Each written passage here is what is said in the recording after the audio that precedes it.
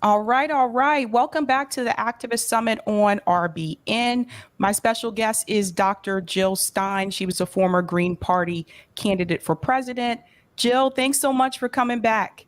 The honor is mine. Thank you so much, Sabby. Really excited about this conference. Awesome, awesome. So we're going to be discussing political rebellion for this panel. Now, Jill, I know you are no stranger to pushing back against the duopoly. I do want to start off with a clip here. You've probably seen this before, but this is from Democracy Now! And this was actually when Bernie Sanders was telling viewers, this is not the time for a protest vote. So I want to play this small clip, and I do want to get your thoughts on this and where do you think we should go from here for those of us that are voters and those of us that are political activists. In an interview with MSNBC's Chris Hayes, Senator Sanders explained his opposition to a protest vote. You disagree with Hillary Clinton on this or that. You may not like her on every respect, but look at issues that impact your lives, your children's lives, the future of this country, and you will end up concluding that right now is not the time to be supporting a protest vote. Right now, we have to make sure that Trump does not become president. That is Senator Sanders.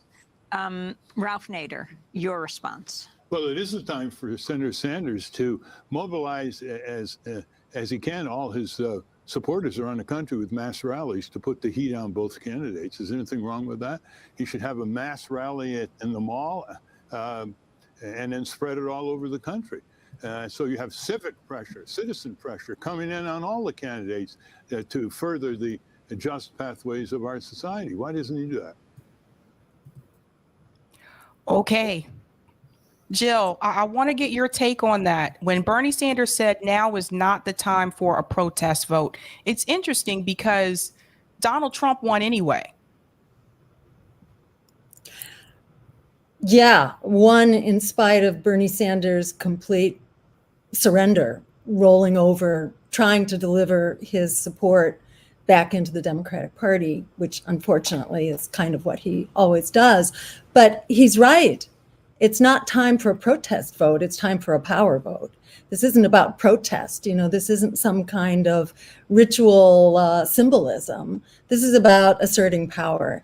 And, there's just a gazillion reasons why we have to assert power because, essentially there is no alternative. And we've seen, where have we gone since 2016? Just deeper into the dark hole of neoliberalism, with the Democrats now leading the charge for endless war, for nuclear confrontation, for continuing giveaways to the banks, for false climate solutions. The much vaunted, hyped Inflation Reduction Act not only doesn't reduce inflation, but it doesn't really address the underlying causes, which is essentially corporate greed. It also doesn't even address the climate. It's touted as the climate bill, but it's really a fossil fuels first bill. And for anybody who missed the footnote on that bill, while it's called the climate bill, what it really does is deliver public resources to fossil fuels in order to have any major public land or offshore waters utilized for renewable energy and for holding back climate Armageddon. You have to first, every year, utilize 2 million acres of onshore land plus 60 million acres of offshore land for fossil fuels before you can even get to the starting gate on renewables. So, and then once you get past the fossil fuels first, then it's a false solution bill that includes every bit as much so-called clean coal, which doesn't exist, the so-called carbon sequestration, as if you can keep generating more carbon dioxide and then just magically take it out of the air. This is just, look at where we've gone, in the 6 years since Bernie Sanders was kind of sheepdogging people back into the Democratic Party. It's more of the same. And what's different is that we don't have any more margin of safety, not on climate and not on war and not on nuclear weapons, and certainly not on the economy either. Because if you look at what Biden and the Democrats have delivered, and they could have delivered something. How did the Democrats lose their commanding majority in the first place? Well, if you look at what's happened since Obama, was it, the Greens or the socialists took it away from them? That's what they are trying to say about the presidency, but that's complete and utter bullshit. Obama lost something like 13 Senate seats and somewhere around 64, 68 House seats after he threw Main Street under the bus and gave away the store to Wall Street. So the Democrats have been punished ever since Obama's peak in 2012. They've progressively lost their majority. And in fact, they even had a 2/3 majority, so they could have done whatever they want. And what did Obama promise, among many other things? First thing he was going to do, this is the same thing that Joe Biden is saying now, first thing he would do is codify Roe v. Wade and protect women's reproductive freedom. Biden is saying that now, facing midterms. Just reelect, Democrats, give us our thin majority again, don't punish us, and we will reward you by delivering on codifying Roe v. Wade, ensuring that it gets written into law so we're not depending on a Supreme Court decision that could be reversed. This has been the story for, 50 or 60 years. So how much further can we go down this rabbit hole? This rabbit hole, we know where it goes.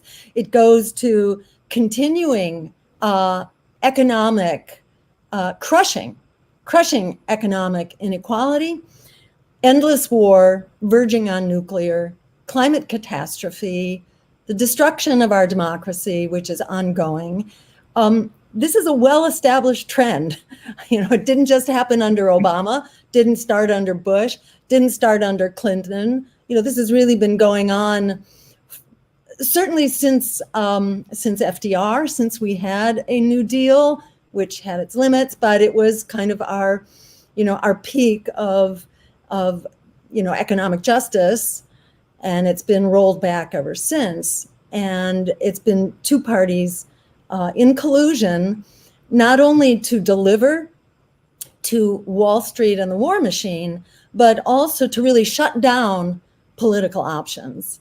And, I think it's part of rebellion. The real driver for rebellion is social movements, hands down. That's really what got us the progress from the labor movement or the civil rights movement, and even the environmental movement. It's really coming from the movement in the street, women's rights, reproductive rights.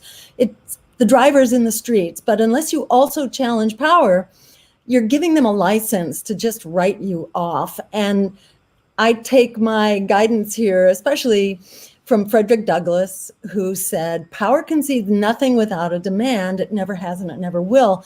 That demand needs to be in every space. It needs to be on the street, in the social space, and don't give them a pass. That's just what they want you to do. They want you to give up on contesting for political power. We have to fight. One of the things.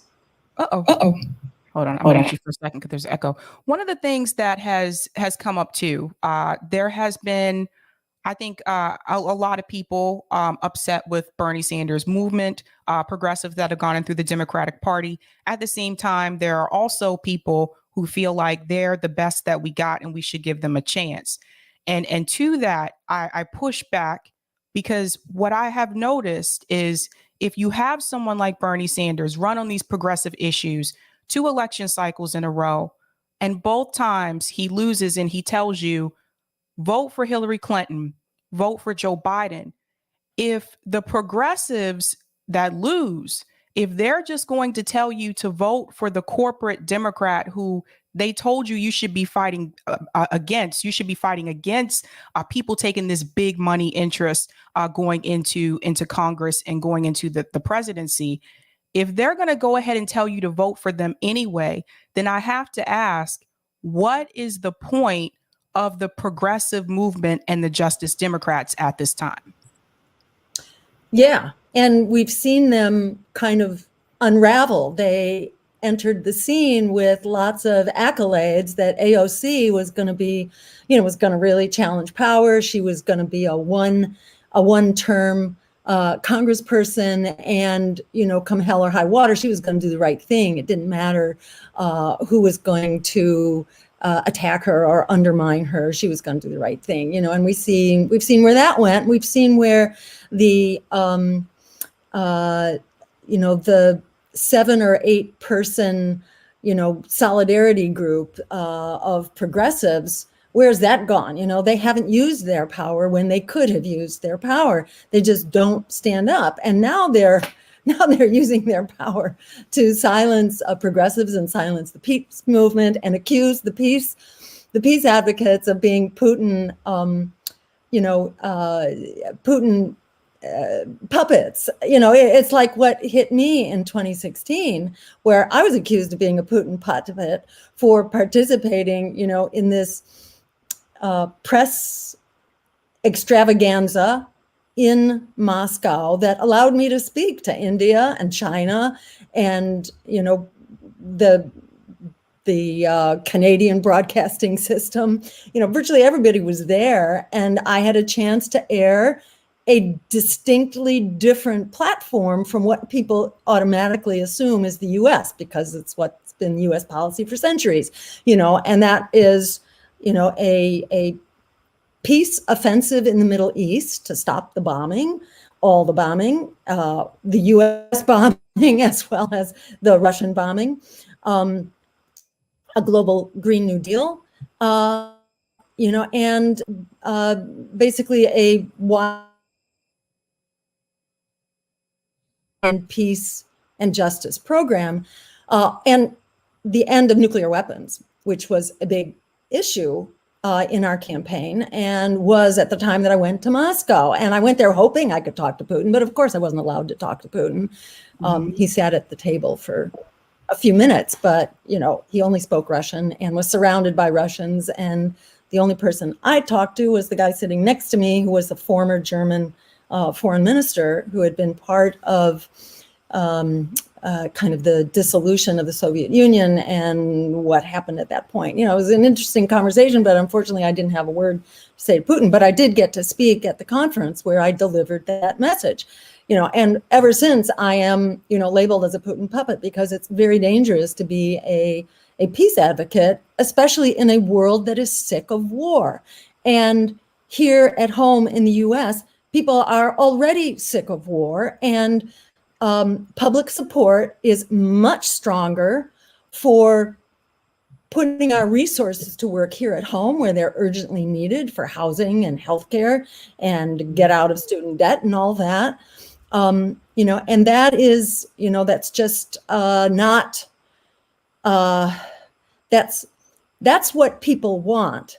Unfortunately, what our electeds want is to just keep delivering to their corporate sponsors on Wall Street and in the fossil fuel industry and the war machine. And that's not what people want, not in this country and not abroad either. So it's really important to fight off the bullshit that tells us that we are powerless. We are not powerless. We are potentially extremely powerful, and we are numerous. And the challenge is to really to combat that illusion of powerlessness and to help mobilize our forces and build solidarity at the community level on up, which is what you guys are doing here today. So thank you very much.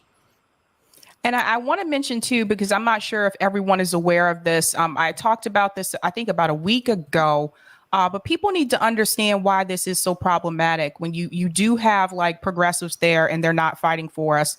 If you actually look at the principles of Justice Democrats, these are the things that they're supposed to be doing. And there's two that really stood out to me as problematic right now. One of them is ending arms sales to countries that it says violate human rights. And they list the countries: Saudi Arabia, Israel, and Egypt. And I think we all know how the voting went for the Iron Dome. And the other one here is implementing, and this is the one that I think a lot of people don't know about, implementing instant runoff voting nationwide in an effort to make third party and independent candidates more viable. And this piece, which I think is very crucial, was never implemented. And it was supposed to be a part of that Justice Democrat strategy. So now we're stuck with what we have. And then if you wanted to look at the foreign policy issue, when we criticize them, it's really important that you point to examples. So this is what was said to me. You know, Bree did educate me about this, that when you do criticize them, point to examples of what they've done wrong and what they should be doing.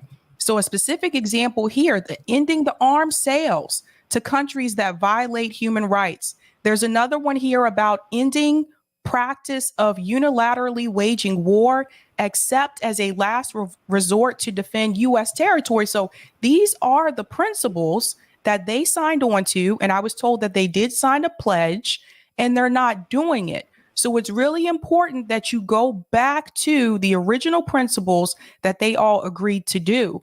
And when you brought up like the issue with the funding for the war, we see all this money going to Ukraine constantly. They're trying to send another package to Ukraine.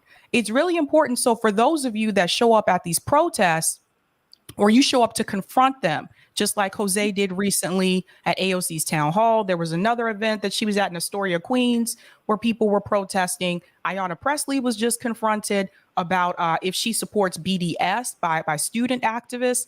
When you confront them, make sure you go back to those principles, because that is something that they agreed to do and to follow. I think that's important to point out. Yeah. Absolutely. And it's through misstatements like that that they kind of incentivize people who are on the verge of breaking away not to break away and to go to the Justice Democrats, because look, they have all these great principles, but then they abandon the principles. I mean, some of us who've been around for a while, whose hair is the color of mine, have seen this over and over and over again. So when I was growing up in the 60s, you know, this thing was called the realignment movement. And it was an effort to bring together labor, which was running really strong at the time, and the civil rights movement. And what happened was that it completely floundered on the rocks of the war machine, which, you know, both parties have upheld forever. But because of the positions that Martin Luther King took, you know, and which, and they were just cannon fodder as well. Because of that position, this coalition just kept breaking up and it couldn't make it. And that's been the case ever since. The first time I was tricked into running for office back in the year 2000, when I was induced by the Green Party.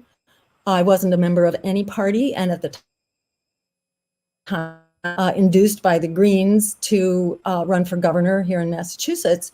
At that time, the Democrats had just killed campaign finance reform, which was the clean elections law that sat in the legislature for years.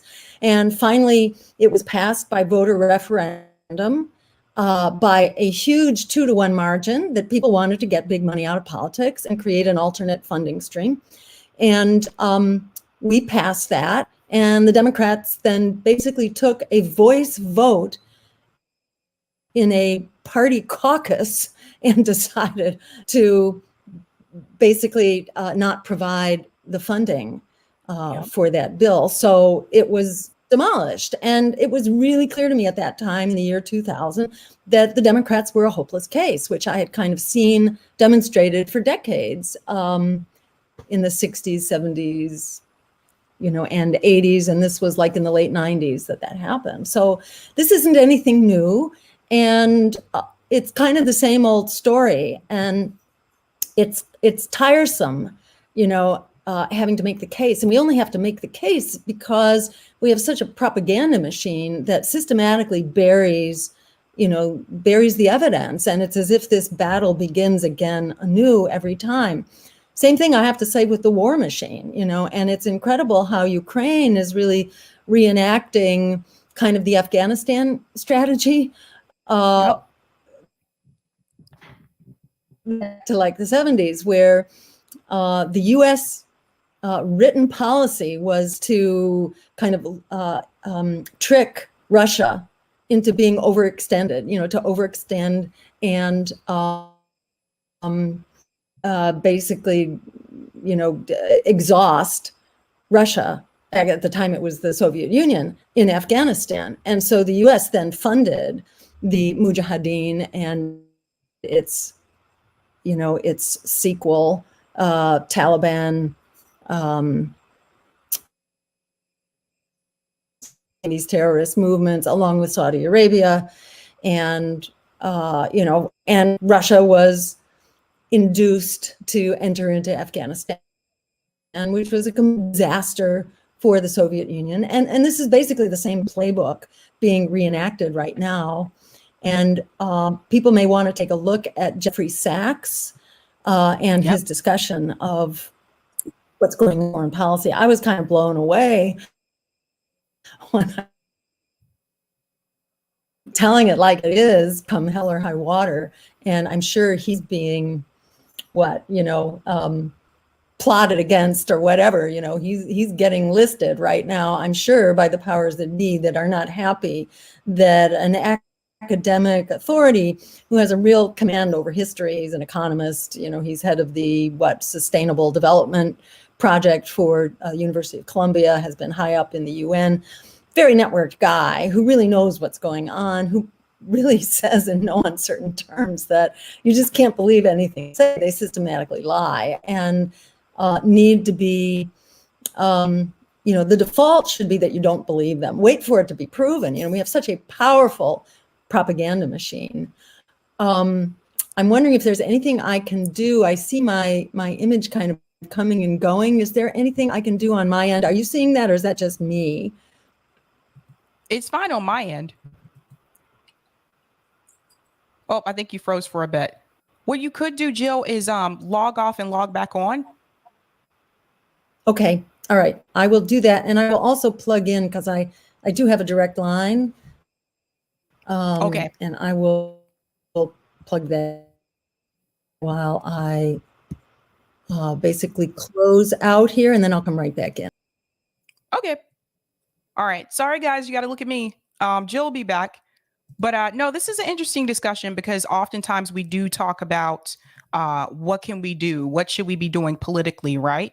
So thank you very much for the super sticker, James Starks. Thank you so much for that. I'm going to hit up a couple of comments here.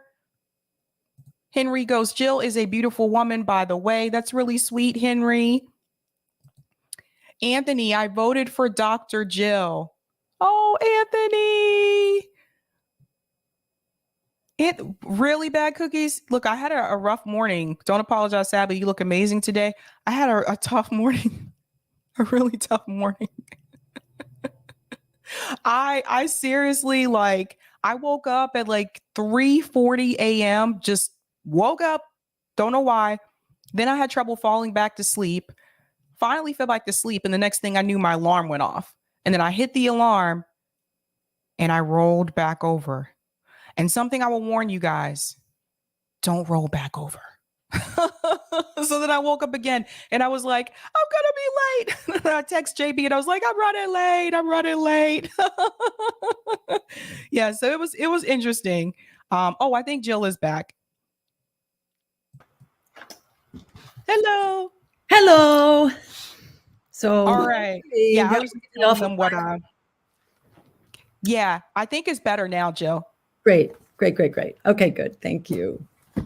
So I want to show this clip. And Jill, I know you've seen this. I don't know if other people have, but to this point about people running like as a third party or independent candidate, there's always, the group that comes in and says, well, you're the spoiler candidate, or you're the reason why this other candidate didn't win. And like I said, that doesn't make sense, because if you look at the numbers, you do the math, Hillary still would have lost, like, regardless. But there was something that Rokana said here, and this really rubbed me the wrong way. I do appreciate him coming on to have the discussion. I don't think he will come back on, but there was something he said here in reference to the third party candidates with your particular situation. And I want everybody to take a listen to this. Would win. But I still say to this day that Jill Stein was the better candidate. Well, I supported Hillary Clinton in the general election, and I'm proud of supporting Hillary Clinton. I think that Trump was such a threat to democracy and is such a threat to democracy. Look, if Hillary Clinton had won, we would not have had Roe versus Wade overturned. So I do not agree with people who supported Jill Stein, especially in swing states, because the costing of Hillary Clinton that election really led to Gorsuch and Kavanaugh and the Supreme Court that we currently have. That part right there, Jill. It speaks to really the failure of the political system as we know it, that it falls to the Supreme Court to be making these decisions in the first place.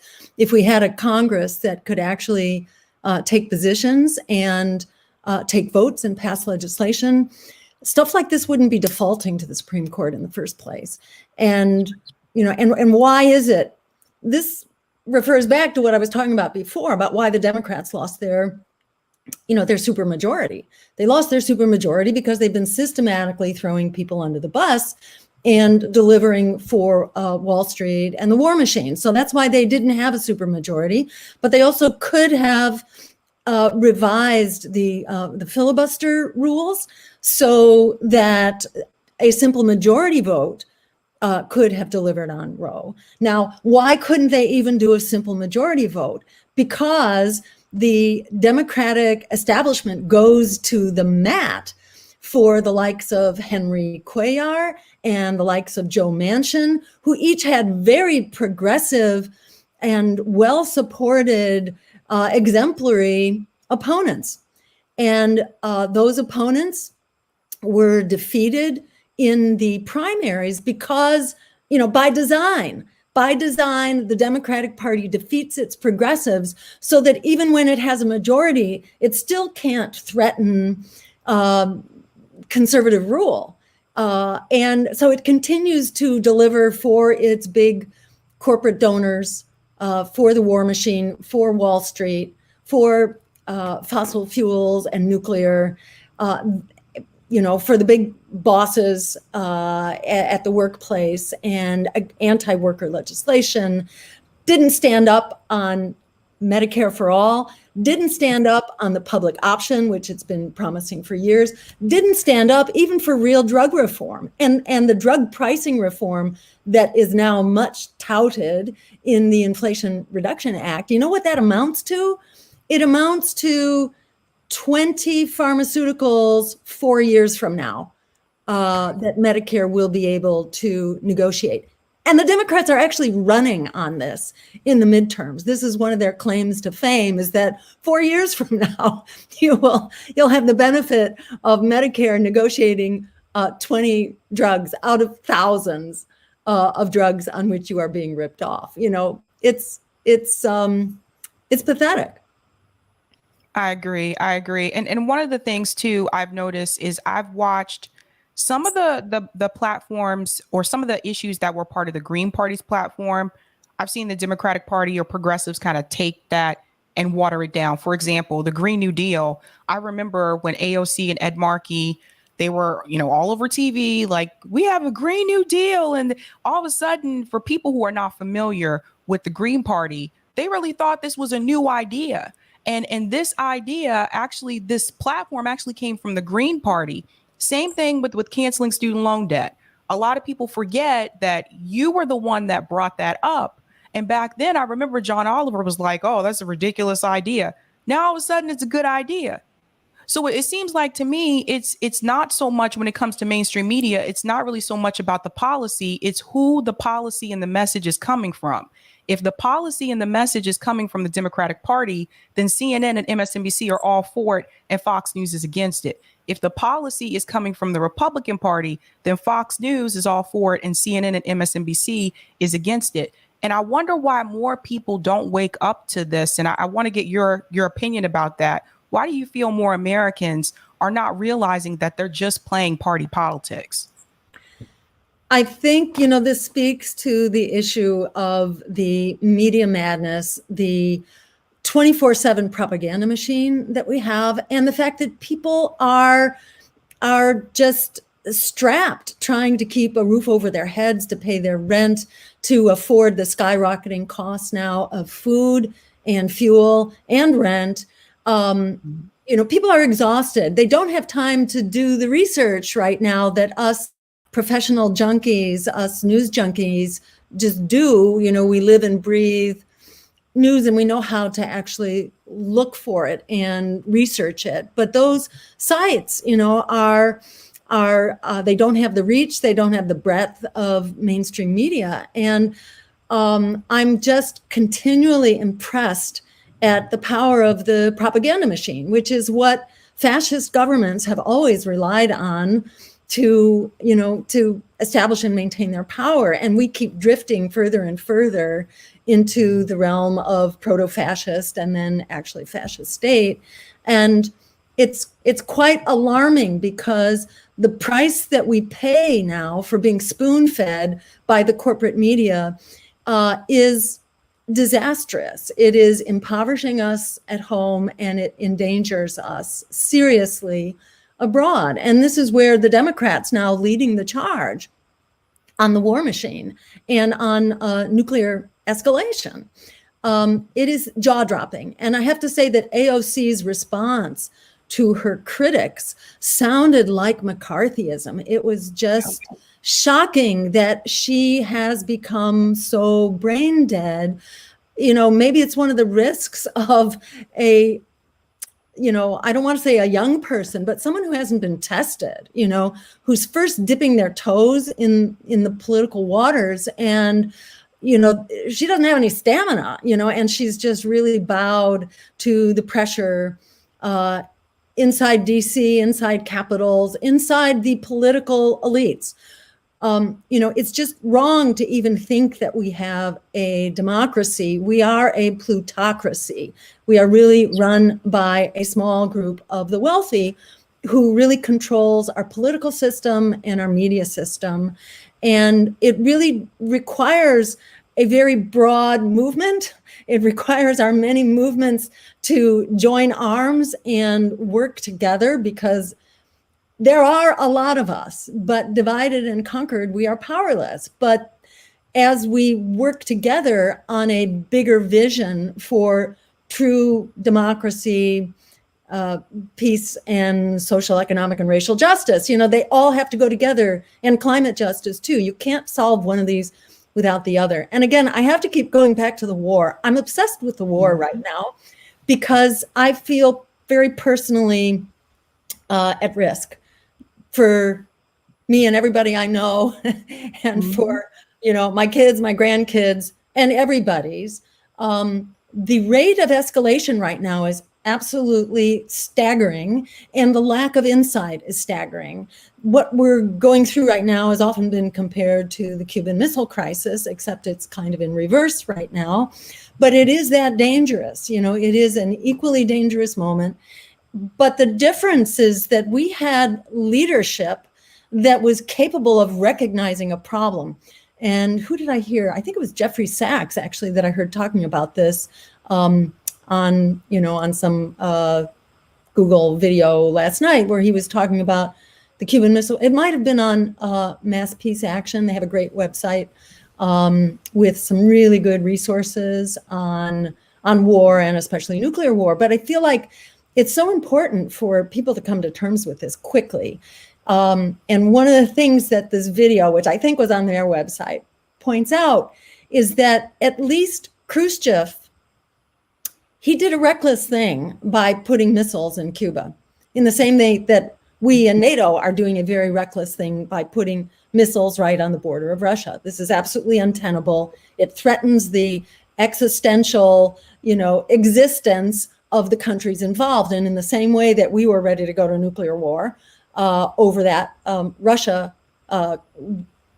would potentially be, although they haven't actually made a statement to that effect, although it's been assumed, but that's questioned by people who actually speak Russian and who do their research on this. But at the time, the missiles were heading and the warheads were on their way to Cuba. And Fidel Castro was saying, fire them, fire them. And Khrushchev looked at that and he said, holy crap, no, we should not go to nuclear war over this. And he kind of realized that he had overplayed his hand, and he signed up to negotiate right away. And so it was the crisis was really, it was diminished right away, and talks began. Now you have nothing like that going on. You have both sides standing their ground, although Russia has repeatedly offered to negotiate. Yep.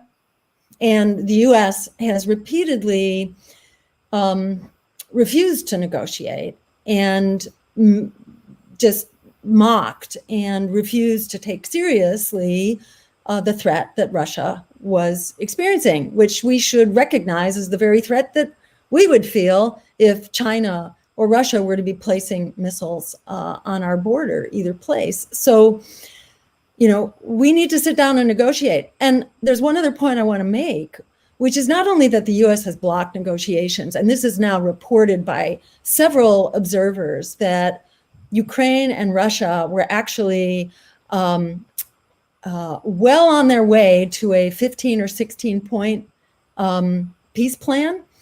When Boris Johnson was sent in, this was in March and April of this year, Boris Johnson, they were agreeing. And even Ukraine was saying that Crimea was up for discussion. He had really backed off, and Russia was willing to withdraw troops. And it was essentially a reenactment of the Minsk Accords, which Russia was always on board for, but the US never pushed. And while Zelensky was elected on a peace platform overwhelmingly and was elected to further the Minsk Accords, he needed support because thanks to the Maidan coup, there was a strong Nazi element. They may not have been numerous, but they had some strength. So Zelensky needed US support in order to push for peace, and we refused to give it. So there we were again in March and April when a peace solution was actually on the table. We sent in Boris Johnson to basically destroy it. And the background to all of this is that we have a declared policy of full spectrum dominance that does not tolerate either military or economic competitors. And this is laid out in very clear terms repeatedly. And I was really shocked today because I was like looking back. So where did full spectrum dominance get articulated? We know that it was part of this 2017 Joint Chiefs of Staff document, where it says basically we will not tolerate economic competitors. It's called like post-primacy world. How does the US operate in a post-primacy world? And their answer to that question is by essentially suppressing by force, if necessary, all potential economic and military competitors. We will strike them down. We are going to maintain US hegemony. We are going to continue to be a one power world. a unipolar world rather than the multipolar world that we actually are right now. So I was looking for, well, where did this start? And it turns out the New York Times has an article about the Pentagon's formal statement in 1992, okay? The very year following the dissolution of the USSR. The Pentagon is basically saying the same thing. So the elephant in the room here is that we're not only like preventing a peace accord from the get-go, we have been dedicated to maintaining US sole power. And the empire does not tolerate people who even say that, you know, which is why I'm regularly smeared as a Putin puppet, and I'm sure you guys are too. So yeah, you know, it's so important to fight the propaganda machine, because the propaganda machine is not only robbing us blind, it's advocating for nuclear war. And few people know that when a nuclear weapon, you know, if you go to the US websites now, the US now has this ready.gov website. I can post it after this talk if you're interested. But they have this website now advising you. It's like duck and cover back in the 1950s and 60s. It is little better than duck and cover. And it's just a joke. They're saying like, well, don't look at the light when, you know, when the bomb detonates. It could make you blind for a few seconds. Well, the truth is it will melt your eyeballs. And furthermore, that you will be vaporized, you know, if you're anywhere within like 4 to 8 miles, depending on how large the bomb is. But the public is being so purposefully miseducated right now to think that nuclear war is survivable or that it's only in the blast zone. You know, and how big is the blast zone? Well, for like a 20 megaton bomb, which is not the biggest, it's a big bomb, but it's not as big as they are. That blast zone is about a 4-mile radius from where the bomb goes off. So that's like an 8-mile diameter that reaches within 1/1000th of a second. It reaches 20 million degrees Fahrenheit, and it generates a blast wind of about 650 miles an hour.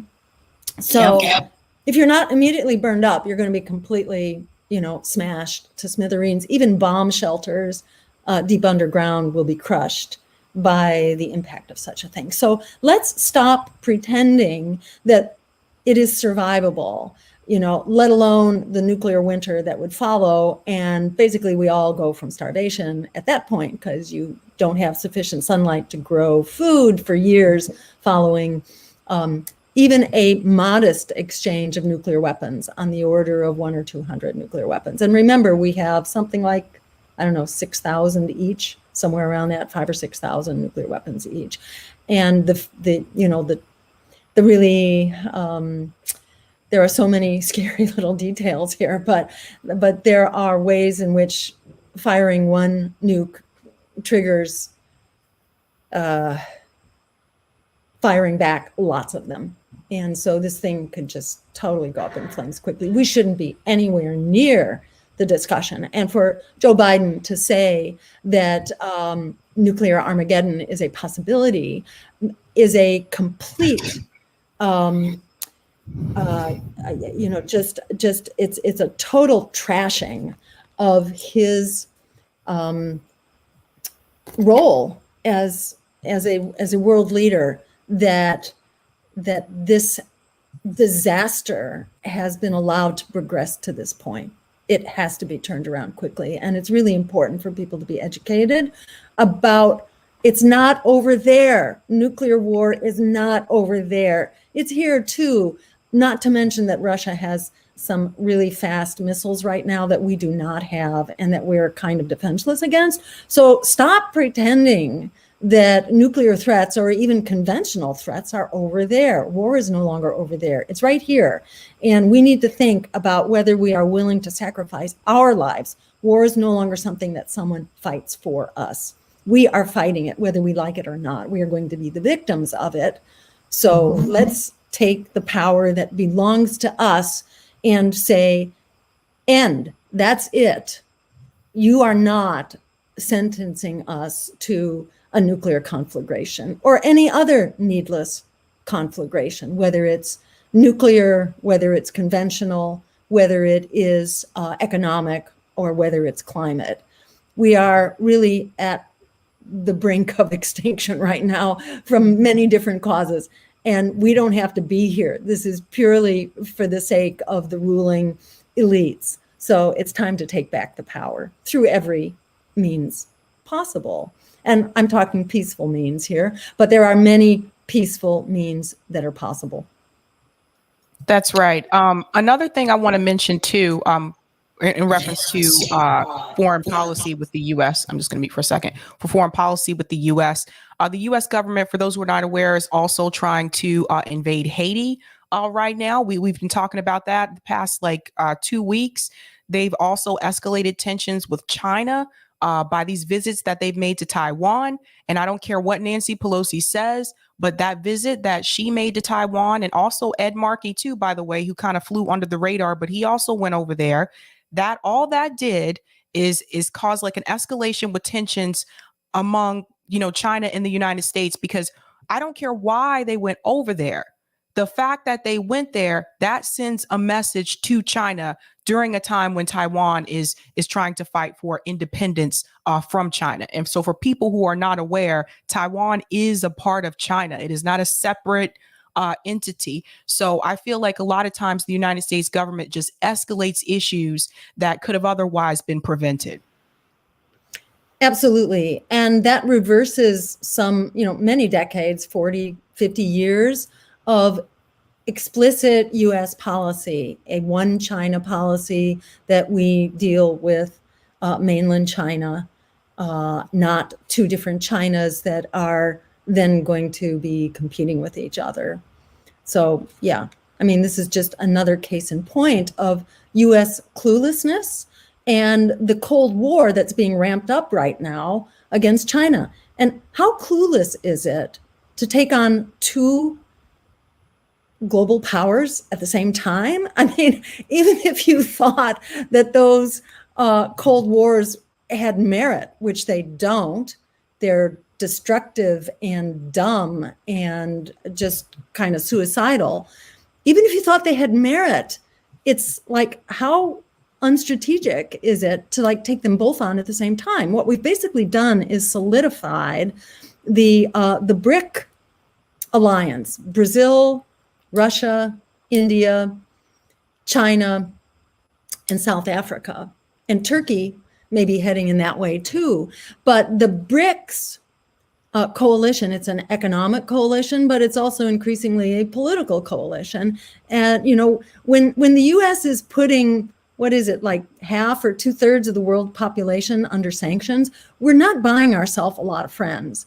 And when we insist on having sole economic domination over the world, we are also not buying a lot of friends. So inevitably, you begin to see the other powers in the world begin to come together.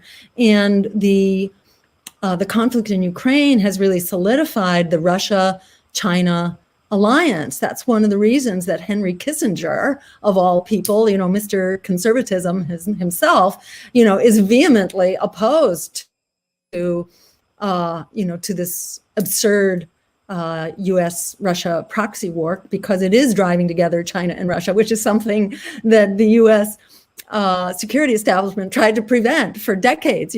Above all else, don't let Russia and China get together. Well, we have really kind of blessed that marriage now in holy water, and they are getting together. And I just saw on Jeffrey Sachs's website these very interesting statistics. Not only does BRICS have a huge majority of the world's people, they have something like 41%. We have, together with the G7, we have 6 or 7%. They've got 41. And then if you look at GDP, the BRICS GDP has just now bypassed ours with the G7. So we are fighting a losing proposition here, and you don't want to, be introducing a lot of violence and decimating the body of international law that provided some basis for real stability. And when we back in the 1990s, if you read this old Pentagon document that really sort of declares war on all other competitors, at the time they were still talking about international law. Now they don't talk about international law. Now they talk about the rules-based order, talking about US rules. They're talking about the rules-based order. And you don't want to be introducing might makes right at the very time that we are losing the might. It's like, even if you were just doing this out of self-serving purposes, it's not the time to do it. We need a body of international law based on on justice and human rights, which is what was intended. It's gone off course, but that was intended in the body of law that came out of the Second World War and with the UN. And of course, there's a big power grab within the UN with the Security Council and all that right now. But this is not a time to be, pushing might makes right. It's just, right. It's wrong. And it means we have to overcome the propaganda machine, and it is a big tribute to the Revolutionary Blackout Network, because you are so eloquent and courageous and just telling it like it is to everyday people who really are the drivers and who are the alternative to the elite that are driving us over a cliff right now. All right, Joe, I have two quick questions for you, because I see Nick in the background, but in reference to implementing progressive policies, so we're both in Massachusetts. I've been telling people that some of these progressive policies that were a part of Bernie Sanders' platform, we've already implemented here in Massachusetts. So I've been encouraging people to try to do some of these things locally within your state. For example, the $15 minimum wage we passed years ago here. So Bernie Sanders was kind of late with that. I know last year was the year that paid family leave started in Massachusetts. We legalized marijuana here, and there are, cannabis shops all across the state now. So it seems like if people really want these progressive policies faster, it seems like you can get it done faster through the state on the local level. Yes. I think there's all kinds of reasons to focus on the state and local level. And it's going to be very hard to force change at the national level until we build up the power for that change at the local and state level. So yes, I agree. At the same time, Massachusetts stops us dead in our tracks.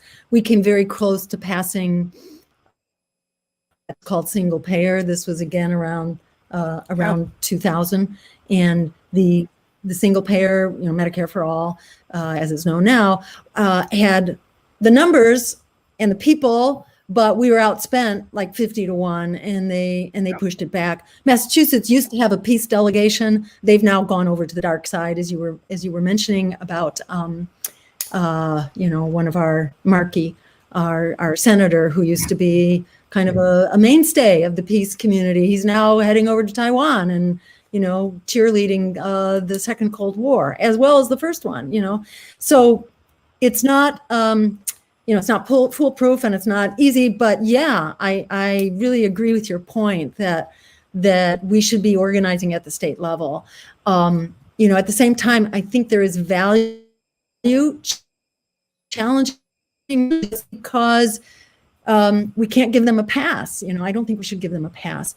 But, for myself, I feel like the priorities are increasingly at the state and level. And across states,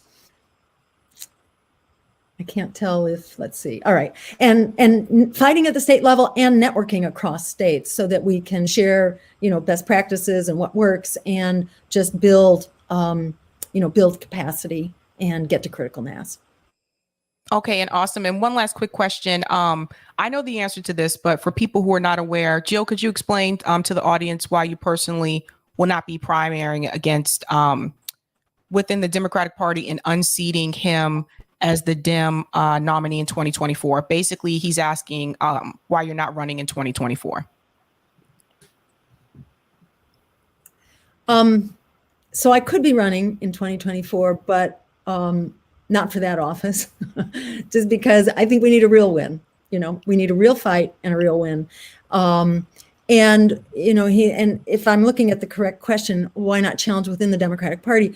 Because if you are a true challenge, number one, they will ensure that you do not get the nomination in the same way that they rigged the nomination away from Bernie Sanders twice, who really had the power and who could have arguably had a much better chance of beating Trump. So they won't allow it. And that also has been going on for many, many, many decades. That goes back to the win of the anti-war candidate, George McGovern, back in, what was it, this 1972 or something like that, when George McGovern was defeated. He won only Massachusetts. So, because the Democrats abandoned him, when he won the primary, they abandoned him and worked for the other side. So Democrats have just proven what they will do. We know their game plan too well. It's just not worth the time and energy. And the problem is when you try to have a revolution inside of a counter-revolutionary party, what happens is that they will shut you down, they will defeat you, and then you have nothing. The castle in the sand has just been washed away by the ocean, and you got to start all over again and build a whole new force. That's why I think it's important, and Bree makes this point also. Brianna Joy Gray also makes this point. You have to build, and if you're challenging from outside the Democratic Party, then you have a base on which you continue to build. And my final comment is that there are powerful forces at play here, and some of them are the political and economic elites, but they are not the last force. And we have a lot of people power here, but it's not organized, but we can organize it. But there's also the forces of the economy and the climate and war, and those will force dramatic transformations in public opinion that will come like that, out of the blue. You're not ready for it. You don't know it's coming. But you want to be ready for whatever happens that's going to change the cards on the table. The cards on the table are going to be changed by the course of history, and history is extremely unstable right now and doing some very crazy things. So we want to be ready to harness that political momentum when the universe and all of its wisdom generates that political momentum just out of the course of history and this very dangerous trajectory that we are on right now. Things are going to change. The times they are changing. And we want to be on the right side of history, building the infrastructure right now, socially and politically. We want to be building the infrastructure for democratically taking power back from the economic elites and creating a world and an America that works for all of us. Well said. Jill, thank you so much. Great seeing you again. Always a pleasure. Oh, thank you. Can't wait till the next time. Okay, take care, Savvy. Bye. I think Mr. Nick is here in the background. Nick. Yeah, it was great to hear from you again, Jill. Thank you for your Hey, Nick. Good to see you. Mwah. Yes. Thank you for joining us once again. What we have coming up is our Marxism schedule. I'm trying to make sure we get everyone in here. I saw Carlos in here earlier.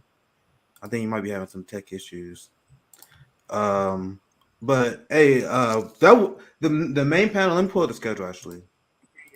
While I wait for some more guests to come, because this is what we have coming up for the rest of the evening here. Here we are.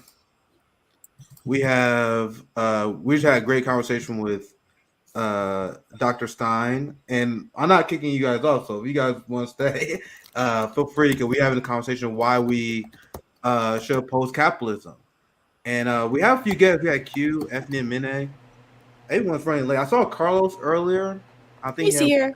Oh, there he is. There he is. Here we are. Hey, welcome, Carlos. We got Carlos. All right, I'm gonna head out. Yeah. Thank you, Savvy. Thank you, Savvy. So we go here. What next panel you on, Savvy? 7. I think it's 7 o'clock. It's the United Front Against Displacement panel. All right, cool. So this evening, yeah. All right, great. Bye. All right, see you, Savvy. Dr. Joe Stein, Bye. do you want to stick around? Or are you heading out too? I want to introduce the topic. I was saying we had supposed to have two more guests. Maybe Jabir will be joining a little bit later. This is our Marxism panel that we hosting. This is the critique of capitalism, and this is why I believe. And I want to ask Carlos this question. I remember I used to call myself more of a social democrat, and I evolved significantly throughout the years. I always knew that capitalism was flawed. Um, I couldn't necessarily like put in words. What first radicalized me was seeing war. Like when I voted for Jill Stein the first time in 2016, I didn't vote for Jill Stein because she was a socialist. I voted for her because she was anti-war. And then I eventually picked up anti-capitalist belief, socialist belief, because I eventually saw that imperialism is just a tool of capitalism. So the point of this panel and this discussion is, since we're talking about activism, something why should we engage and embrace Marxism and fight against the forces of oppression of capitalism? So I'm gonna start this question to you, Carlos, like kind of how you got radicalized and why you feel like it's important for us to fight against the capitalist structures. If you want to take that on, Carlos. Sure. Thanks, Nick. Can you hear me okay? Yeah, I Sound can all hear right? you. All right. Yeah, I Thanks think for having me Jill on. must have mentioned she said the stream. She was having some tech issues apparently, so that's why she had to dip out. Yeah. But we're glad to have Dr. Stein on. But sorry, go ahead, Carlos. No, and I just want to highlight some of the comments she made towards the end of her conversation with Sabi dovetail directly into what we're talking about because she was basically articulating why the elite class, which is basically, a capitalist elite, are creating a moment of historical crisis that is opening up a potential window of momentum for working class people to take over. So I think having her on, even for those of you that overlapped and listening, was useful in that way. But to answer your question, which is a very important one, just like you, I was radicalized by basically my lived experience. So I came to understand, or actually experience rather, not understand. I experienced alienation from my labor and alienation from my own existence as a human being when I was working 40 hours a week while in high school. So I was kind of doing the adult thing of working 4 hours a week because I was, had a very strong work ethic imposed on me. But at the same time, I was suffering the effects of that 40-hour-a-week schedule, getting up early and just kind of living for work and school. And when you grow up on a border, you get to see the impacts or the contradictions between a first world nation like the US, to use that language of, capitalism, versus what we call the global South. And the contradictions are so transparently obvious that you start to realize that there's something deeply unjust and wrong with the way that economy functions in the world, period. Not only because of the way I'm feeling in relationship to my job, but some of the things that I witnessed as a young 16, 17-year-old kid working right at the border, because the grocery market I worked at was literally like, I would say 20 yards from the actual border, and we would help people cross their groceries and stuff like that. So I had a mental breakdown at the age of 17 due to the stress of trying to live that double life as an adult and as a high school student.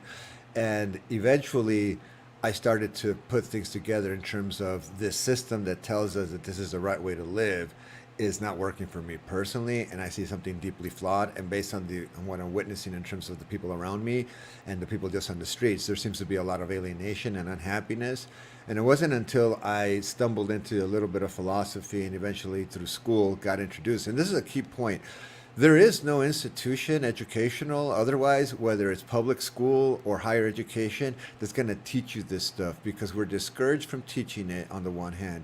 And when we do teach it, you're the subject of controversy. But nevertheless, you might run into a professor or teacher that introduces you to a book that then opens a library of knowledge to you in terms of understanding why you felt the way you felt during those years, why you were depressed, why you felt exploited and alienated and underappreciated at a young age or at any point in your life. So I got radicalized through experience, trying to living the alienation. And then when I came to various theories and flavors of Marxism, I started to understand it's this profit motive that takes advantage of people's labor and exploits it in order to increase profit for those that are already rich. And that for me was the beginning of like, this is an unjust system. It dehumanizes people in order to exploit their labor.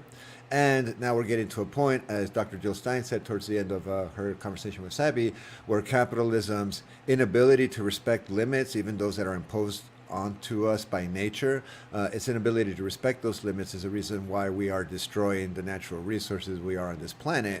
So capitalism has not only proven destructive to human beings in terms of the dehumanization of workers and the exploitation of workers to the point of death, and who becomes expendable during a moment like a pandemic crisis, frontline workers, people who are already in situations of caring for other people, but CEOs get to work from home and all this kind of, so you start to see the contradictions of whose life is worth more than others, and at the end of the day you start to realize that capitalism is also having an impact on the planet and on a global community of human beings, whether we like it or not. And as a consequence, we get to see how highly destructive capitalism is in a way that is completely imbalanced from the positives that it gives us, like, ooh, we might get an update on our Twitter that allows us to edit our tweets. That's great, but that's not going to change your material conditions of existence outside of the fact that you can edit a tweet now. Your life's not going to change as a consequence of that, and we need to start literally from the ground up.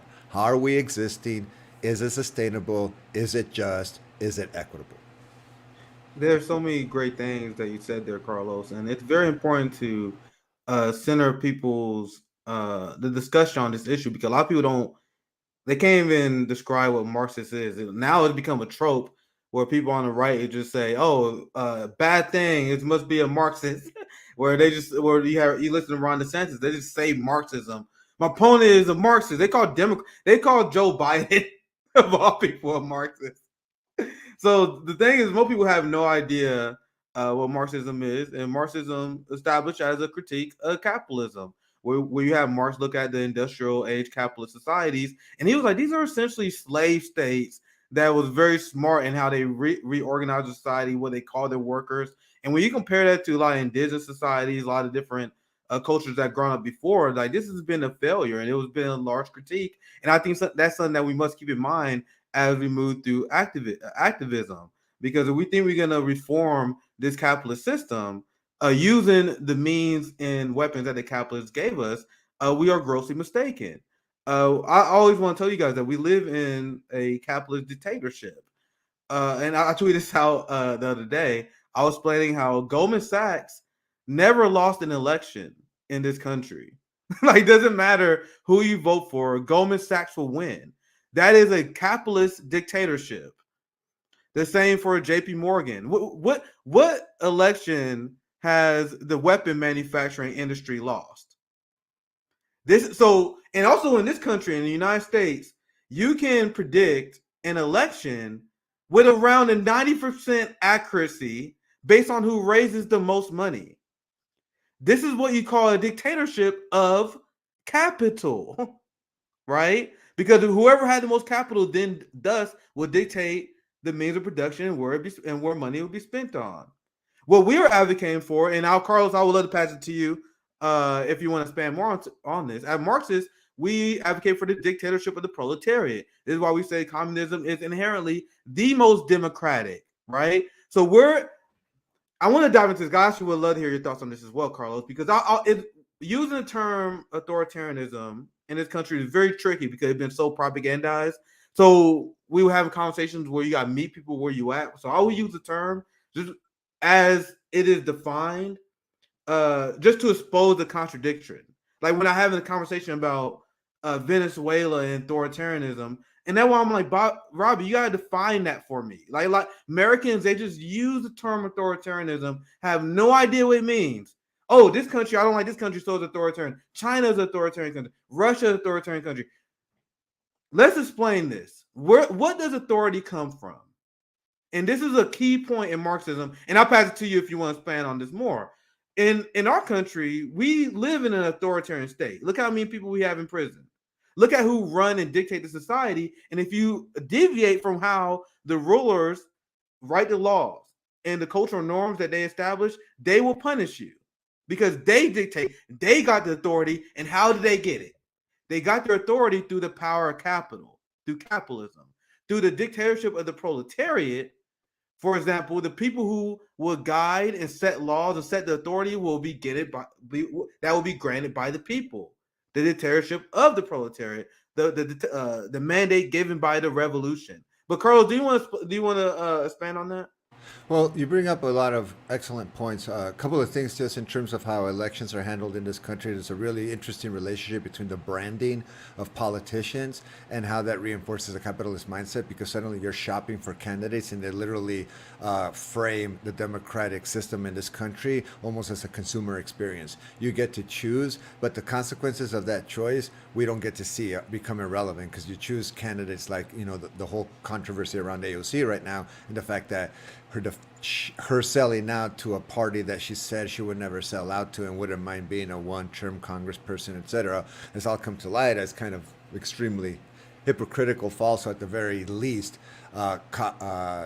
complex in a nuanced manner that highlights a lot of the things that she said early on as, at the very least, unrealized to this point. But to go back to one of the major points you talked about in terms of learning what Marxism is, and I see this a lot in the chat, the reason why Marx was interested in a critique of capitalism was because he was interested in the Enlightenment conversations taking place around democracy and freedom and the evolution of things like nation states.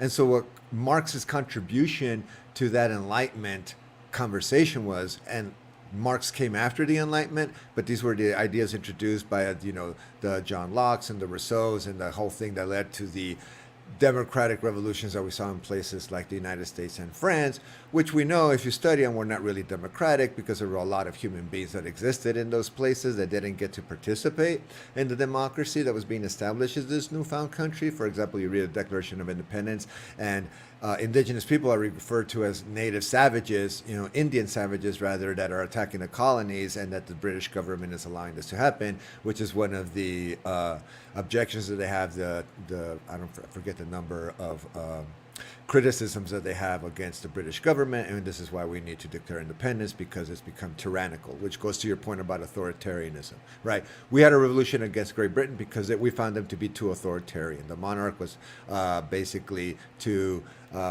totalitarian in the way they wanted to handle the colony specifically, so we're going to rebel, and we're going to found this new nation on a completely new idea of how government works and society works and how communal we're supposed to be, and we're going to call it democracy, and it's going to be representational, etc. Well, it wasn't in the beginning, and it still isn't, because the thing about capitalism is that capitalism undermines the functionality of democracy.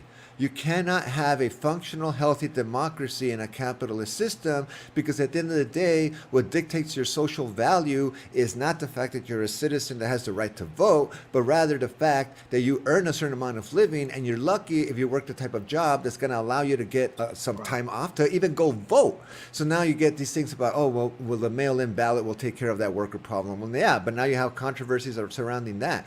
The reason why this country is constantly experiencing the crises that Dr. Jill Stein referred to historically is because Marx predicted the fact that capitalism would have these crises. It is embedded into the core of the functionality of capitalism. It doesn't work after a while because it gets too greedy, it gets too big, and it breaks. And then it needs a little bit of socialism to help it get healthy again, just like after the Great Depression and the socialism that FDR introduced in terms of social programs, which was really there to save the rich capitalist class from completely collapsing. So at the end of the day, what people need to understand is that communism was introduced by Marx and other people that contributed to that tradition of thought as a means of trying to rescue democracy from capitalism. Because their critique was, you cannot have a society of equals and people who treat themselves equals the way your declaration claims, when their value economically and financially is considered higher than this other person, because suddenly their vote will matter more, and they will have the ears of presidents. They will be invited to the White House to have discussions about what do we do about the student loan crisis, what do we do about housing, what do we do about healthcare, and you're not going to be invited into that conversation. Like the funding of the Ukrainian war right now, we as a people don't get a say, and both sides are pissed off, red, blue. It doesn't matter what you want to call them, conservative, everyone's getting pissed off because, like, we're struggling in our country right now. And we're giving billions upon billions of dollars that could have fixed some of our more deepest social issues in this country, like healthcare. And yet we're giving it to fund a war, a proxy war. And as the people, we don't get a say. Why? Because we got our say in 2020. That's it. That's the only say you have. You want to take to the streets and protest the way they're doing it in Europe, the way they're doing it in other countries. Get ready to meet a newly funded police force that is going to protect the politicians and that elite class from the people they supposedly represent. So just keep in mind that a lot of the critiques of capitalism are there to make democracy actually functional. Yes, and that's why it drives me crazy when so many people in the United States, they associate communism with authoritarianism. Like, no, there's no greater authoritarianism, greater authoritarians than capitalists. They're like, when have we voted on corporate bailouts here? Like, if we wanted to vote against Ukraine aid, how do we stop that? But go ahead, Carlos. I was just going to say, and I want to give a term to what you're talking, and just give the mic right back to you. It's called It's called corporatism. It's actually a political philosophy, and it means that you build a state around the idea of a corporation, and you have sectors. In the United States, we don't have corporate fascism, but at the end of the day, if you look behind the curtain of our representational democracy, the representation that gets the most power, voice, and favors is the capitalist elite. So at the end of the day, we do live under a corporate fascist authoritarian government because corporations dictate policy, not the people. So to talk about corporate fascism in the United States is not an exaggeration. That's authoritarianism. Exactly. Capitalism fails every 5 years at this point. Like, I'm 30 years old, and there was 3 complete economic crashes before I turned 30 in this country, and I want you guys to understand that is by design. They call it disaster capitalism. You have whenever you have societal ills that happen, whether it's a tragedy, whether it's economic downturn, capitalist profits are up. Elon Musk and Bill Gates set records with their wealth, and Jeff Bezos in the middle of our pandemic, in the middle of our recession. How does that happen? They announced that Elon Musk made record profits. The Jeff Bezos made record profits as the working class is struggling, as the working class is shrinking. That is by design. And we had this pandemic, and no matter where you fall in the COVID culture war, you notice that Big Pharma made $1,000 per second. They profited from disaster. So when you have a central planner, go ahead, Carl. I saw you on mute. Go ahead. No. I was just going to say, you get people sick, right, in this regard, however that happened. And, there's some interesting theories out there circulating, the distance between the Chinese coronavirus Wuhan lab and that wet market is like, yeah, it was the wet market, not the lab that literally says coronavirus, what have you. Regardless of what you think about all of that, and regardless of the geopolitics, the fact is that this country now has given up on the pandemic and is using all that pandemic money. And we know a lot of it got used illegally, and they're not even investigating the rich people that profited off the loans that were given based on the pandemic, and working class people got very little relief. Those checks that were promised to us based on the campaign trail, we never got. So at the end of the day, again, you see whose life is more valuable. And so the pandemic has exposed the relationship between things like politicians, look, think of Ursula, and Big Pharma, think of Pfizer, and think of the relationship between the EU and Pfizer right now, just in terms of a marriage, just one marriage. How can you call that a conspiracy when the evidence is right there in the form of a marriage certificate? Yeah, so many great points. And as you guys see, I had this was supposed to be a 4-person panel. Unfortunately, Jabir had a health issue, so he won't be able to make it. Still waiting to hear from Q, but I already knew I can have Carlos on and we can talk about capitalism and Marxism for an hour easily. We can do that easily any given day. So I'm greatly enjoying this conversation, and I want to show you guys this document before, and we get more into decrying the ills of capitalism. One thing I do want to mention actually before I get into this, because I do want to, for this educational segment, explain to you guys what is very important to understand between the difference between socialism, capitalism, what we are referring to, because a lot of people misunderstand that. We are talking about a central planning model. We're talking about who controls the means of production. So many, the real dumb left, the social democrats, the justice democrats, the Bernie Sanders movement, They have misled people into thinking that socialism is just when the government does stuff. No, the government, no matter what your ideology, does stuff. Like, it doesn't matter what your government is, you have a central ideology. And that is what the Bernie Sanders style Democrat convinced people of. Oh, just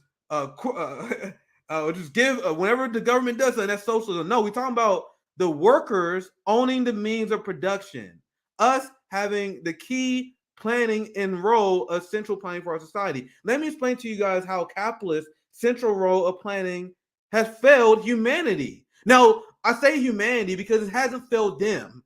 The goal of capitalists is to accumulate capital, and this system will work great for them.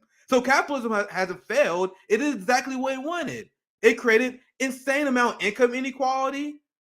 They don't care about the lower life expectancy. Side effect. They don't care about child slavery. Side effect. Capitalism is working. That's why we must abolish it. It is driving money to capital. For example, why is the United States imprison 1/4 of the world's prison population? Because people who hold private capital in prisons get paid more based on prisoners in the amount in confinement in their prisons, right? So if you're running society and you want society to be thriving, how does it make sense for us to have a police state where we imprison 1/4 of the world's prison population instead of rehabilitate these people? It doesn't. It does not make sense for you to have a society this way. We have the society we have this way to benefit the people in capital in our prison industrial complex. Do you guys see how the decisions are only driven based on what? Go ahead, Carl. I saw you on mute. Go ahead, chime in whenever you're ready. Excellent point. But I just want to add something to that. Capitalism is working the way it's supposed to be working, but it's also in crisis at the same time, which it does things like privatize prisons. It constantly needs to find a new market because it's running out of markets to profit off of. So it's a great point to say, like, what we're seeing is not an accident, but also what we're seeing is a desperate capitalism trying to still survive as a political economic system because it's not working or it's being rejected on so many important parts of the world. And not that capitalism, for example, is not really connected to the petrodollar, but if the petrodollar does die based on what's happening with Saudi Arabia and BRICS, for example, then that will have consequences to the traditional notions of what we understood to be capitalism, and we may need to rethink it because the world has been functioning basically under a European American model of what capitalism is supposed to be. But I think that paradigm of capitalism is literally dying. Europe and the United States are waging war right now because they're dying to find a neoliberal messiah. They're trying to find that one politician that will save neoliberalism in Europe and the United States from falling apart, and they can't find it yet. And Zelensky is definitely not it. So just to add that to your point, you're absolutely right. Capitalism is working the way it's supposed to. What is not working is the democratic health of the society it's supposed to be representing. That's such a great point. And why do you guys think they need this ever expanding NATO and full spectrum dominance? Because once again, once you expand your market value and your shores, you got to look elsewhere. That's why imperialism is the highest form of capitalism. And I want to also use another example, because capitalists, especially ones on the hard right, they are big advocates of usury now, keeping people in debt. So student loan crisis, we have massive student loan crisis in this country. And I am asking you guys once again, who does that serve other than capital? So capitalists know what they're doing. They know what they're doing in this new age where when they need more leverage on the workers. Let's put the workers early in debt and have them serve capital and pay off capital for the rest of their life. Studies after studies shows that if you cancel all student loan debt, that will boost the economy. That will boost the economy because you give the money to your most reliable spending base.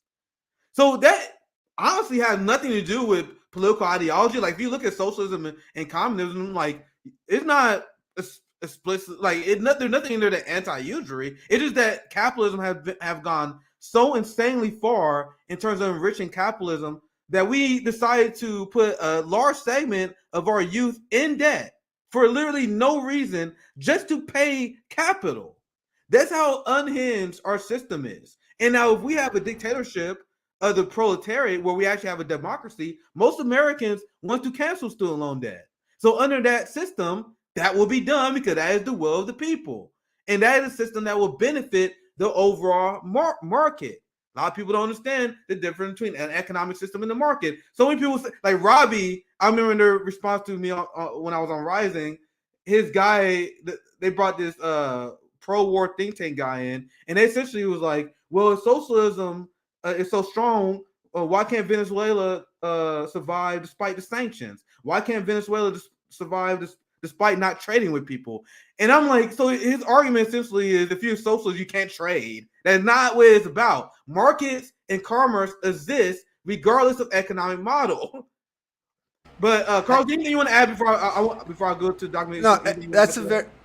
I just want to say that that's a very important point, that Americans have been propagandized into, well, I say U.S. Americans have been propagandized into thinking that communism will result in the fall of civilization. Literally, like as soon as we say no more capitalism, buildings will crumble, roads will explode, water is going to be poisoned, and there's going to be absolutely no chance of us living a civilized life. And that is completely propaganda and untrue, because at the end of the day, all that a workers' revolution would entail is exactly what you're talking about, Nick, is empowering workers rather than disempowering them. So taking away debt, giving them better health care, access to housing, all the kind of stuff that would make a human being functional and healthy in order for them to live a life and choose a kind of work that they actually enjoy working at and are good at and find some kind of existential value from. What that would mean is that you live in a society that prioritizes the importance of the worker over everything else. And that is essentially the idea of a communist society, which is workers seize a means of production so that they're not responsible to bosses, so that they're not answering to someone else whose main interest is not the health of the worker and the products we're producing or the services we're providing, but rather my profit margin. Once your primary interest becomes a profit margin, then everything becomes a number, everything becomes a factor, everything becomes an abstraction. Human beings are not real human beings anymore. They're just these workers that are supposed to fulfill a certain duty so that you can get the money that you want to fulfill that profit margin. Before you know it, these people live in a false reality that has nothing to do with the daily challenges that working class people have to endure. So when workers are healthy and empowered, capitalism is in trouble because it's very easy for workers to seize the means of production. Yeah, well said. I want to introduce my boy. It's gonna be the Q show now. We've been talking about it's perfect timing, man. We were pretty much talking about why capitalism sucks. Why we consider ourselves Marxism. Damn, no, capitalism's going pretty good though. Capitalism's going pretty good, you know.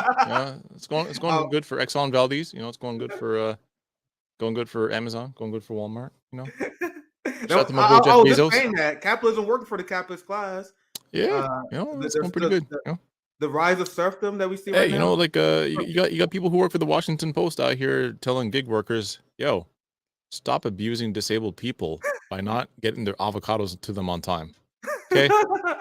It's actual literal abuse. If you do not make sure that you squeeze and select the ripest avocados, if you don't have the freshest loaves of bread, if you don't have milk that expires 3 weeks out, it's abuse. You're abusing disabled people. Okay? If not for you, Instacart worker, people with ADHD would go to the grocery store and buy top ramen and Haribo candies. They'd spend all the grocery money on that. Okay, you are the front lines, stopping people from hurting themselves. Okay, you are the front lines of accessibility, and you falling down on your duties is hurting disabled people. It's abusing them. Shout out to Jeff Bezos. And the fact that, you know, having 4 or 5 gigs may actually be good for you as opposed to bad for you. So you got to say it right. Listen, that's called work ethic. Not that you know nothing about that, fucking commie. They seriously trying to gaslight us to death. Hey, Carlos, come back. Where the hell you go, boy? Yeah, where Carlos go? He'll be back. Probably okay. StreamYard. Our boy Q. I love your anti-capitalist analysis, and that's what we generally talk about right now. So this is the Activist Summit. We explain why, like, if you want to enact real change, you got to come at it with an anti-capitalist approach, with a pro-Marxist approach. Do you want to expand on that and why you believe that resisting capitalism is a very important part of activism? If you want to take that on very broadly. Um, I think let me take a big step back. It's not just a matter of resisting capitalism, because all people have all sorts of ideas about how to resist capitalism. First, have a materialist understanding of the world and a dialectical view of history, right? So I know I joke around and stuff. I tell jokes, I shitpost a lot, but I am an actual historian, right? So, researching slave history gave me a lot of the background that I needed to, I guess, like, build a world view through Pan-Africanism and through Marxism. I think that's important. I don't think that everyone has to go out and get a history degree, but at the very least, you should be familiar with like the historical forces that bring us to where we are today. People tend to act as if like, the way things are the way that they've always been, and that our current conditions just sort of sprung up out of the ground, like they just materialized out of nowhere, and it absolutely didn't. For example, when I hear people talking about white supremacy, like their only analysis is through white supremacy, or their only analysis is through gender conflict, is through patriarchy, their only analysis is through colonialism. It's like, yes, these are all various forces that are utilized for the purpose of turning classes of people against themselves. It's utilized for the purpose of aligning ourselves with the ruling class on a superficial basis. This is all true, but if that's the end point of your analysis, you really don't have an analysis. What you have is just ideas. And I see this all the time when people like will say stuff like, I haven't really thought this one all the way through. I'm still trying to come up with this, but I feel like parenting is what teaches you how to be subservient. See, because parents tell you what to do, and parenting when you're young prepares you to go to school. And then when you go to school, teachers tell you what to do. Then when you're out of school, then your college professors tell you what to do. When you finish college, and your employer tells you what to do. It's like, that is like, and I actually see this stuff happen on social media all the time, and people run with it. And it's like, you actually don't have an analysis of anything. You have no historical analysis here. You're just making up ideas on the fly. People talk about like white supremacy all the time. Everything gets attributed to white supremacy. And granted, it's not as if it doesn't exist. It absolutely does. Problem is, people speak as if white supremacy is this sort of primordial force that has always been with us, emerged out of nowhere. I see this a lot with the Afro-pessimists. Now, I mean, granted, like, there are cogent points that Afro-pessimists, scholars at least, like actual published scholars, have made. The problem is, the Afro-pessimist cult that sprung up in the last, I would say, like 15 or 20 years, has done absolutely nothing besides say, well, because we're black, we're ontologically slaves. Since we're ontologically slaves, we're not human. Since we're not human, there's no change that can be affected. We have no allies. We have no friends. It's like, shut the fuck up. I'm sorry. I'm not going to subscribe to your cult of powerlessness. You can sit over there and just be emo all the fuck you want. I'm actually interested in greater things, right? So the problem is white supremacy has only been with us since the 18th century, right? Prior to that, there was no such thing as an idea of white. We didn't know what white was. That's not something that we understood. And when you watch, let's say, like popular TV shows, like a lot of people really love that new Watchmen show that came out on HBO a couple of years ago, because one, it introduced a lot of people to the Tulsa massacre, the bombing of Black Wall Street. But then second, it ends sort of on the idea that white supremacy perhaps can never be overcome. To which I say, shut the fuck up. You don't know what you're talking about. So you're saying this idea that has only been with humanity for the last couple of 100 years can never be overcome. They've actually perfected the formula for subjugation. Like, I refuse to believe that. So you're saying for the tens of thousands of years of human existence before that, it took them only wow, if we just give people the idea that they're white, this is it. Like, that's the end point of humanity.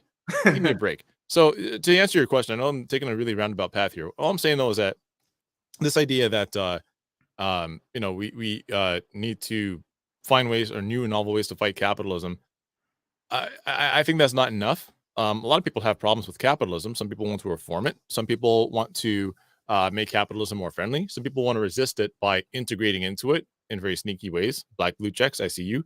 And without a strong materialist and historical analysis of the development of capitalism, which does involve colonialism, does involve white supremacy, does involve patriarchy, but without understanding how all of those historical processes came to be in the first place, I don't know that you really can offer any meaningful resistance to capitalism.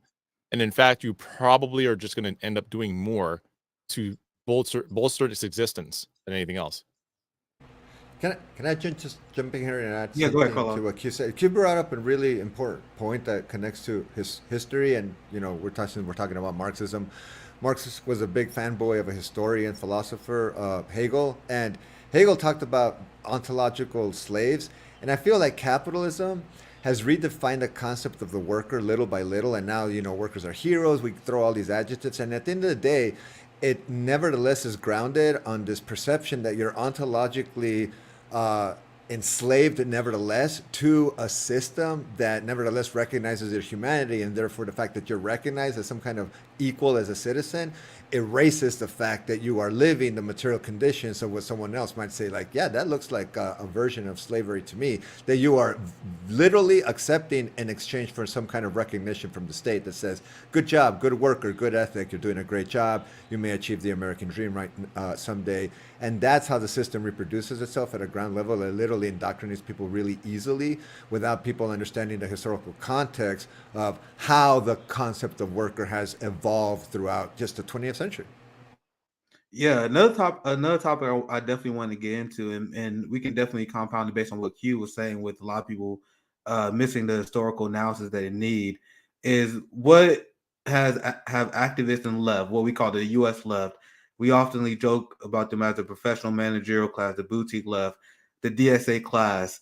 A lot of people who have ran away from Marxism, who embrace more like social democrat ideology, where they still believe that capitalism is good and we can work within capitalism. And I don't think this has worked well for the U.S. left at all. We can start with Q. What do you guys think the biggest misstep and mistake that a lot of people have made, especially the social democrats, in their approach of challenging capitalism when they do it without Marxist analysis? If you want to take that on. Oh man. You already know. I will get Q started on this. No, I see this a lot with there's like people like Matt Duss, for example, Bernie's former foreign policy guy, just has like the most absolute dog shit foreign policy analyses, right? And that's because he's not approaching most of his analysis from a fundamentally Marxist position. He's not coming at it from a Leninist position. I think he's somebody that does fundamentally believe in like the goodness of America, and relies on sort of a like an exceptionalist perspective of America, that it I don't know, is a force that can somehow break the course of history, and that there is no real need for analysis of class interests before even discussing foreign policy, which is why you come up with these really weird half-cocked ideas about, like, for example, like a two-state solution, believing that there is a genocide that's happening in Xinjiang, that China has to be opposed and fought, that Taiwan deserves independence, even though the amount of American fucking politicians that say that shit and not acknowledging that the U.S. Department of State doesn't even have that same perspective. Like, they're operating to the right of the U.S. Department of State. That Russia is an existential threat to democracy all over the world. People just have this fundamentally chauvinistic and I think very like anti-historical analysis that a lot of people go along with. And I think that for a lot of social democrats, I feel like they just kind of want to be on a winning team. So it's like, yeah, sure, America is bad because we don't get healthcare and because our student loans were not completely covered. They were not completely forgiven. But aside from that, I mean, maybe the CIA is right this time. You know? Yeah. It's just this really weird sort of like 1 foot in, 1 foot out strategy of acknowledging the wrongs that America has done to its own people and people abroad, and saying, well, if we were in charge, we'd be able to get it right. To which I say, yeah. And how did that go for the SPD in Germany? You know what I mean? Yeah, well said. Carlos, do you want to take that on in terms of your critique and what you think a lot of U.S. leftists, especially social democrats, get right? Like these are the kind of people who look at Sweden and Finland and they're like, yeah, that's the end goal. That's it. That's all we want. No, Do you want to chime on? I agree with Q. I mean, I think that a lot of it does come down to the fact that people want to be part of a winning team, and some people want to take the path of least resistance in order to get there. And so they redefine what that means. And at the end of the day, you're not talking about material conditions of existence. You're not talking about season means of production. You're talking about almost assimilating to an existing system with some modifications. And it reminds me of the differences between, people who are committed to abolishing the police and prison industrial complex versus people who want to reform it. If you think that shit is reformable, you are literally living in a fantasy world, because it's not going to happen. And the first people that are in line to disallow that reform from happening are going to be the politicians, because they understand that the police works there to protect property, and at the end of the day, also the police organizations throughout the country. So I think that people that think that Marxist revolution would be based on some kind of reform and negotiating with the existing capitalist state have a great misunderstanding of how totalitarian capitalism is, and they don't think in totalizing terms. And that would have to do with the things that Q brought up, is that you need a big historical perspective to understand how capitalism feeds into things like whether it's xenophobia, or feeds into things like any of the cultural wars that people are talking about right now. It's like, at the end of the day, imperialism, all these practices are tied to the political economy that the global system is connected to right now, which is in many ways coming out of the US and Europe, which is capitalism. So yeah, I think leftists don't want to look at that bigger picture, because it's much more complex and it requires a lot more nuanced thinking about how you get to that final goal of having a non-capitalist society that's functional. And a lot of that's going to have to do with sacrificing a lot of what is currently considered to be a status quo norm. Yeah, I also want to ask you guys this, because I want to approach these topics that we do on our summits at a baseline level, assuming that people have no idea what we're talking about. Like for this Marxism summit, keep it pretty simple. The same with the other panels that we did earlier. So I'm going to ask you guys, what do you guys think is the biggest misconception that, especially in the United States, regarding? There's so many, especially with the right wing, purposely getting this wrong. But what do you guys think is the biggest misconception that a lot of people have about Marxism, and why do you think there are some people that are too afraid to call themselves communists, for example? Q, if you want to take that on. Oh God. A lot of people think that, like, if you want to call yourself a communist, then you have to offer an unyielding defense of, like, Stalin, right? And it's yeah, a lot of the reasons that people say that they think that Stalin's a monster and a tyrant and all sorts of other things are based on historical lies. But like, nobody ever has to, like, nobody who says that they're like a compassionate capitalist or something like that ever feels like they have to like stand up and offer a spirited defense of everything wrong that ever happened in capitalism. You know what I mean? Or like have to contextualize all of it. And it's like why? Fundamentally, like, what Marxism is and what being a Marxist-Leninist is answering, I think, a very simple question: who owns? That's it. Who owns? So who is it that should own the means of production, or that is, who is it that should profit when we make things? Like, when we make things and value is created out of them, who should profit from it? Should it be the people who worked for it, or should it be the many or the few? Should it be the few people that have massive amounts of capital to throw around, right? When you work, who should profit off of your labor? Should it be you, the person that actually worked with your two hands to provide the value in that labor? Or should it be the person that checks to make sure that you clocked in on time? Those are that's just the basic fundamental question. And if you think that the many should profit, the many should benefit, and that you should profit from your own labor, then congratulations. You have the mindset of a Marxist-Leninist. You have the mindset of a communist. Yeah. Everything else past that, literally everything else that springs past that is simply a tendential conflict, right? And we can resolve, like, tendential conflicts can be resolved because we're not slaves to history. We can be informed by history, but we're not bound by history. It doesn't mean that everything that we do now has to be done according to how it was done before. It just means that we're informed by what happened before. It's not a religion. And I think, unfortunately, a lot of people treat communism, they treat Marxism-Leninism as if it's some sort of a religion, and it's not. Absolutely. It's supposed to be adaptable and usable to our current situation. That's the entire purpose of it, of the ideology. What is it that your average capitalist, what is it your average liberal has to know about capitalism before professing an impassioned defense of it? Like, what are, like, the fundamental capitalist texts that people need to familiarize themselves with before they say communism never works?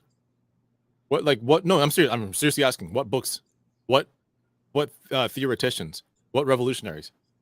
None. They'd say Fukuyama. Let's say Fukuyama though.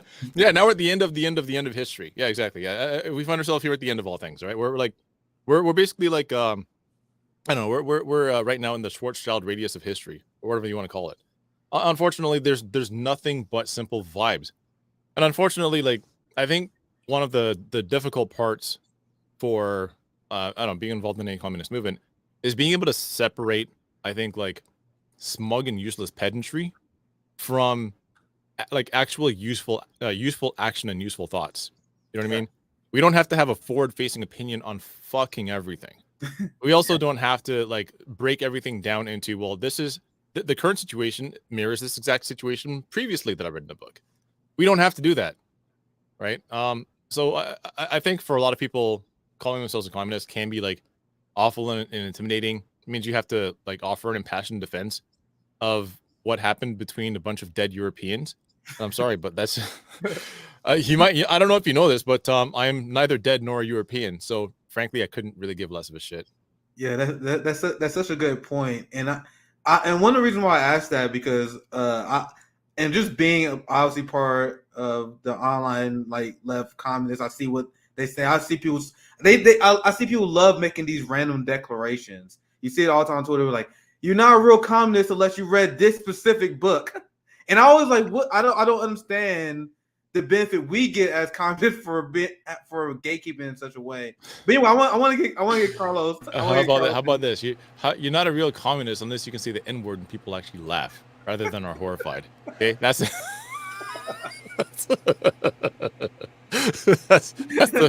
litmus test. How about that? But Carlos, that's great. You can add anything you want, but you also can chime in my question. If you want. I'm just gonna say that, and what I see to me, the biggest misperception that people have about identifying as a communist or a Marxist is that you're embracing an authoritarian state that is going to take all your individual freedoms away. And what's laughable Sorry, I hate to about interrupt you, Carlos. Listen. You don't have to embrace that. I do. That's why we built different. Sorry, go ahead. No, so at the end of the day, it's like, oh, I'm afraid of what that would mean. I want to live in a society where my individuality is respected and that the state recognizes my individuality and that I matter, and that won't happen in a communist state, which is ironic because a communist state is trying to amplify your humanity as an individual in a manner that doesn't require the recognition of the state because you live in a society that already does it because everyone sees themselves as equally worthy as human beings. Whereas in a capitalist society, and let's not bullshit ourselves, the first time you meet someone, it's like the first question people ask each other all the time is like, what do you do for a living? And if you're in college, it's like, well, what are you majoring in? Why? Because they're trying to determine your value as a human being based on the career that you have or the choices you've made in regards to something like that, which just highlights the fact that in a capitalist democracy that pretends to be democratic, you're already not valued as an individual and the state doesn't give a shit about you, and it's all just false recognition, and you only matter when it's midterm time. So this idea that communism perpetuates an authoritarian state where your freedoms are taken away, to me is the biggest misconception. And it's like, have you taken a look in the mirror and checked out the society that you live in already and what that's doing to you compared to whatever you think is your real humanity or your individuality? They don't give a shit about it, and they never will. Another society is possible where people could, because you wouldn't be tied to just what your wealth is or what your value in terms of your wealth is. Yeah, well said, Carlos. So the schedule we have, I think we have the LGBTQ panel hosted by JB. I'm gonna pull out the schedule just so y'all see the update. I know I cannot help but notice that I was not invited to be on the LGBTQ panel. What's that? That's fucking erasure, dude. What's going on? Hey, get over it, man. Get over it.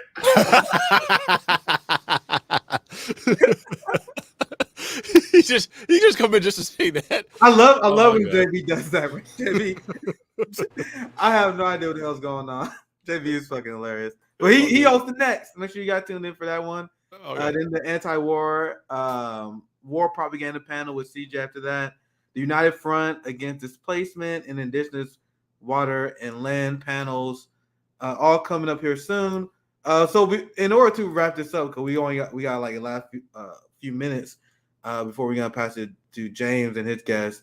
What is your suggestion? Because this is the activism summit, for the things that people can do to get involved and help challenge the capitalist structure, like joining organizations. Like what kind of steps do you advocate for? Like what should people do in terms of moving forward and in order to advance Marxism, move forward? That's a very broad question. Any suggestions that you guys we have to create some we have to create some organizations, man, because yeah. Because yo, I already don't know if you I already I don't know know if you got a you lot to say about this, but I don't know if you see what CPUSA been up to. Listen, and I have God. friends in CPUSA, so you know, like I don't like when I like say stuff about CPUSA and then people get upset at me, but you know, fuck it. I was kicked out of a communist organization in Canada for like, you know, defending somebody who was actually like sexually harassed by a predator in the organization. So I'm not part of any fraternal organization, so fuck y'all. I can say what I want. But yeah, unfortunately, like Joe Sims, the hug. My man is fucking like, did you see their series of tweets the other day about like needing to vote Democrat? Yeah, to defend I was democracy? just about to bring that up, and I was like, "Is that? Did they for real? Like, did they really tweet that?" Because I was like, "This is why." What ask the me fuck is going on with Joe Sims, man? And this is somebody that Gus Hall defended, like during the August coup of 1991. This is actually what precipitated Angela Davis leaving the party. Not sure if she was like left or she was pushed out, but whatever. Another event, she was no longer a member of the Communist Party USA. She was no longer like their public face, because the Communist Party leadership and Gus Hall defended the leadership of the Communist Party of Russia in their attempt to coup Mikhail Gorbachev, which they did nothing wrong. They were absolutely correct to do that. So Angela Davis ends up leaving the party and takes the pro Gorbachev side, and we can see how that all turned out. And Joe Sims was actually one of the people that stood next to Gus Hall and said, "Yes, absolutely, this is what we defend." And I don't know what's been happening in the last couple of years. I don't know. Maybe this has been like a long-term precipitous decline. I don't know. But I've just noticed that in the last couple of years, he's been saying some wild shit, and he just sounds like your bog standard Democrat now. So yeah, it'd be great to be able to join organizations, but goddamn, our communist organizations in like in the English speaking world are so fucked. That's why it was a trick question. I was kind of curious what your answer was, because I saw those tweets from CPUSA and the Communist Party talking about vote. I'm like, jeez, and then don't even get us started on DSA. I've been trying to be nice today, but I've been avoiding. You guys know I got friends in DSA too, but god damn, man, like it's like so. That's what we take all of this revolutionary energy that exists and just form an actual principled fucking party. You know what I mean? Like form an actual party that has some backbone, that's willing to stand on Marxist principles. Why do you guys think Rome is forming his own party? That's why you guys think we got RBN chapters? Because like as much as I want to support quote unquote socialist communist organizations, a lot of the ones have been infiltrated using the same CIA tactics that we warn you guys about on this show all the time. But I want to get Carlos in here as we get near wrapping up this panel. Carlos, anything you want to add? Like the question is very vague and very hard to answer. Like what are your suggestions for Marxists and how they should move in order to challenge capitalism and achieve the ultimate goal of Marxism? I think that new organizations are going to be crucial, but I also think like networking among existing organizations and finding like some common denominators, because too much of what's going on right now is there's a lot of noise that gets involved, and you brought attention to this, Nick, in terms of like top-down relationships between some people that approach this problem in terms of what books have you read versus other people that approach this problem in terms of activism and what have you done on the ground. And I think all of those things are going to be crucial and necessary to any kind of systemic change if it's going to be achieved. And so in many ways, I think we need to have conversations among each other and among these different organizations and networks in order to build something much stronger that can lead to the foundation of a party. Because I think it's going to be a lot more difficult to start something new that attracts all these people, because then we're looking for like the leftist messiah org that's going to somehow cease the noise, bring everyone into some kind of a solidarity circle, and it's all going to be okay. That's bullshit. We need to have some really difficult fucking conversations amongst each other, amongst different groups that disagree on certain points, get beyond some of those specific points and find those find that common ground. Because unless we find that common ground, we're not going to be able to take the streets in tens of thousands. We're not going to be able to have a fucking general strike because we don't agree on the basics that as workers and as working class people, we fucking matter more than the people that don't do shit but cash the profit checks. You know what, man? I feel like maybe we have the underpinnings. We have the basic foundations of a real revolutionary party. I'm going to call it the touch grass party. Get out and touch some grass, nigga. Stop arguing on Twitter. God damn. Oh my God, man. We're arguing over whether like people with ADHD are able to do grocery shopping by themselves, which yes, we fucking can. You big babies. Jesus Christ. I don't know if you've been paying attention to the discourse. I'm glad I missed that discourse because I've been busy playing this Sunday and everything. So I've been out of discourse. I've been neck deep in discourse lately. Yeah, it's rough. These are not real fucking problems. These are not the problems we need to be addressing right now. These are problems that feed into a capitalist solution. And there's going to be like specific Instacart. And it's like, oh, we found a new market that we didn't know existed, but we found it because of a Twitter fucking conversation that was taking place. So let's keep workers locked into these gig jobs because, hey, you're not doing it right. And now you're being prejudicial against a specific group. And it's like, fuck you, dude. I'm working 50 hours just to try to make ends meet. I don't have time to pick the right goddamn avocado based on an order. I don't even know who the fuck I'm delivering this shit to. That's right. You know, the touch grass party, the touch grass party. We advocate for touching grass, not touching avocados, and not touching comrades. That's right. And you know what's great about that is Q's joking around, but the metaphor works because at the end of the day, what he's talking about is like reground yourself. Touch something that's real and start from the earth up. Because at the end of the day, without this shit, we don't matter because we ain't gonna be here. Well said, well said. And I hope you guys realize I love you. I had the fights in the background here. Islam choked out Charles Oliveira. Pretty crazy. I've been you spoiled it for me. God damn. Well, shit, my bad. Oh, bro. Nick is that guy, Q. Nick is that guy. You DVR'd it. Forget it. It's no problem. Yeah. This football team won this way. Oh, Nick. Wait till you see it, Q. Wait till you see it. It was excellent. He choked him out. It's a rear naked. He got him and he flipped him over. It's like, you don't need to watch it, Q. No point in watching it anymore. So I fucked up real bad. I fucked up real bad. I fucked up real bad for Q. Because I saw anyone in the comments. I have it right here because I had it in the background chilling. So my bad, Q. My bad. Oh, hey, yo, Nick, you're gonna be happy to hear this. Oh crap. I was gonna bring the shorts down here, but my daughters, I took them out to get their first set of Muay Thai shorts and their boxing gloves. Okay, I'm setting up the speed bag in the garage and everything. My daughters are gonna be some Muay Thai champions. That's excellent, man. Great job. Yeah, you know, so they're making me so proud. They can do like a jab and a cross. They can do a teep. Ooh, I'm trying to teach them. Teep is the push kick. Yeah, I know. I got that. I studied Muay Thai. Just gonna get him those elbows and those knees, man. Yeah, we're working on you know, hay foot, straw foot. We're working on jab and cross. We're working on the teep. Roundhouse, it's not quite there yet.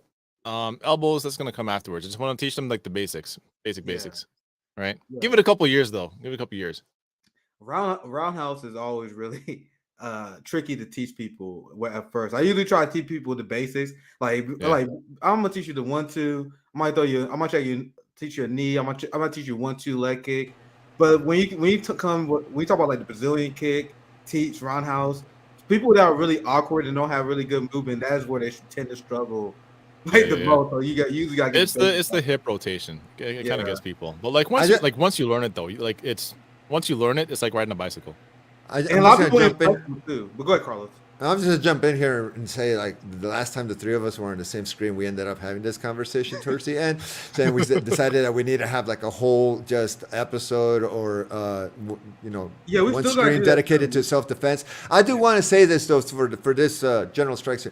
If you consider yourself a leftist of any flavor, learn some self-defense. And if you can't, associate yourself with people that are learning some self-defense, because that's going to be critical when it comes to season of music production, because they're not going to hand it over. They're not going to give it to us, and they're not just going to run away and not come back and try to get it back. Yeah. We need to get ready to defend. That's the thing. Okay. So this is one thing that I tend to be very careful about. Talking about. If you're an able-bodied person, as a socialist, I'm not going to say you have to, but you should. You should learn a martial art. You should learn how to defend yourself. You should learn how to defend the person next to you. You should learn how to shoot. You should. You should learn a trade. Like you should learn, like myself, I'm like, if you follow my Twitter account, you'll probably see me talking about woodworking fairly often. Actually, I was supposed to be in the wood shop today. But I'm gonna end up going tomorrow instead because my kids wanted to go to McDonald's after we went to the Muay Thai gym. But like, you really should have like skills that are useful outside of just content consumption and reading and screen capping theory books. No, I'm not even trying to be funny here. I'm being dead serious. And the reason for that is that like at the very least, you should always be able to fall back on something. It's not just a matter of like having the aesthetics of, being a working class person. It's not about that. It's being able to be self-reliant. Yeah. Like we live in a culture that depends on consumption and disposal. You know what I mean? There used to be the act of consumption used to mean that like the thing that you purchase is intended for its use would destroy it. So things like firewood or coal, gasoline, whatever, when you consume things, the process of consumption destroys it. Now our consumer culture is buying things that are not even needed, that are cheap to manufacture and cannot be repaired. They end up being replaced. That is how capitalism sort of the endless growth cycle of capitalism now depends on us not being able to maintain things. Depends on other people doing our labor for us. So one of the reasons I got really deep into woodworking, like I went from doing rough woodworking, fences, plans for boxes, Adirondack chairs, stuff like that, to being able to make things like charcuterie boards, make furniture, make like desks and that kind of thing. The reason I got into more fine woodworking is because I don't want to continually buy furniture. The IKEAification of our culture is fucking killing us. We have IKEAification. no, it's what it is. Like we've been IKEA pilled. Everything that we buy it's cheap. It is held together with hairpin and bubble gum. But I mean, it's cheap in terms of manufactured quality, but it's still expensive as hell. I mean, you can't just go to IKEA and furnish your house cheap like you used to be able to in the 80s and 90s. Now it's expensive as hell. But you can't move any of this furniture more than 2 times without it falling apart and having to be replaced. And that is a part of the process. So by you being able to learn these things, being able to learn things like woodworking, learning, let's say, indoor plumbing, learning electricity, and you don't have to be a plumber. You just have to be able to fix things. I don't know about being a mechanic anymore because everything is so heavily computerized that a lot of mechanics themselves are being put out of business. But like being able to just learn how to build things or maintain things actually goes a long way towards you taking like small acts of resistance to capitalism, because they expect you to just order shit endlessly on Amazon, to walk into Walmart and buy cheap things. Q, can I interrupt? I just want to ask a question because I presented this almost as a mandate, as a dictate. It's like you need to do this. Why are you using the language of should as opposed to need? I'm just curious. When I say okay, because I don't want to. Okay, we were just talking about like the obstacles to being able to call yourself a communist and whatever, right? So I don't want to be like, well, every communist has to do this, that, and the third. What I'm saying though is that like if this is what you really believe in, like a way to sort of subvert the forces that are pushing us towards this endless like consumption, the lack of available wages to be able to keep a roof over your head and food in your stomach, and that alienates you from other people, is that if you pick up these skills, not only will you spend less money in the long term. I mean, it'll cost you money up front to like, I don't know, say like learn woodworking or metalworking or whatever and buy the necessary tools. But in the long term, it actually ends up saving you money, plus puts you in contact with a community of people. So like, since I started taking woodworking seriously this year, I've met so many people that I can like hit up and say, hey, I'm building what's it called, an outfeed table for my planer. So I have like a machine planer, and you feed a plank of wood through it, and it makes it square on all sides, right? So if I build an outfeed table so that I can put a 6-foot plank of wood through it and not have it like warp, I contact one of my woodworking friends that I made just by buying stuff off of Kijiji and say, hey, I'm thinking of making this outfeed table. What would you suggest for, let's say, I don't know, like making sure that it stays level? And they offer me suggestions and so on. Now we have a WhatsApp chat. So like being able to like have a community that is outside of strictly political interests, having a friend group, and also having skills that allow you to just make things on your own and maintain things rather than constantly buying things. Those are those small acts of resistance that I think helps build up the necessary like social structure and the political structure that we need long term. So you're mindful of the language you're using as a way of avoiding a top-down dynamic and then making it much more equal. I mean, excellent. not even just excellent, top down, yeah. but also I just don't want to be one of those people that's like, well, you're not a real communist unless you can like. No, I listen, hear hey yo, nigga, listen, man. How are you as a man buying a sofa from IKEA? You gotta make your own sofa, bro. Why are you as a man buying cabinets? As a communist, how are you taking your car into the shop? Nigga, get underneath that shit. Put a lift in your garage, fam. If you don't got a garage, build one outdoors. I don't want to be that guy. There are definitely people that are like that, and we were having a mutual aid panel earlier because I was talking to Q before, like, man, I was talking to him about him building furniture. I'm like, man, that's a fucking gangster ass idea. Like, that's some shit I'm fighting to get into. But part of community building, part of building community, we need teaching each other trades. Like in the Kansas City RBN mutual organization now for me here, like, I'm gonna teach martial art for free. I did that to many people. I teach them for free. Teaching people martial arts, that's a form of mutual aid. Teaching them skills that they can use in their everyday life, like woodworking. I'm gonna learn how to shoot with Rome and his boys. Teach people how to shoot, right? Firearm. Yeah, I was gonna say too. Yeah, you gotta learn how to shoot. Like, like, listen, go get. I heard I was good. My dad took me out once, and I was really good. We had like a rifle. I was hitting the target. But I am not trained by any stretch of the imagination. I always can use more work. But go ahead, Q. I was gonna say, if you live in a place where you need a firearms license, go do the qualifying exam. Go get your firearms license, right? Go out to the range. You'll meet people at the range. You might meet a lot of right wing people at the range, but so fucking what? Just talk to them. You know what I mean? Yeah. Like, Infiltrate.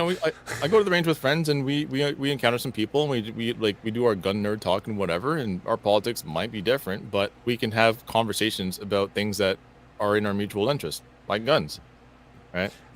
And honestly, Nick, you just brought it together in a very interesting way. Building community requires building, and building not only things in the world, but building yourself up as a human being. And you're a constant project that's in process. And we need to see ourselves as a work in progress that's constantly building itself up and improving itself, not only individually, but as a community. So all this comes together in terms of like, yeah, we need to build back better. Fuck, the government's not going to do that shit for us. Yeah, exactly. Yeah, sorry, man. If you're waiting on Joe Biden to build anything back for you, if you're waiting on Joe Biden to like save the black community, if you're waiting on Joe Biden to like stop American imperialism, to stop drone strikes, if you're waiting on Joe Biden to change his mind on hate, I mean, good luck. Joe Biden, like the man, I would be honestly surprised if he's able to like put on his underclothes by himself in the morning. You know what I'm saying? Like, no. If he actually makes it all the way through the end of his term, I don't believe it. It's a deep fake. I don't actually believe it. Dude, you saw him then there fall asleep, and the reporter was like panicking. And as he's saying he's running again. That's a great confidence booster. It's like, yeah, you're running. Hey, wake up. Yeah, I'm running again. It's like, great. Yeah. No.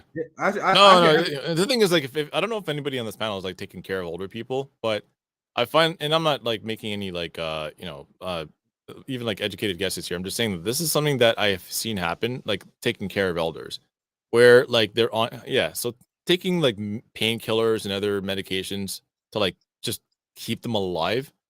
Yeah, they space out. They get very tired very easily. I don't think people understand. Like, people talk about like, like Donald Trump and Hillary Clinton and Joe Biden having a lot of like vigor and having stamina and energy.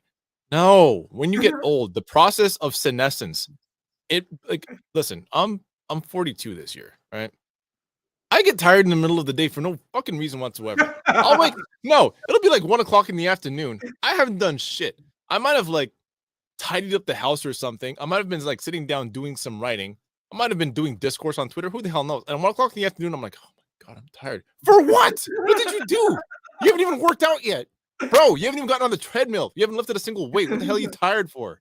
That's just now I'm in my 30s. I realize how like it's super related to my diet now. Like I remember in my early 20s, in my college days, like we would get high, we have the munchies, we eat whatever the hell we want. I'll pop it the next day, and I'll be at Muay Thai at 6 a.m.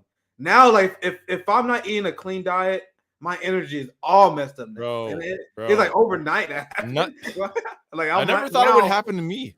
9:30 in the evening, like less than because when my kids go to bed at like 7:45, somewhere between 7:45 and 8:30. I'm like, oh, they're in bed now. All right, I can play some video games. Yeah, I can go lift some weights. Yeah, 8:45. Oh man, my knees hurt so bad. I'm just like, so I have no confidence whatsoever that Joe Biden is going to be able to make it through the end of this term. If you cannot count on this man to be alive at the end of his presidential term, how the hell are you? How are you as a communist depending on a Democrat who is 1 foot in the grave to accomplish anything according to your political strategy, like your long-term political goals? How is that going to happen? Look at this. This is the. If you guys we having some booking issues, so we just have some fun now. Hopefully, we get the LGBTQ panel up. But this is the video I saw earlier. Let me see if I can turn it up because it is funny. You brought it up. They mentioned this happened during a question he was asked Re-election. about how fit he is. Yeah. My intention to run again, and we have time to make that decision. Dr. Biden is for it. Mr. President. Oh.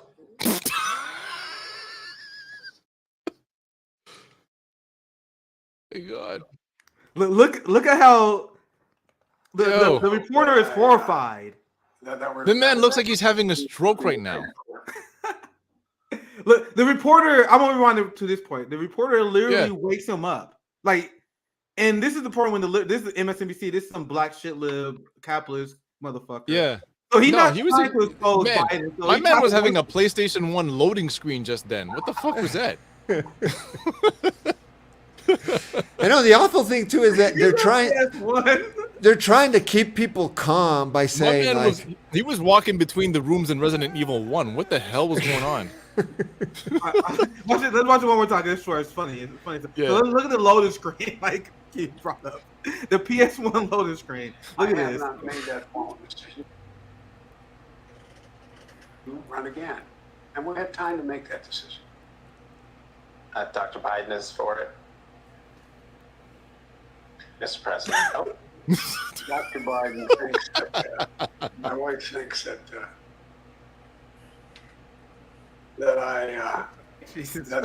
we're doing something very important. Oh my God. notice how they're trying to keep people calm by saying it's like, we still have time to consider my potential running again for president. Yeah, It's like, no man, that's that scary. was a Windows 95. Yeah, I don't know what the hell happened to my camera there, but I think I'm gonna pass it to JB. We pretty much like, if you guys haven't noticed, we pretty much just talking shit for the last 20 minutes. You guys know how these summits are tough, man. Things fall apart sometimes. I think we got Finney in here, right? JB, I'm gonna pass it to you guys. But I want to give Q and Carlos a proper outro. We definitely gotta do this again because we all three of us was on the show before. It was super fun. We gotta do this again, especially talking about lefty martial arts. Should be fun. So thank you for joining us, Q and Carlos. I'll pop you guys out just because we gotta get ready for the next panel. Thank you for sticking in there a little extra time with us. JB, I'm gonna pass it to you. We got our amazing RB and sister Finney with us as well. So I'll pass it to you guys. Already doing a little extra time here. So have a good panel, guys. All right. Thank you so very much. And thank you so much for everybody for sticking around for the LGBTQ panel portion of the Activist Summit. I am James Fauntleroy, your host for this hour or the next 40 minutes or so, because unfortunately we had some technical difficulties, so unfortunately some of the people who are supposed to be on this panel are not here at the moment, but we shall press on because that's how we do. I would like to introduce my homie, my sister from another mister, Afeni. Hello, hi, how are you doing?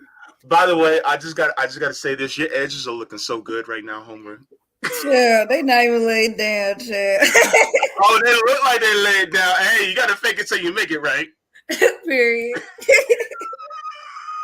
I can't look at you without laughing because you know us. So it's good to see you. yeah. I So, just heard out of this. you're like, "Aye." Thank you so much to everybody who's sticking around. So, one of the things that I wanted to discuss was about activism for those of us who are activists for the LGBTQ cause, as well as those of us who are activists that so happen to be LGBTQ. And so, for anybody who hasn't guessed it already, I don't know, y'all been under a rock for some time, but I'm gay. I'm gay as the day. Look, I am gayer than a $3 bill and a sparkly cash register on a Fire Island club. Yeah, if y'all haven't guessed that by already, what in the hell? Welcome to RBN. Welcome to the Activist Summit. And Afidi, don't look at me like that. So you identify also as queer as well. I'm a big old lesbo.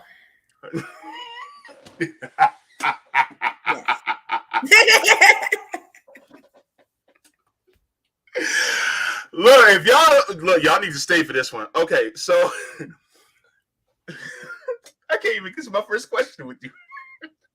So, as far as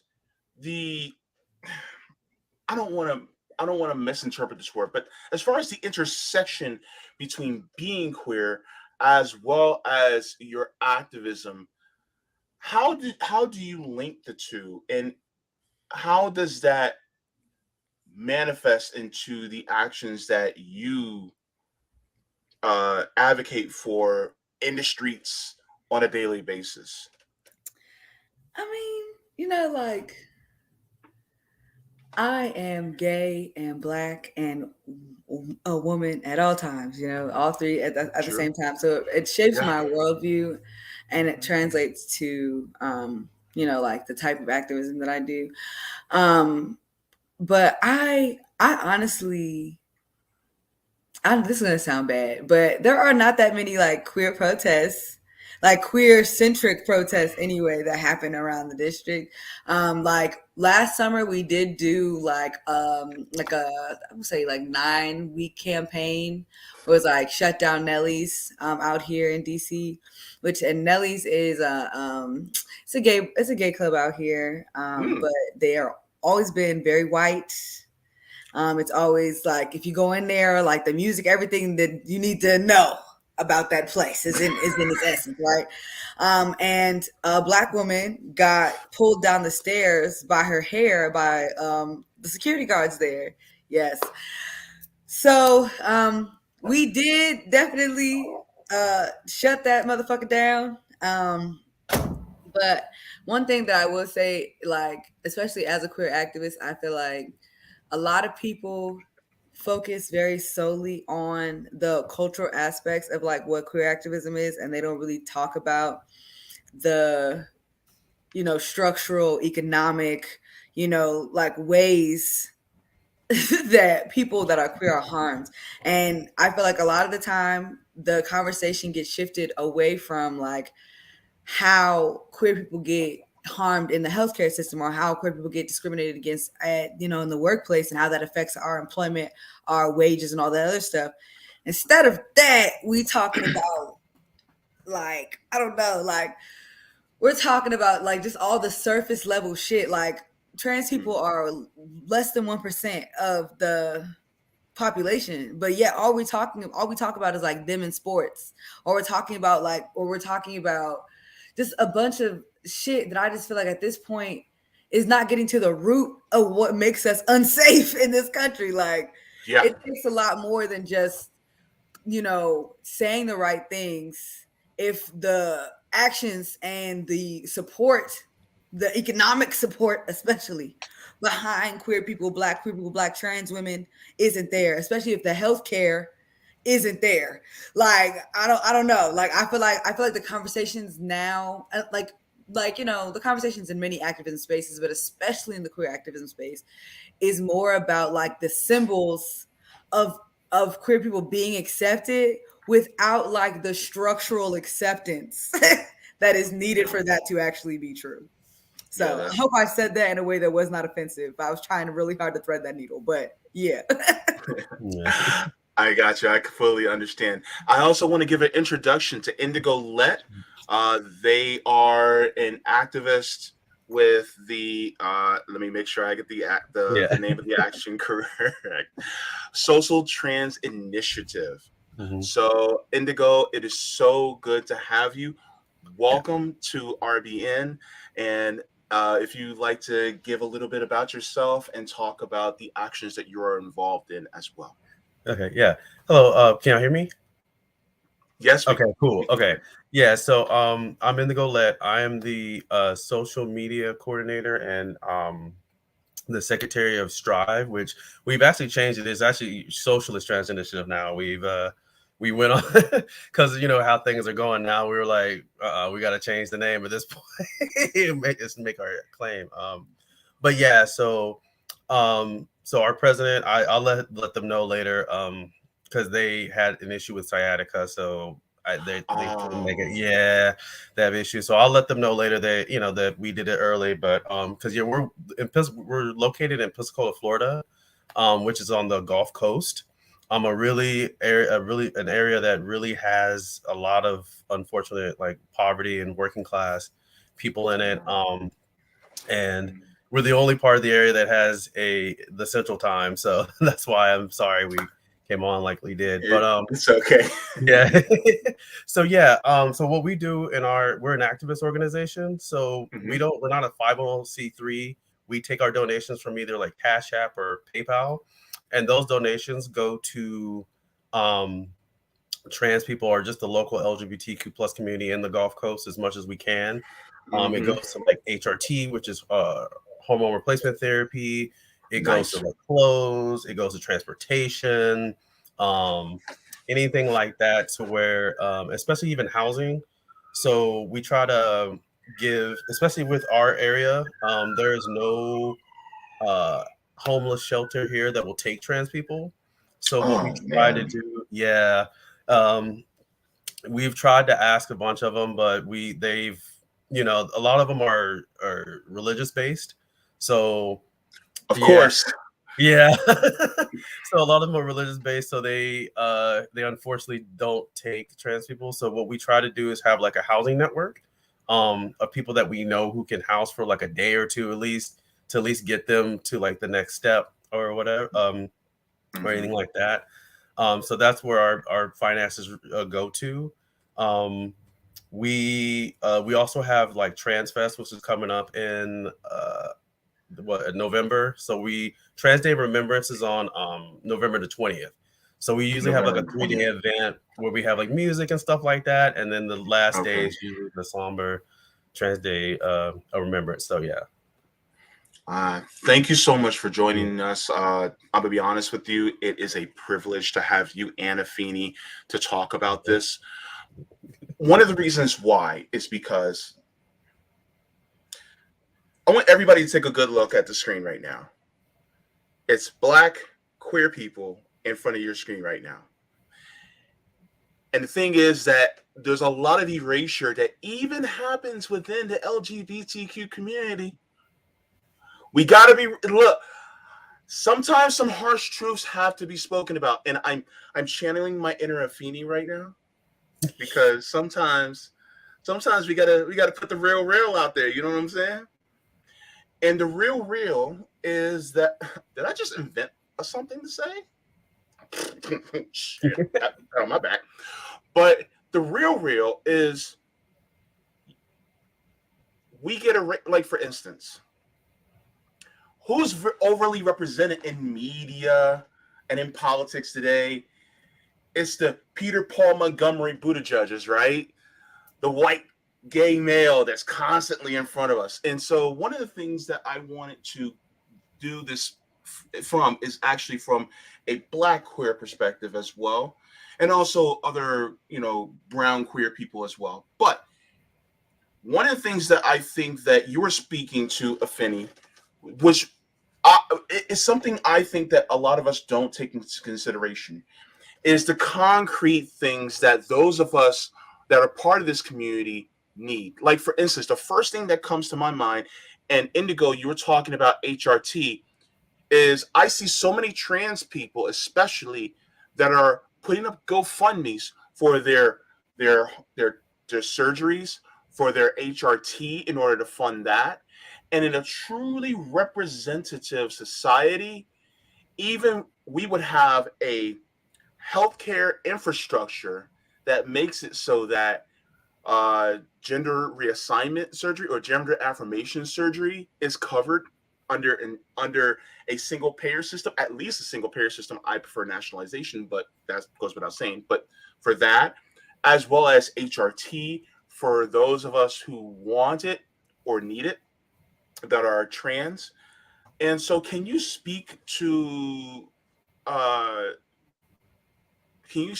that a little bit, Afeni, as to the importance, as well as Indigo? Can you both speak to the importance of that and why it means really our very survival within this community? Indigo, really quickly, there's a question in the chat, like what's HRT, and I don't know I don't know what this stands for, so I don't want to be loud or wrong. Hormone replacement therapy. So like for for trans men it'd be like testosterone, and for like trans women it'd be estrogen. It's just a way to make you feel more like yourself, essentially, through using with doctor or your local endocrinologist or your local doctor, your primary care doctor, and things like that. Yeah. Thank you. Sorry. Like my ADHD brain, I needed to know the answer before I moved on. Yes. I have ADHD. I have D. Yes. Yeah. But I didn't know what hormone replacement therapy is. I guess I never put two and two together. That's what it stood for. But yeah, I think I'm going to speak from my perspective as a cisgendered lesbian woman.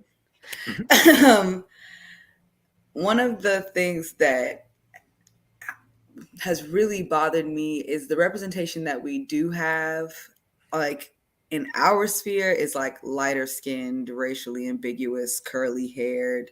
If you look at even the trans people that are put on television, like many of them are not dark skinned. So that in and of itself is, I think, representation that we don't talk about enough in the queer community, and also the ways in which that like really affects, especially Black queer people, because we grow up in such like forced conservative spaces where we've been indoctrinated with a bunch of white supremacist ideas, and one of the main ones a lot of our community has stuck to is the homophobia, the transphobia, and all that type of bigotry. Yeah.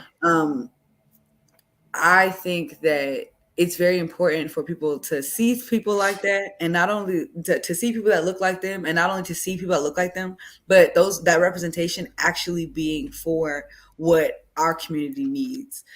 Like, too often, like, we have a queer Black woman that is the mayor of DC, Muriel Bowser, and she's the fucking worst. Like, she's literally the worst. There are so many queer people, especially in DC, who are, unhoused and stuff like that, and they live on homeless encampments. Well, guess what Muriel Bowser's doing? She's bulldozing these people, taking up their tents, taking up all their things. And then when organizations like Casa de Ruby and like other organizations that are out here, like oh my goodness, the Check It, they used to be a gang, but now they're an organization, y'all. That even the Check It, like, they will lobby the mayor to try and get, like queer specific housing that will not put trans women in like male housing, just because like small things like that in our lives, in our sphere, can cause like irreparable damage, violence, harm, and trauma that can't be undone. So I don't know. I get kind of frustrated at the overall conversations on the left when it comes to like the queer community, because people want to wave the rainbow flags all of June. But then when we talk about how Black mass presenting women that are lesbians most of the time are getting shot and killed by the police too, they're also like disappearing and disproportionate numbers as well, True. Yeah. nothing's getting done. No noise is really being made, and they are largely erased in the conversation that we have when we talk about violence against Black people, but especially violence against Black queer people. So, you know, that's I am looking for substantive solutions in all the conversations that I'm having with any elected official, any power player in the community that can effectuate some change and make our lives materially better. Like those are the kind of conversations I'm trying to have. I'm not trying to talk about how you want to put every single queer flag up in the fucking city hall in June. Like I don't give a shit about that. Like you can name all the streets you want after Marsha P. Johnson, but if the spirit of what Marsha P. Johnson was actually protesting for is not, met, then what the fuck are we really doing? Like, what are we doing? Yes. Indigo, please chime in too. Yeah. So I think like a lot of times we don't.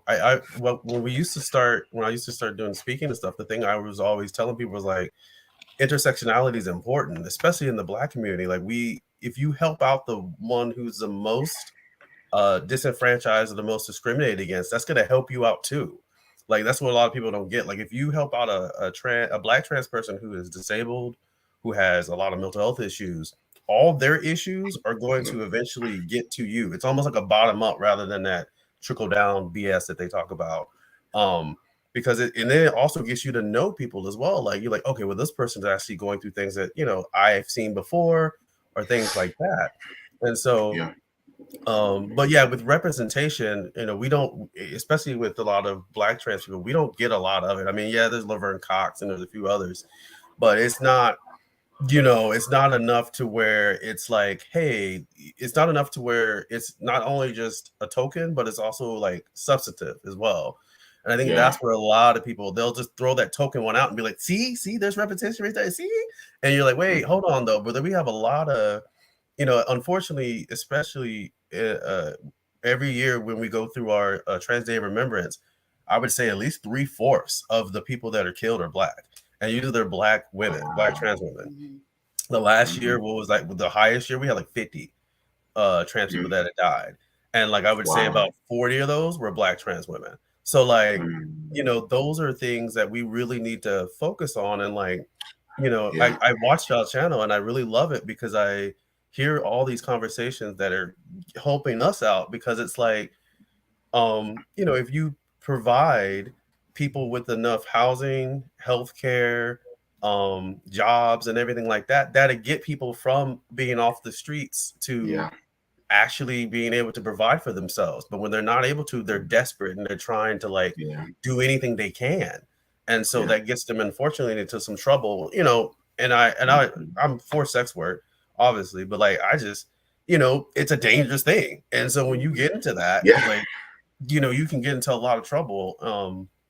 And so, I just, it's something that we often need to kind of look at within a queer community, especially because we often just look at our white passing queer people as success. And when they're not, and we don't look at our Black, and brown people as success as much. And so we really need to start uplifting those who are on the streets or trying to activists or, trying to do the jobs that, people don't often see. And so we need to uplift them as well.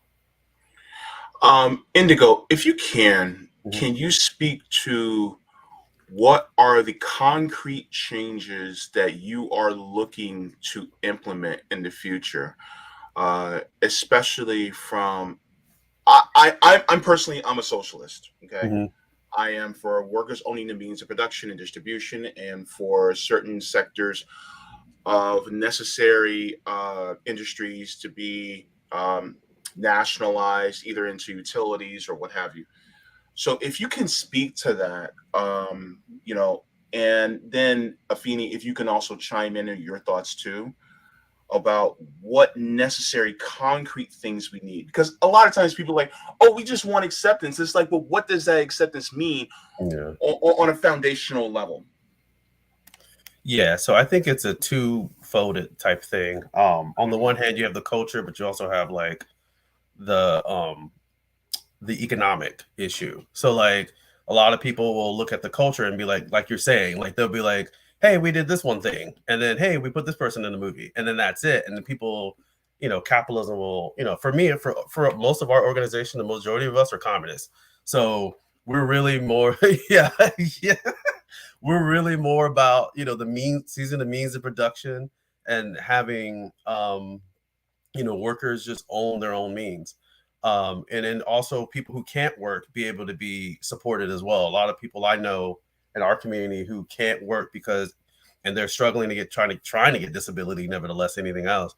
And so that is something as well, because I have a lot of friends who, either they get overwhelmed at work or there's not enough workplace um, accommodations for trans people or people who are disabled. So that's the start there.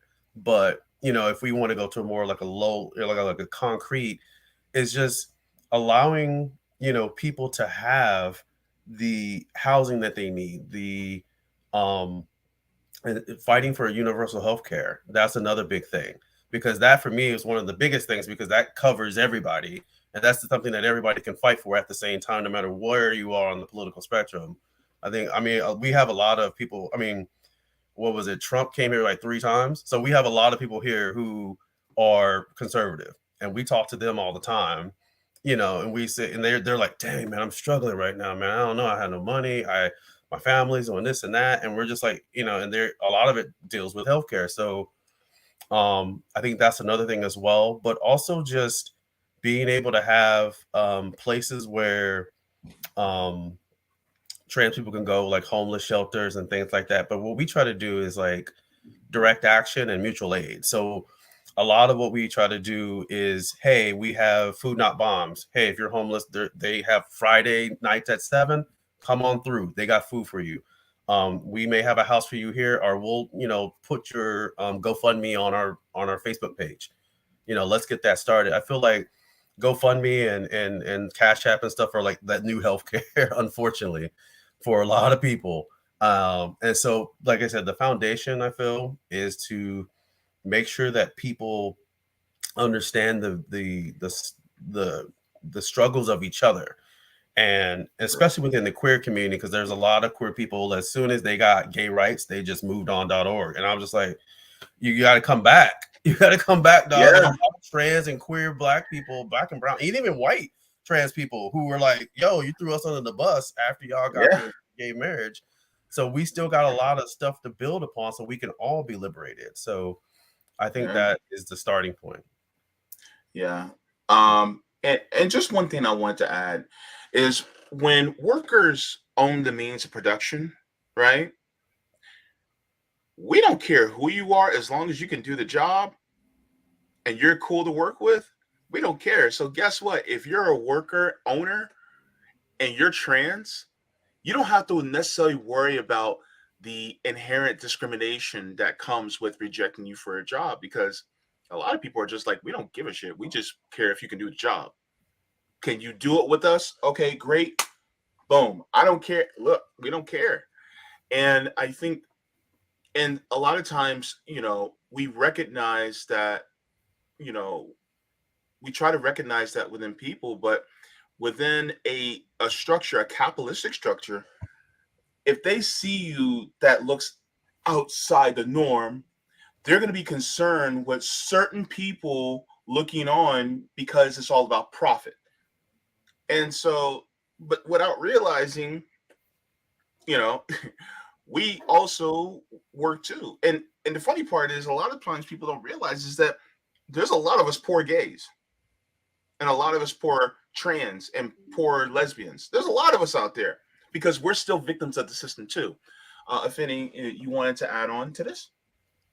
Absolutely.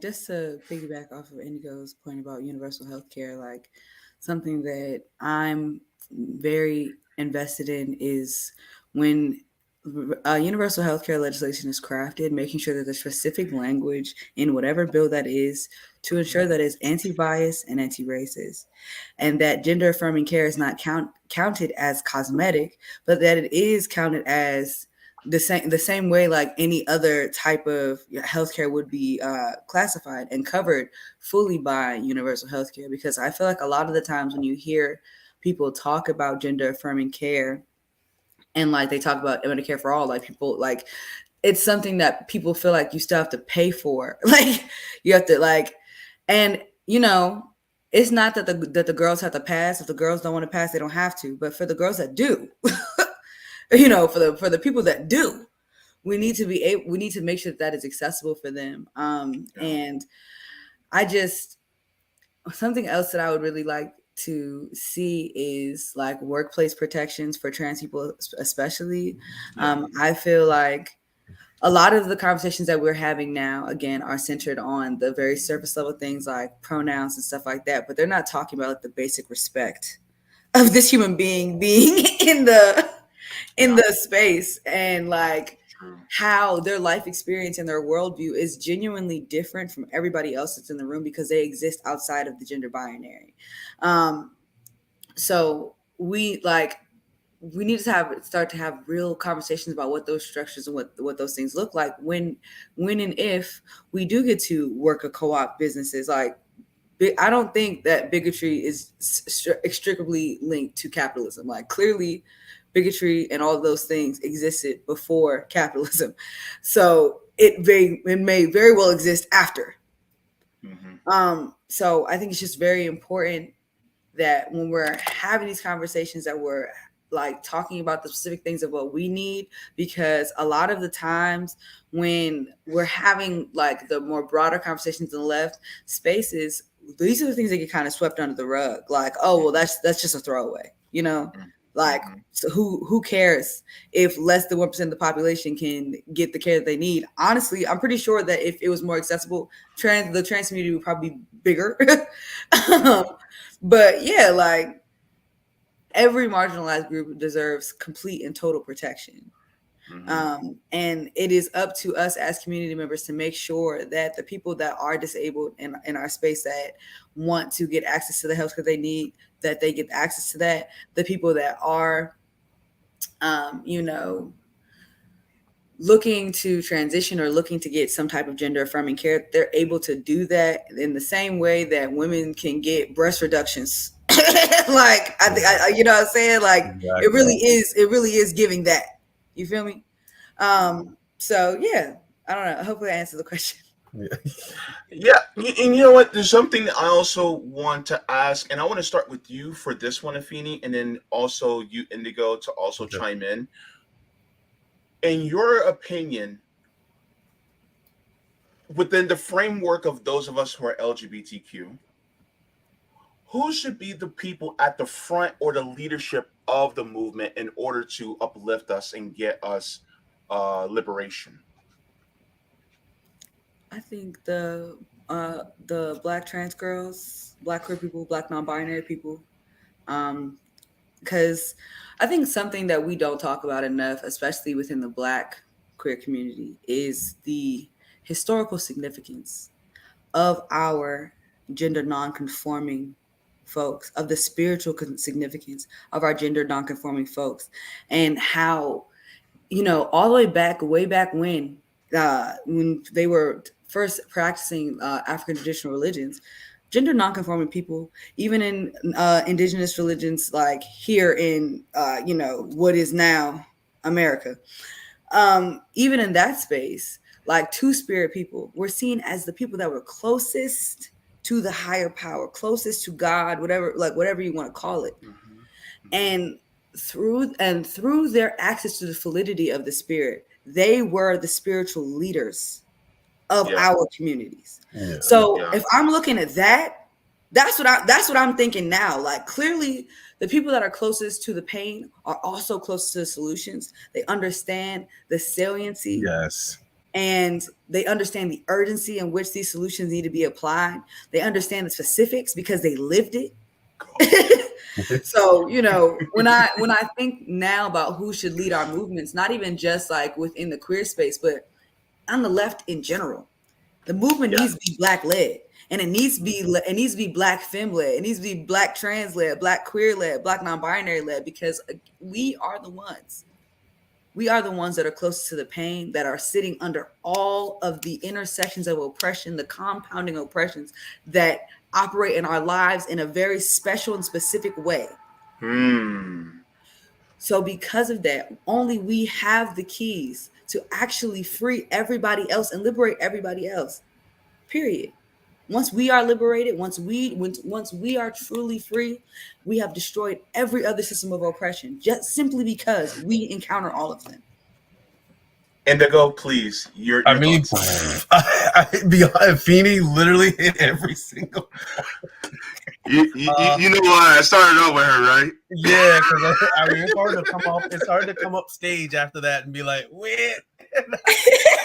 Like they did everything. I knew exactly what I was doing.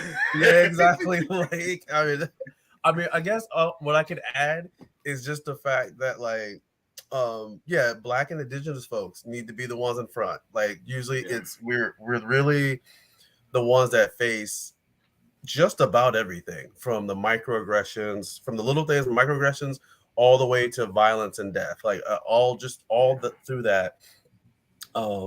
And even within our own communities, there's a lot of, just a lot of oppression, and with that, and just growing up around, homophobia and transphobia, and trying to, like, tell your own people, like, hey, there's a struggle within our own community, but like the intersectionality of it is in our own community, within our own community, and because I think a lot of people think that the LGBT community is like together as a whole, but I'm like, no, there's divisions within it. Exactly.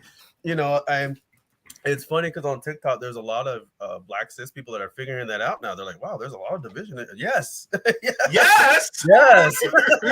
We're not all together, baby. Like, there's white gay people who are racist too. Like, y'all, they're like, come on, like, get with it, And so, if you look at a pain of, like, somebody who is, like, Indigenous or Black, and they're disabled, and they have, like, ADHD or bipolar disorder or anything like that, and they're poor, and they just, they don't have many outlets for finances because the world around them, I mean, heck, there's places around town that don't cater to a ramp walkway.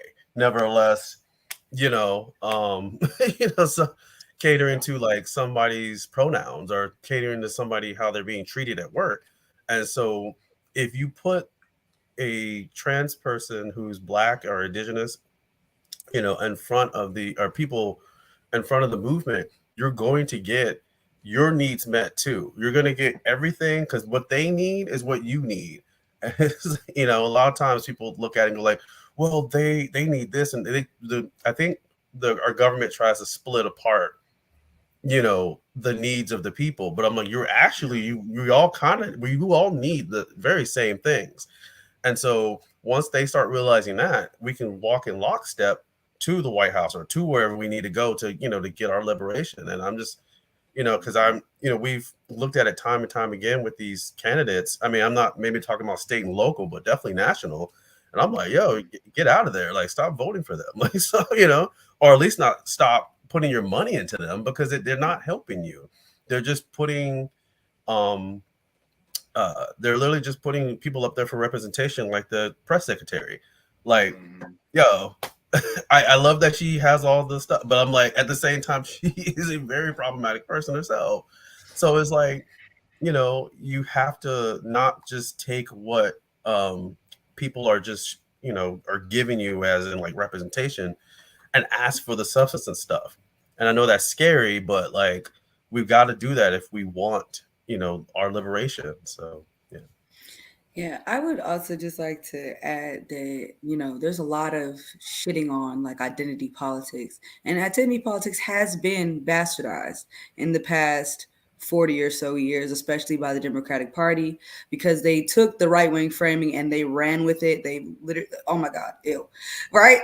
Yeah. So all of that is very true. But what we're talking about here, when we're talking about real solutions, is a return to the true spirit of what identity politics was, which was steeped in class analysis, and also which solutions were based in creating a world that has true transformative accountability, absolute justice, and racial equity.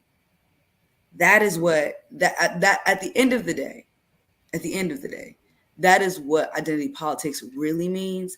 And so that's why when we're having conversations like this, I think it's just very important to talk about the fact that identity has been weaponized, but through that weaponization, there are real harms that come to those marginalized communities. The violence against trans women especially is out of fucking control.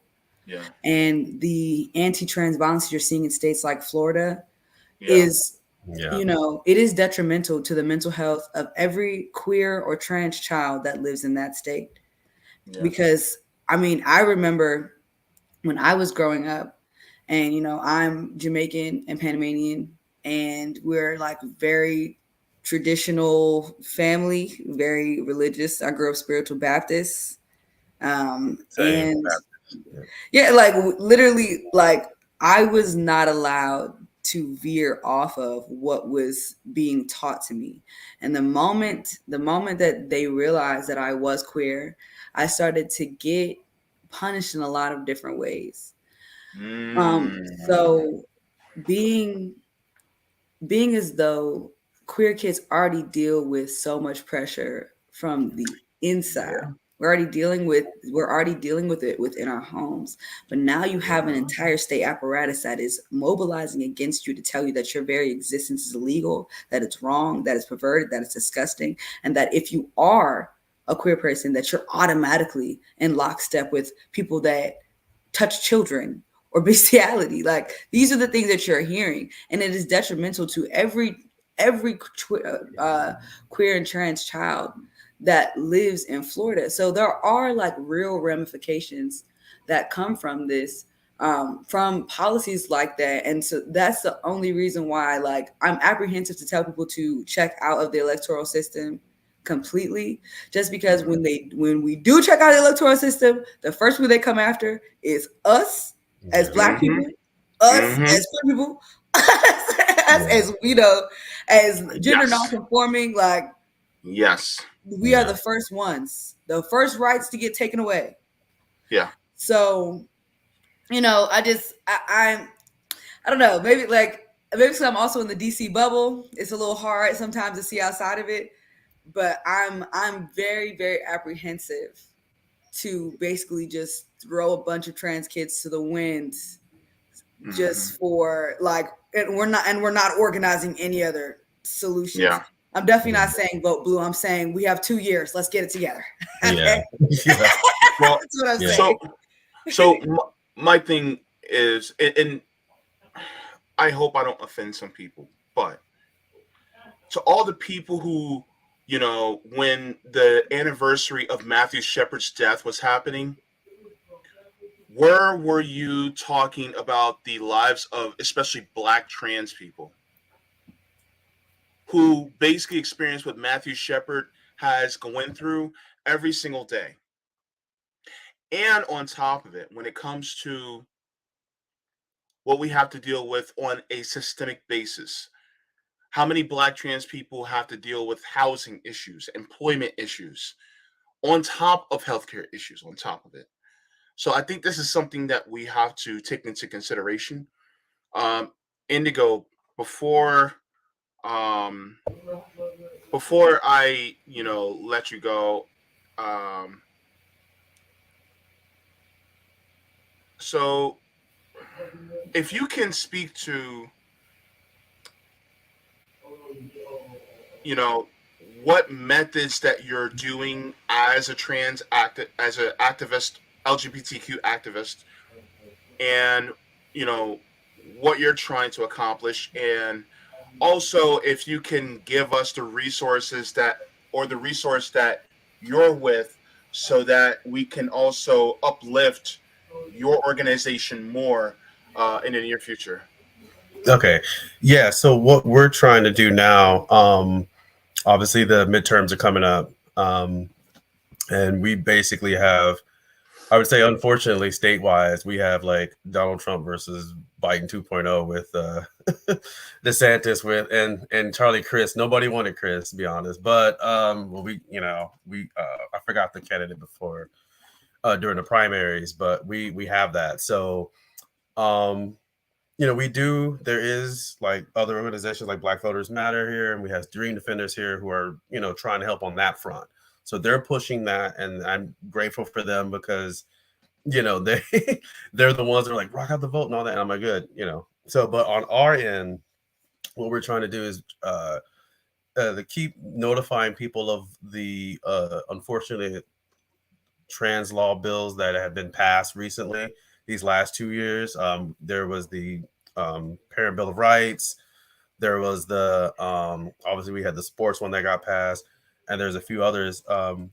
And so we're constantly trying to remind people, and we're constantly working with other other trans organizations in the state of Florida. I think there's the Florida Trans Alliance.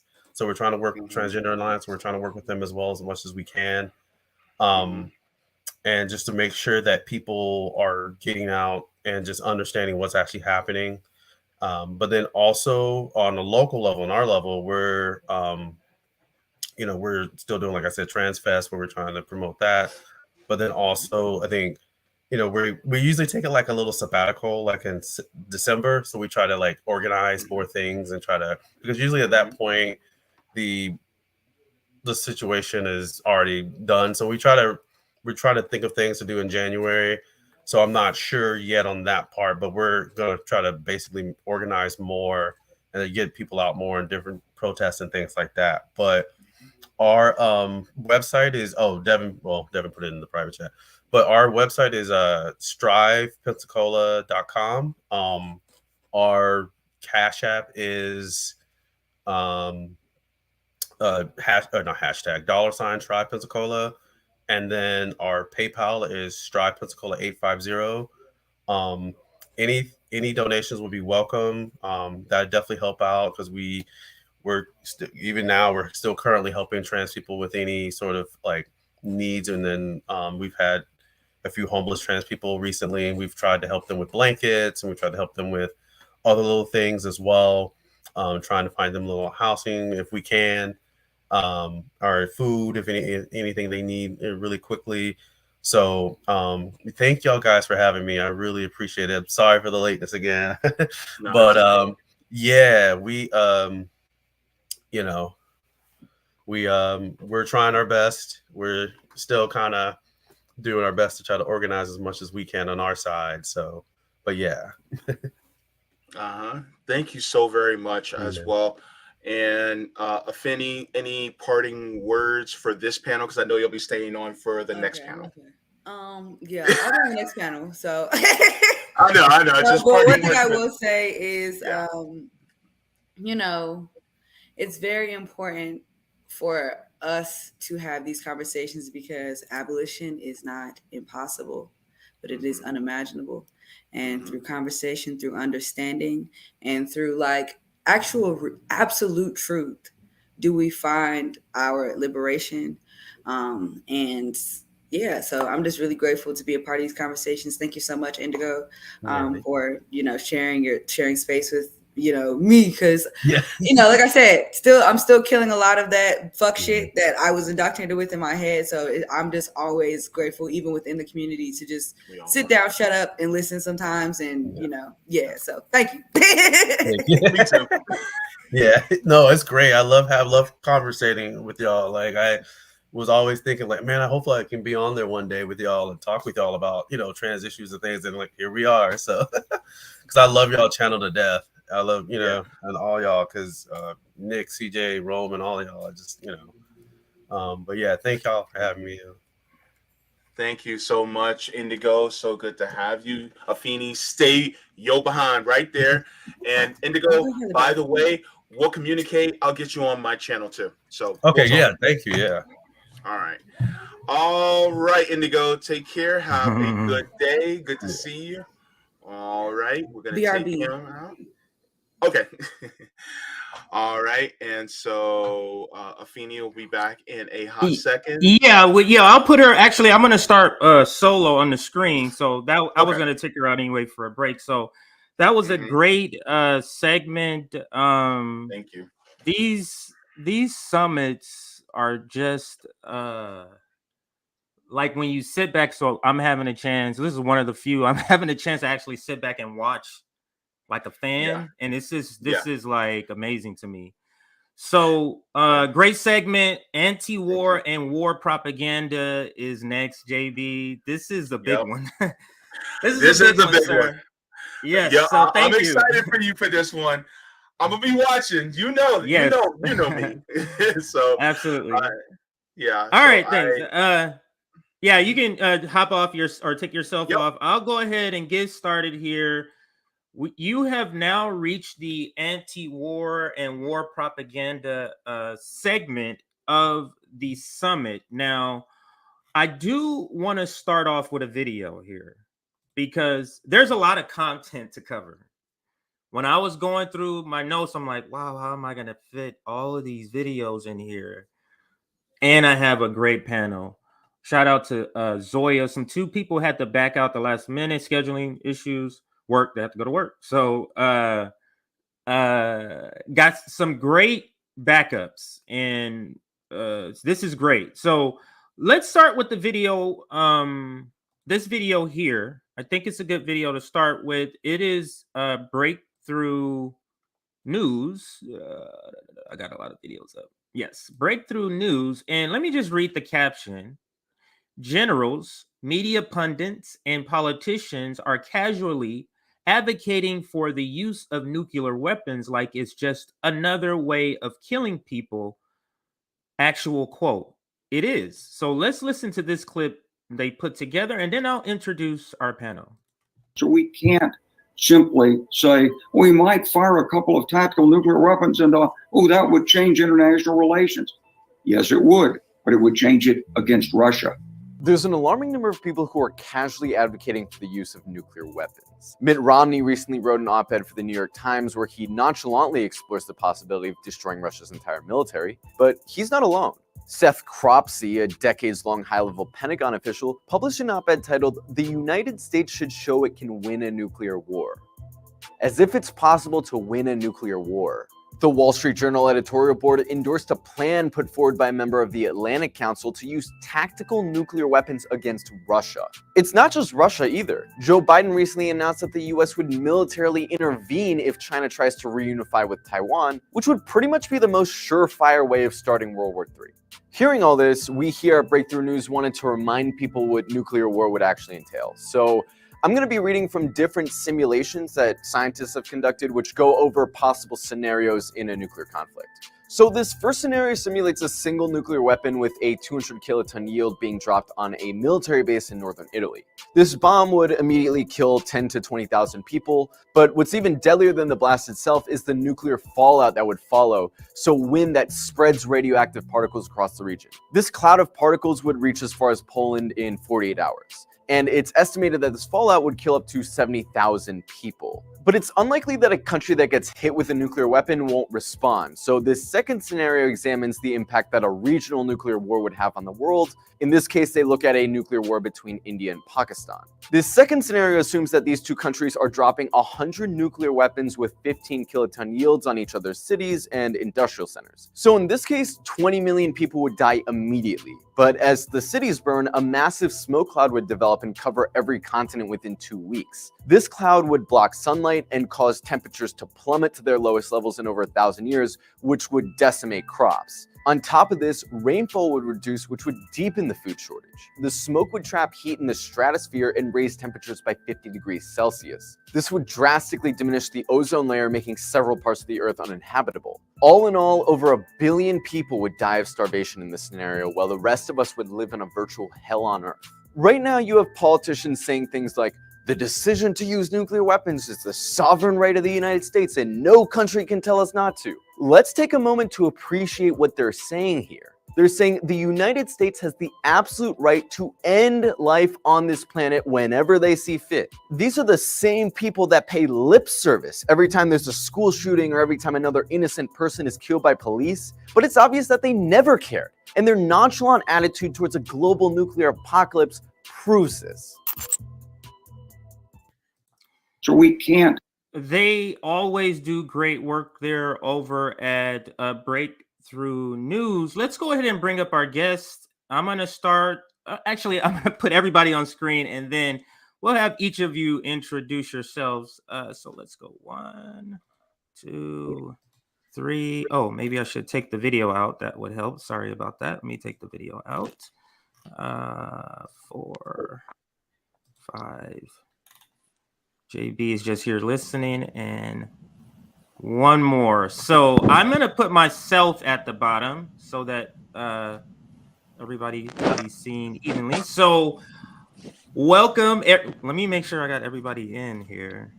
Yes. So welcome, everybody. Thank you so much for joining. I'm going to start with the two that were originally on this panel, and then the 4 great additions to this panel we'll introduce. So let's start with Tara. How are you doing, Tara? I'm good. Hi, how are you? Thanks for having me. I'm doing great. And Afeni, what's up, Afeni? I'm doing well. Really excited to be here. Hi, Tara. Hi, everybody. How you guys doing? What is that a flag of behind you, by the way? This is a DC flag. Okay, right on. All right. So let's go to the additions. I'm gonna go to Jason because I know Jason. I know Jason. So Jason, what's up, Jason? How you doing, sir? I'm doing very well. Very much appreciate the invitation to speak here. As you know, this is one of my big passions. I've been an anti-war activist for over 30 years. So I'm very interested in today's topic. I think there's a lot of good stuff to talk about, and I think the video you just presented was fantastic. So thank you for that. Like I said, there's a lot of footage, and I got a lot of this from your some of your pages, your profiles on Twitter is where I got some of this content. Let's go to Tib. Is it Tib? T-I-B? Is that how you say it? Yeah, that's how I say it. For our audience that may not have seen you on a stream of ours, can you just briefly introduce who you are? I'm told you're a veteran or you're an activist. Yeah, I'm a veteran, actually. Okay. Caveat, still active duty, not too much longer. I'm old. I look old, but I'm even older than you think. But been going on 18 years. I'm in the, I guess what quote unquote people think of the nice service, like Air Force, but they are by far the most devastating when they really want to be, because they're like I call them the Silicon Valley service. Like they're the ones who are great at packaging stuff and not being as I guess terse as the Marines and the Army. Navy's kind of up there with us, being very nice and politically like tactful when how they say stuff. But make no mistake, some of our leaders are very much the same psychopathic tendencies. But I'm a veteran. I actually am in a safety career so and I've been around it, afforded me an opportunity to travel around to the bases. So I've seen a few different things, talk to a lot of different people. Job has me interfacing with a lot of people from a lot of different career fields. And I can tell you, there's some people out there who, like, when you see that stuff like that and you think, like, I can't believe people are actually swallowing this. There are people who will spot it to you wholeheartedly. And thank you for the opportunity to come on here and speak. Absolutely. And I'll go to, is it Geoff or Jeff, or is it Geoff? It's Jeff, like Jeff. Okay. Hey, Jeff, welcome to RBN. Great to meet you. Can you tell us who you are and just sort of a little bit of your background, like tips?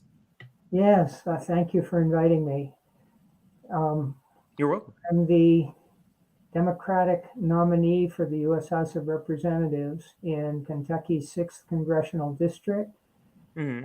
I've run several times before and never got past a primary. So this is the first time I've actually won a primary. And I've been a member of the anti-war movement, anti-imperialism for the last 45 years or so. Wow. That was a Absolutely. great video introducing this segment. Yes, and like I said, Breakthrough News, they just, I mean, I had to pick between that and a couple of other good ones they had.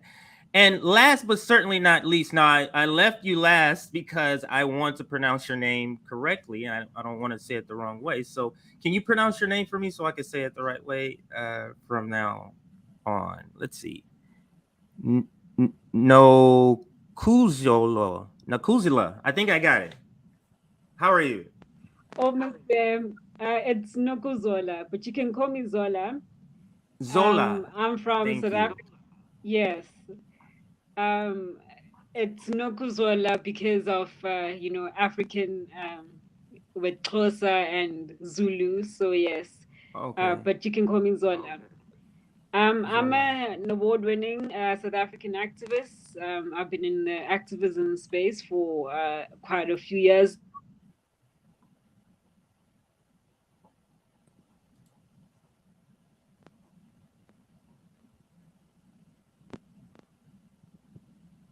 I think you're muted. Can you say something? I don't. It doesn't show mute on my screen. Now I can hear you a little bit. That's a little bit better? Yeah. Okay. Can you? Okay. Oh, there we go. Now it's completely clear. There you go. Okay. My name is Nokuzola Ndwandwe. I'm a South African activist. I'm an award-winning South African activist. I've been in the activism space for quite a while now, fighting for men's rights, civil rights, for the advancement of women's rights in terms of eradicating period poverty and eradicating, anything that's against the rights of young girls and women. And I firmly stand by Nelson Mandela's values when it comes to fighting for a revolution and fighting for change, in that it needs to be peaceful. They need to be non-violent. We led a peaceful protest calling on the South African government to adopt transformative policies in terms of advancing human rights, which involve women's rights. And so when it comes to anti-war, I'm very strongly agree in that when it comes to fighting for transformation, it needs to be peaceful. It needs to take into account, the environment, to take into account the people, especially because, climate change also has an impact on the living conditions, particularly when it comes to the marginalized, and that involves predominantly Black people globally. And so I feel that the whole notion on nuclear weapons in terms of, fighting for peace amongst nations is it's a human rights violation. It's against, uh, uh, advocating for the right to life, for the right to human life, and for progress and peace and resolution amongst nations, particularly the current ongoing conflict between Russia and Ukraine. We need to be very concerned about protecting human life more than just, advancing the cause of politicians with their ego-driven agendas. And so I believe that nuclear weapons should be a thing of the past. It shouldn't be implemented in the first place. It shouldn't be a discussion in the first place. And yes, thank you so much for having me on the panel. No, that was wonderful, and thank you for sharing that with the panel and with our audience. So let's just continue in that same vein where she's kind of describing,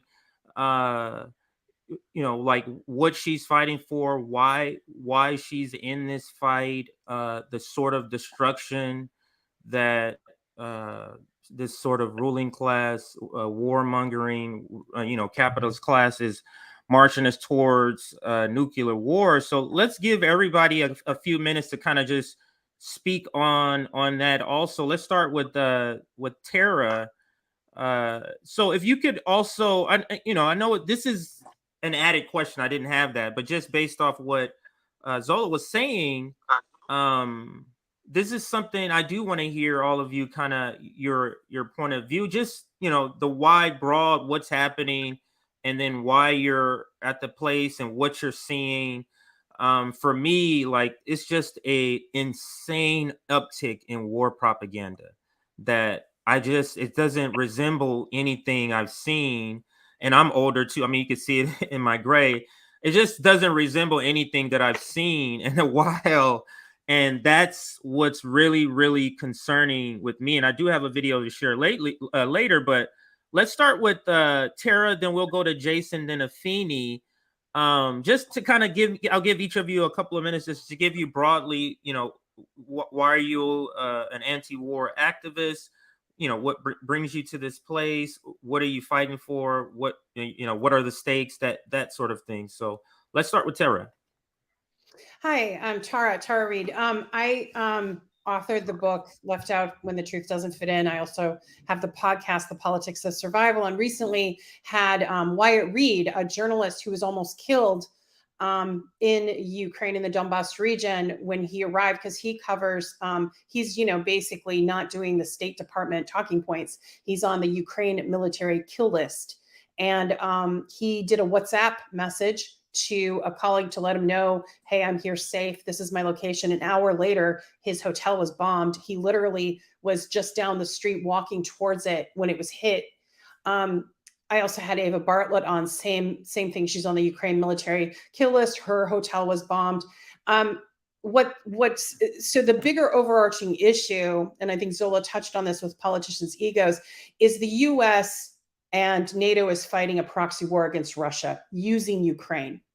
They only want one message. That's why you're seeing all the censorship. The Ukraine military kill list that has journalists on it that are trying to give balance and cover, from another lens rather than just the Department of Defense lens, are being threatened with their lives, having their, bank accounts frozen, issued sanctions, threatened with prison, as the case in Alina Lip. And I feel passionately about lifting these investigative reporters that are trying to tell us the truth about Ukraine, because we're not even getting the truth about what's happening as far as human rights violations and what the Ukraine military is doing. Even those NAFO trolls that you see, the little dog things called the North Atlantic Fellows Organization that pounces on anyone that's anti-war, that's being funded by a neo-Nazi out of Poland. And it's the charity that they're doing and the money that they're raising with that troll farm that, by the way, a congressman is using of the US Congress, is actually funding the Belgium Legion, which is a neo-Nazi battalion in Ukraine committing horrific war crimes. Max Blumenthal did a great expose on this in the Gray Zone. So the reason I'm involved is back when I came forward about the corruption, about Joe Biden working for him, the horrible thing that happened to me. I also said in an interview in 2020 that if Joe Biden were elected, he would most likely start a war with Russia.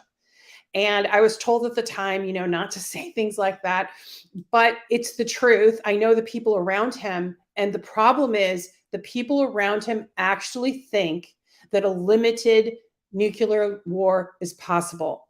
People like Michael McFaul, people like that are behind the scenes that are driving this. Now, the Atlantic Council, so the Atlantic, the magazine, like Edward Isaac Dovier, people like that behind the scenes. And then, of course, people in the administration directly working with Biden. And so right now we're at a very precarious time where there could be a false flag. But what they're not taking into account is mistakes, accidents, or triggering another nuclear conflict in another part of the world by this happening.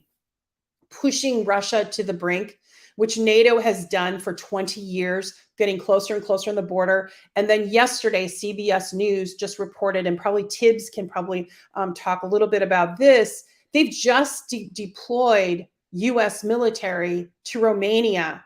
For the first time, US soldiers are looking at, are going to be in Europe since World War II, and they're kind of crowing it on in the mainstream media. So my mother was an anti-war activist with Vietnam. I've always had strong feelings about anti-war and the military-industrial complex that's benefiting just the weapons manufacturers and a few politicians, while civilians suffer and die. And here we are, this proxy war poised to give $50 billion in January more to Ukraine. It'll be a total of $800 billion collectively between NATO and US, and there's been no accounting for this. So I have feelings about all of this, of course, being an anti-war movement, but I really want to talk about too, and I really want to highlight the complicity of the Western media furthering the war, and basically enabling the message of the State Department and giving no balance and censoring, deplatforming, banning RT, anyone who gives a different perspective than British and American intelligence. So I hope that adequately answered that question. That did, and it was very, very informative. And in the video I just brought up was just to back up what you were saying. That is the CBS report. We'll play it in a little bit, talking about the deployment that you just described. I believe I said and I want to Jason. add one more thing, just Go ahead. one more thought. The U.S. Congress has not declared war. Joe Biden is manufacturing citizens' consent for a proxy war against Russia, now a hot war, and then possibly one against China, which you've touched on earlier. So we may be looking at a possibility of two major confrontations with two world powers with nuclear weapons. So yeah. So anyway, I just wanted to add that. This is just insane. But let's bring in Jason, and then Afeni, and then Jeff. What say you, Jason? Just broadly talk about the reason you are anti-war and the destruction that you believe in, and all surrounding sort of topics related. So just briefly, I mean, I first protested war when I was 19 years old, when we went to Iraq for the first time. That was 1990. What got me into the anti-war movement was actually a recognition coming out of high school, right? So that was between my freshman and sophomore year in college when we went into Iraq the first time. Coming out of high school, raised in a Reagan Republican household, and my father was Air Force, growing up with that, watching us invade Grenada, watching all the stuff going on with the Iran-Contra, where hearing the mainstream narrative that is always anti-leftist, and then when I got into college and started hanging out in leftist circles, I realized that how much of what I grew up with from my family and from the media was propaganda, and of course, along with that was just the whole war machine as propaganda. That is always there are always weapons manufacturers trying to make money off of this thing, and that in the end it is the working class of wherever the war is happening that always gets hurt on the ground, and so we have seen that narrative. I protested war all through the Clinton administration, and certainly with the Bush administration, with the absolute outright criminality of the Bush administration that the New York Times and all mainstream media outlets just happily latched onto, and the cable news channels with their 24-hour news cycle. I mean, this is red meat for the culture that we have built in America that is very imperialist, that is, we're always sort of rah, we're number one, American global hegemony. I mean, people have written, about this, but, here we are, we're a country that spends 10 times more than the next person or next country on the military. And we can't even, here in our own country, we can't even provide healthcare to all people. So the narrative is imperialist. And I want to say this in regards to Russia and Ukraine. Like, we can sit here and we can say, listen, Vladimir Putin is an imperialist aggressor. I don't have a problem saying that Putin was an aggressor. But here's the deal. When we're talking about nuclear war that could be the end of all mankind, I mean, that's really, I don't care. I want to get to negotiations. We need to stop selling weapons. We need to stop fomenting conflict. Roger Wicker, senator from Mississippi, was talking about first strike before 3 months. This was in early December of 2021. He was already talking about first strike against Russia over Ukraine, and we were 3 months, 2.5, 3 months out of any invasion at that point. So there are people behind the scenes that have really been ginning this thing up, and what makes no sense to me is that, if we, for people who want to talk about Ukrainian sovereignty and integrity, I'm fine with that. I mean, that has to come. We have to get to negotiations at some point anyway. So let's put the guns down and talk about it right now. The people who are pushing the only way negotiations are ever going to happen is if Putin gets out of Russia. Well, I tell you what, that's probably not going to happen. Okay. So let's talk about what we actually can accomplish. And the first thing that we need to do is put the guns down. But there are obviously people pushing a narrative that is extremely, extremely dangerous. And again, the thing that people aren't thinking about is, if there is a nuclear conflict, the first people who are going to be hurt, the Ukrainians. I mean, that's happening on their soil. So, in light of what's happening with climate and the fact that the military is the 25th, if the U.S. military were a country, it would be the 25th biggest polluter in the world. There are massive fossil fuel interests here. There are massive strategic interests here, and none of it is geared towards people actually putting their guns down. It is a proxy war against Russia, and over and over and over again through my 30 plus, going back 35, 40 years since I've been paying attention, there's always a war machine narrative that is pushed, and we have to speak out about it. And I would encourage everybody to listen to Katie Halper's most recent podcast. She had Medea Benjamin on. Medea spoke fantastically about what is going on right now. But we have to get to negotiations. I mean, if we push towards nuclear war, I don't care who's right. I don't care. If we push towards nuclear war, we're really talking about the end of mankind. Our existence is precarious enough as it is right now with climate change. I don't understand. For the same reason, though, just a different way. That's weird how it is. It's the same people that's causing both. That's spending all the money and bombing and doing both. That's what's so weird, Jason. But go ahead and continue. No, I've said. Oh, you were there. there. I wanted to say. I'm going to leave it right there.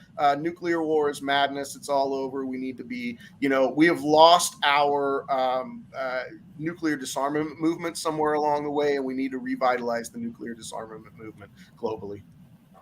Okay, and let's bring in. And Jason, are you a vet? I just want to make sure anybody who's a veteran. I want to make sure are you a veteran, Jason? I am not. I'm not. No. Okay, I know Afeni is. So Afeni, you're a veteran. Can you kind of talk about the same sort of things? Why are you anti-war? And is there something about your experience that gives you a different window to this, or had your eyes open earlier than a lot of people about this war, about war and war propaganda? Go ahead. Yeah, absolutely. I mean, I think that one thing that a lot of people don't know about me is, like, not only am I a veteran, but I'm also an Army brat. Like, my family is a military family, so I've seen the effects that the military had on my family, like, individually. So I never really wanted to join in the first place, to be honest. But I had to, and I did. And the reason why I'm anti-war now is because, the empire lies. The empire lies, and it manufactures consent. Like, as was brought up, it's already been brought up hear today that, you know, they're trying to start a conflict with China, and China is mad that Nancy Pelosi went to Taiwan. Why is China pissed off that Nancy Pelosi is going to fucking Taiwan? It's because Taiwan was used as a military base. Taiwan, they used Taiwan to invade China and to launch military offensives from there for a whole year. There were 30,000 U.S. soldiers stationed in Taiwan. So when the One China Agreement was agreed to, when everybody sat to the table and everybody agreed to that, that is the reason why.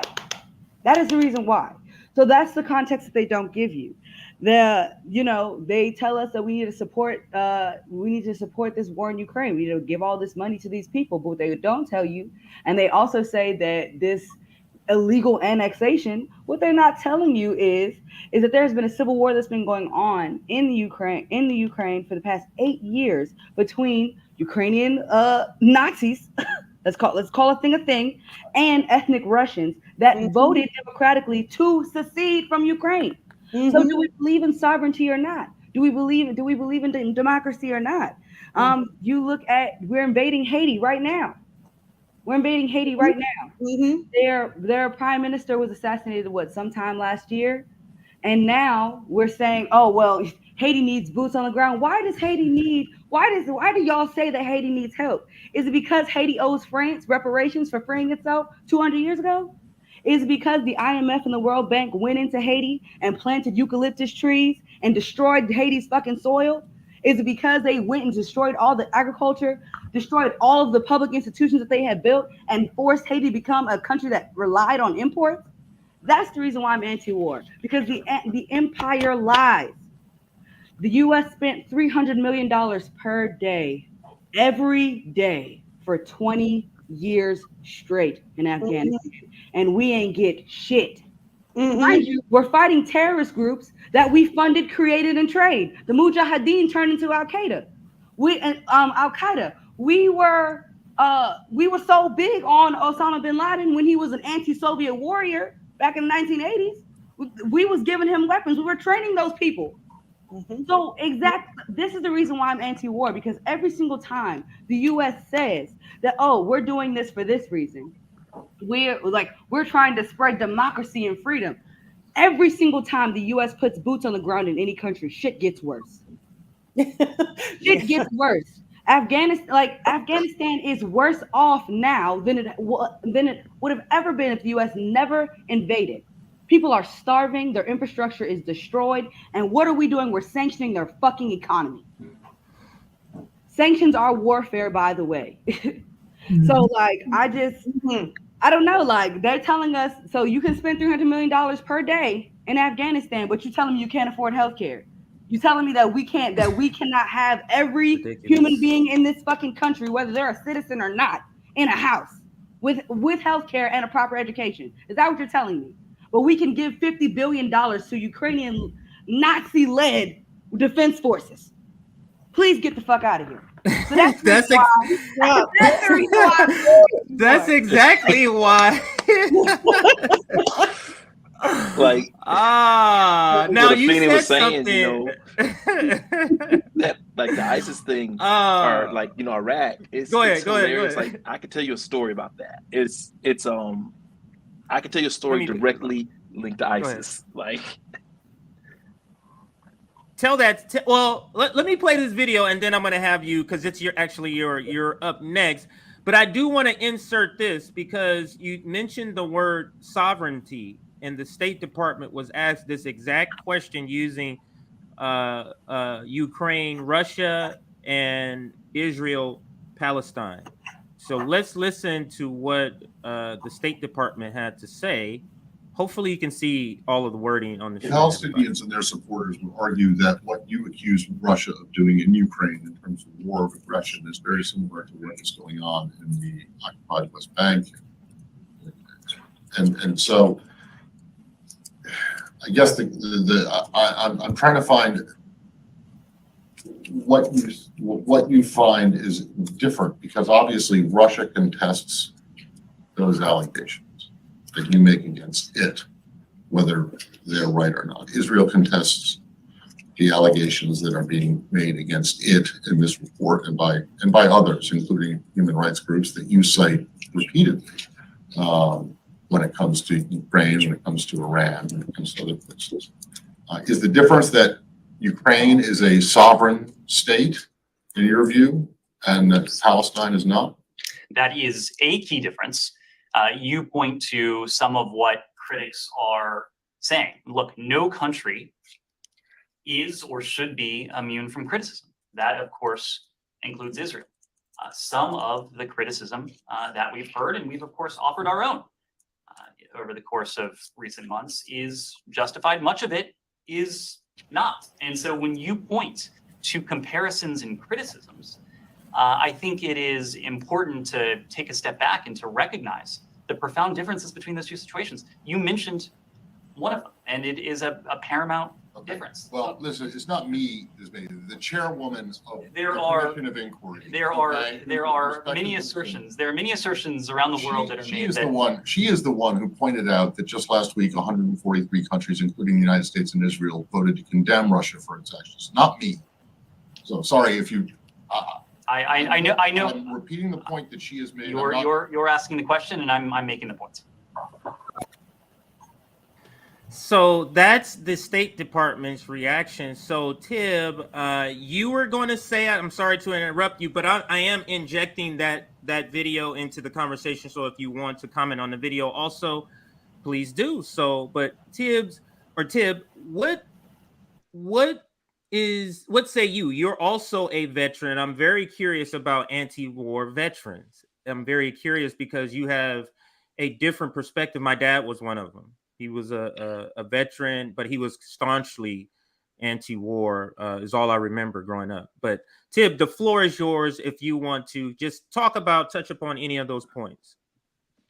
So I actually have a very similar, I would say, background to Afeni. I'm actually an Army child, in and out Army brat. I joined the Air Force though, but my mom was in the Army. I lived in a few different states.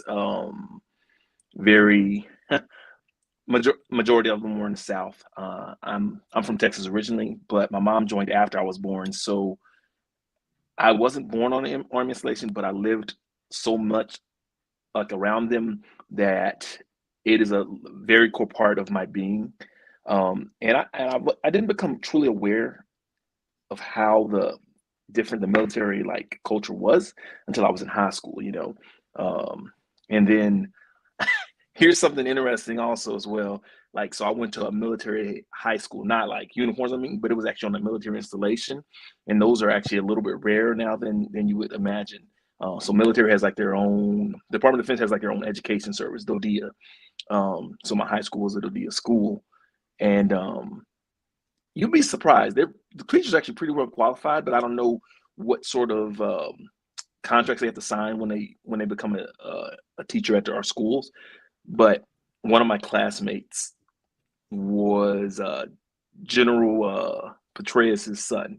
So I actually been to General Petraeus. Like we worked on projects together, and I didn't realize how influential this guy was. I went to his house a few times, and when they talk about opulence and like the prince of the militaries, that's what they call the generals. Like you definitely felt it being associated with these people. But I digress. So when it comes to anti-war for me, I knew something was amiss before. When I did a particular deployment downrange to Iraq, I was doing convoys, and it was a logistics task force. So we weren't like out there to engage in combat, but we were there to move materials back. It was actually during 2009, 2010, Obama was in office. He wants to withdraw from Iraq. So one of our missions was, we have to count for all these vehicles across the entirety of Iraq. Iraq's a huge country. We couldn't account for all these vehicles. So whenever you do that, you have to do like this report a survey thing. And so, we go back to headquarters, which is in Kuwait, and we're like, hey, we cannot find these vehicles. These are like nice vehicles, like Suburbans and just very nice vehicles made by GM and Ford and stuff like that. And the leadership was like, okay, put in a report, route it up to us. And it makes it all the way. So eventually we find out it makes its way to the 3-star Army general. who's in charge of like the Army Central, and he basically just writes it off. Like, this is millions of dollars worth of vehicles. So the reason I say this is because a few years later, what do we have manifest in Iraq? ISIS. And suddenly they're driving around in vehicles, just driving around in vehicles. And we're like, those vehicles look familiar. And it was just like, they literally had the vehicles that we should have did more work to account for. They're using them against us. And I mean, to drive it even home, how bad of a job the military is at even accounting for stuff. There was a contractor vehicle, a plumbing contractor that we brought over, from the States. Basically we tell the contractors like, yeah, we're gonna put you on a flight, you're gonna come home, just don't worry about your equipment, we're gonna get it back to you. We did not get it back to him. And this guy does a local interview, and he's like, that's my plumbing truck. They're using my plumbing truck. He literally still had the logo from his plumbing company, and they're running around, attacking innocent Iraqis using vehicles and stuff that we provided them more means than just the weapons and stuff. We provided them the logistical means to move around that they did not have before. It gets and when I see taxpayers this, are paying for that. Taxpayers Yes. are paying for all of that, and they just and the write it military- off. Yes, a general just Go ahead. with a pen signed it off. And I think just even when you go to a fiscal level of what we do in the military, the Department of Defense was literally the only one who could not perform the self-audit that was mandated by Congress. And they literally said it. I think it might have been Panetta who was the Secretary of Defense at the time, and they're just like, can't account for all this money. And they were just like, literally the only of the executive departments. And they were just like, oh, well, the Congress, and they just let them go, and it just kind of goes back to what Tara's saying, they're just, blank checking money to this Ukraine conflict with no watchdog. They want to watchdog everything else. I mean, you see how much of a stink they're making about student debt relief here, which is pennies. Right. Pennies compared to what we spend on the DoD. Like, when I tell you, like, we break parts on planes that are cost like $800,000. We break them like every other day. Like, we could easily spend like 10 to 10 million within 3 days. That's nothing. And like, when you say that, people is just astounded, like, are just flabbergasted, just the amount of waste, the amount of like hoovery that we have in the military, and it's a very sad thing. And it just it upsets me. Whenever I have the chance to go to these meetings with some of the higher ups, I say, hey, I think, we should refrain from this. I try to give advice that sometimes, a lot of times, goes unheeded. And what really, I don't know how it was for Afeni, but for me as a veteran, what really got me was when I asked my leaders, like, what are we doing here? Like, I'm asking just a point blank, very direct question when I was in Iraq, when I went to Afghanistan. I was like, what are we doing here? This is after Saddam's gone, we caught Osama, like, supposedly they have presidents now in their countries. This is, at this point, we're like, what are we doing here? And they just kind of give that, that crazy smile of like, they can't give you a real answer. They don't have an answer. Their bosses aren't giving them an answer. And it's just that's the kind of only look thing- you have when you're running up a bill. You know what I mean? When you're running up a bill, yes. you're just give that kind of look like another steak, give me another porterhouse, That's it. That's the look They're like, you give. what do I do It's with my like, hands? yeah.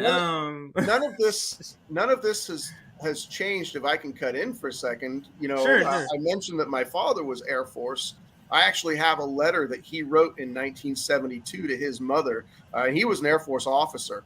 And in the letter, he's telling my grandmother, none of us know why we're here. We're all just trying to stay alive at this point. And that was 50 years ago. I was a year old when he wrote that letter, and not a damn thing has changed. And the other thing I wanted to bring up about Afeni had talked about the Mujahideen in Afghanistan.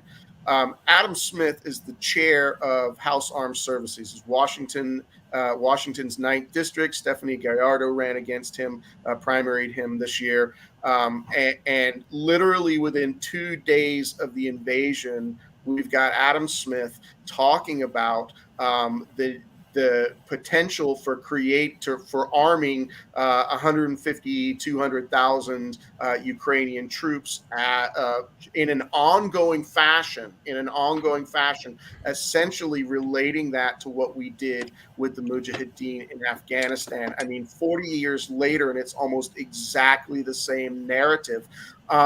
And when billions of dollars, talking about the waste, fraud, and abuse, when billions of dollars in cash literally disappeared in 2006, 2008, and Donald Rumsfeld says, yeah, we don't know where it went.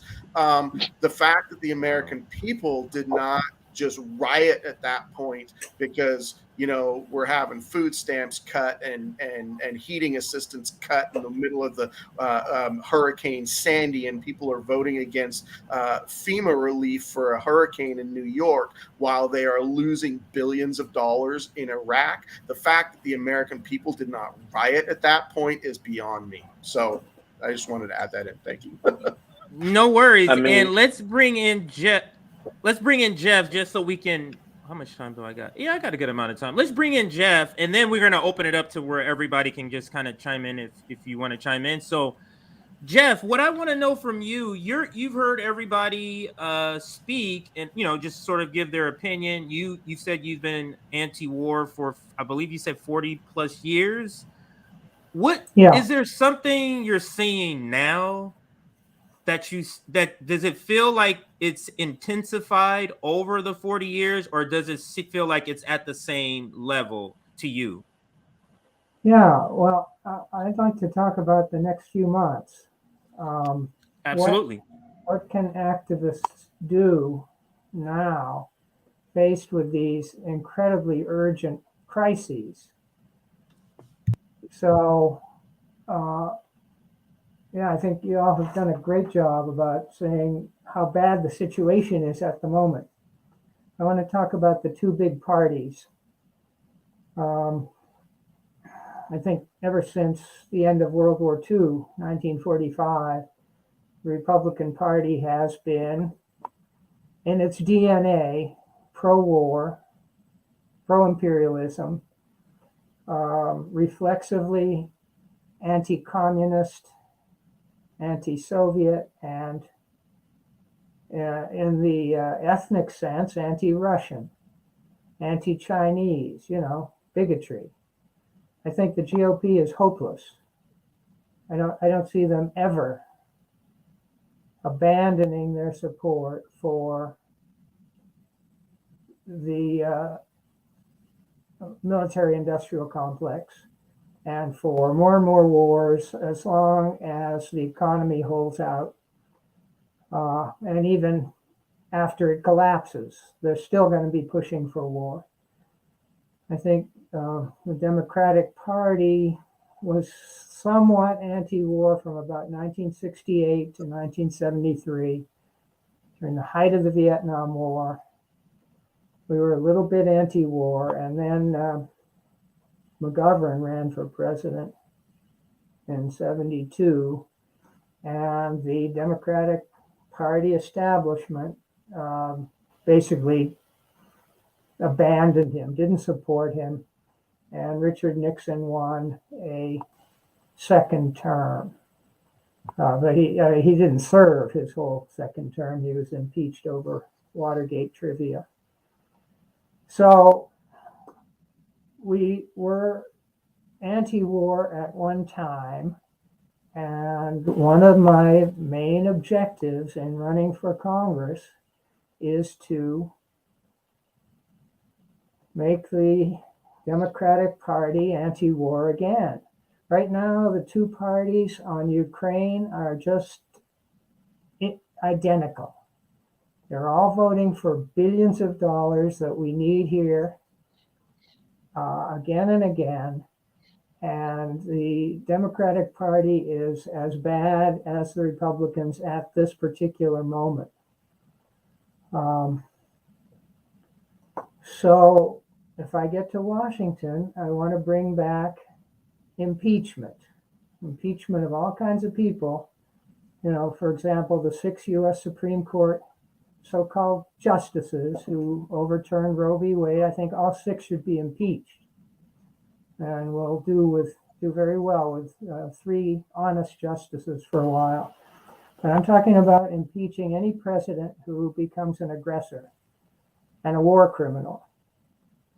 And I learned from Noam Chomsky in a class at MIT in 1976 that every president from 1946 to 76, post-World War II, was a war criminal, would have been hanged if the Nuremberg standards had been used. And since 76, it's gotten even worse. Every president. So now, a new president comes in, Trump, within a couple of weeks, he's a war criminal.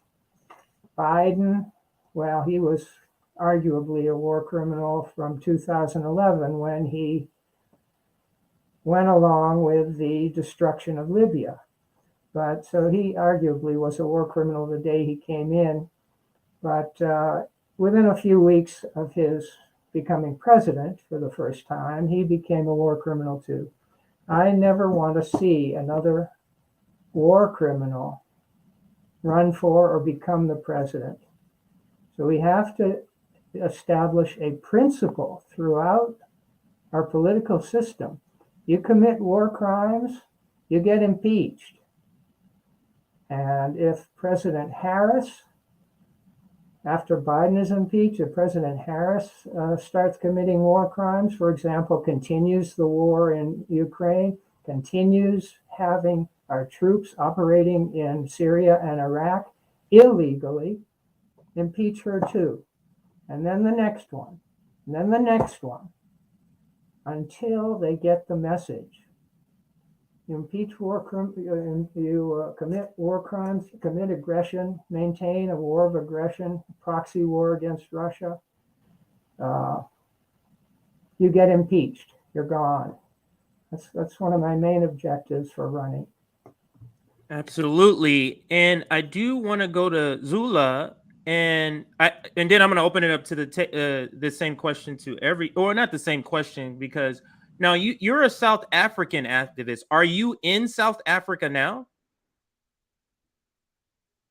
Can she hear me? Okay. And so can you tell us right now? Okay. So then I do have a couple of specific questions then about the African continent. How is the United States military in particular viewed? Like, we can speak about how bad it is and all of that stuff, but I'm curious to hear from somebody from another continent and just the destruction that the United States military has brought to the entire planet and humanity. Like, how is it viewed in your space over there, in your spaces over in South Africa? How the United States military is viewed in South Africa? Right, like the United We States feel military, the NATO. I'm sorry, I know it's a sound delay. I'm sorry. So yeah, and NATO, if you want to include that too.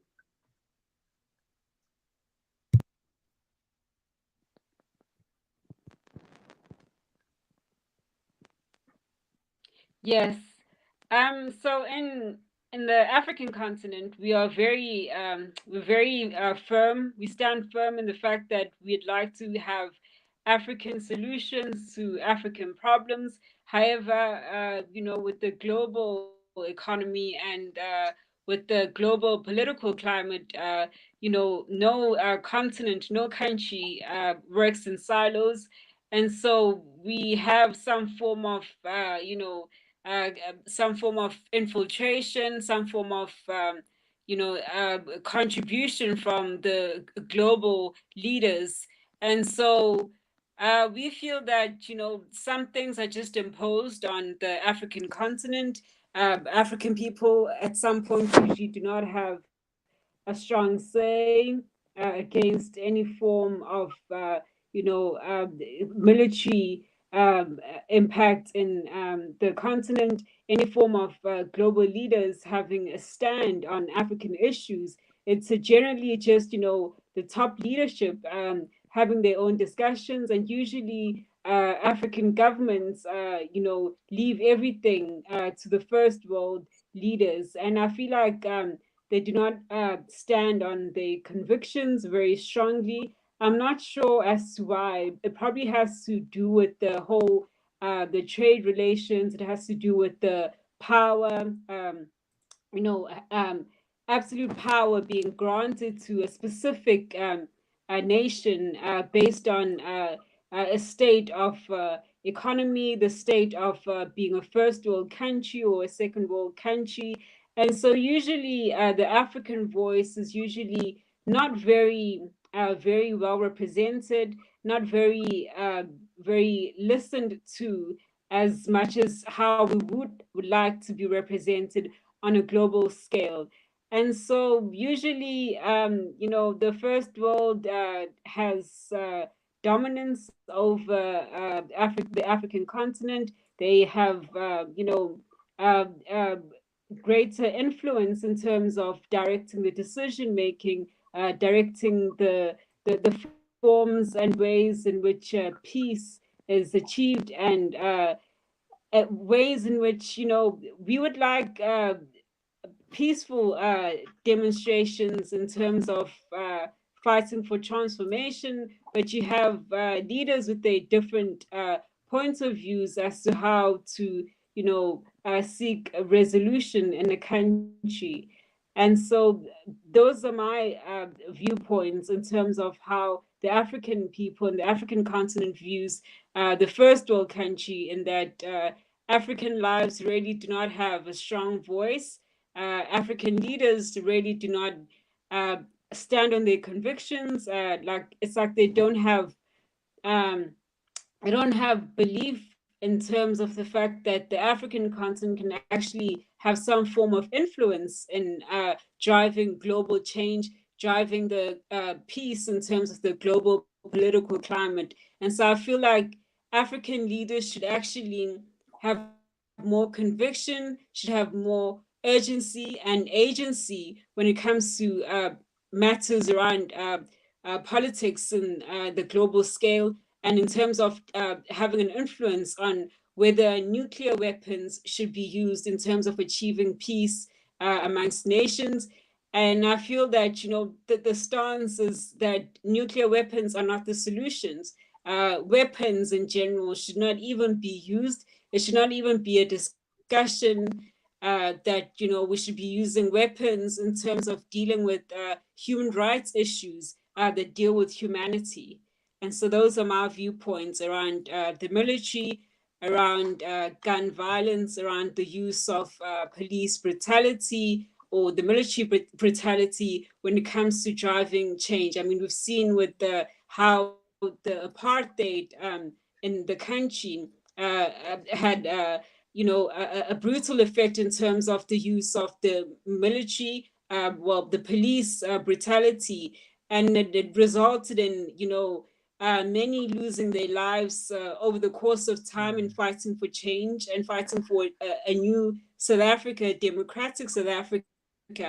And so again, here locally, you could see that the African voice doesn't really have a strong influence or a strong say when it comes to driving change in terms of achieving a peaceful resolution. Yes, Nelson Mandela tried their very best with his leaders and fellow comrades, but he also at some point also almost resorted to having military weapons in terms of driving change, but eventually peaceful demonstrations were more a peaceful resolve in terms of fighting for change. And so that's what I believe in terms of, when it comes to achieving peace amongst nations or peace in countries, is that the military shouldn't really be so much involved, because once you put the military forward, then it's a sign that there's going to be some form of human rights violations. There's going to be some form of deaths, humanity losing lives, and some some being marginalized and some voices being silenced, and particularly Black voices. Absolutely. Thank you, Zula. I'm gonna put you in the back. I'm sorry.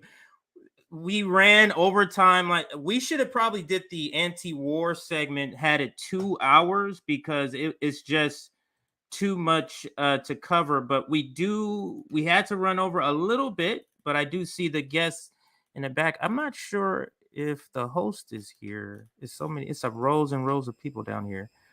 Oh, there goes Sabby. So what's up, Sabby? Sorry, went over a little bit, but so much information. And for those that was on the panel, Afeni, Tara, Tibbs, Jeff, Jason, and Zola, thank you for being on the panel. Sorry you weren't able to give your closing remarks, but your words were taken. And thank you for joining the panel. I'm going to drop to the back and allow you to take over now. Okay. We should be able to bring in New York, Boston, and Maya. I think you said there's one other person from Boston. That was probably the person trying to join. I think so. Yeah. Okay. She should be able to join now. All right. I'll let her know. Okay. Cool. All right. So I'm going to go ahead and put up the banner here. All right. Welcome back, guys. So I hope you guys are enjoying the Activist Summit. We've had a variety of topics here. This panel is called United Front Against Displacement. So I've actually collaborated with Maya and Alonzo here for the Boston chapter. We also have people here from the New York chapter. I think Tia is going to try to jump in just a second, but I want to give everyone a chance to introduce themselves. So let's just go ahead and we'll start with the New York group. Sure. Hi, I'm Chantel. I'm Matthew. My name's Alice. Awesome. And the Boston group. Hello, I'm Maya. Hello, and I'm Alonzo. All right, welcome. So I want you guys to explain to everyone, what is United Front Against Displacement, and why did you decide to start this group? So we'll just go back up at the top here with New York.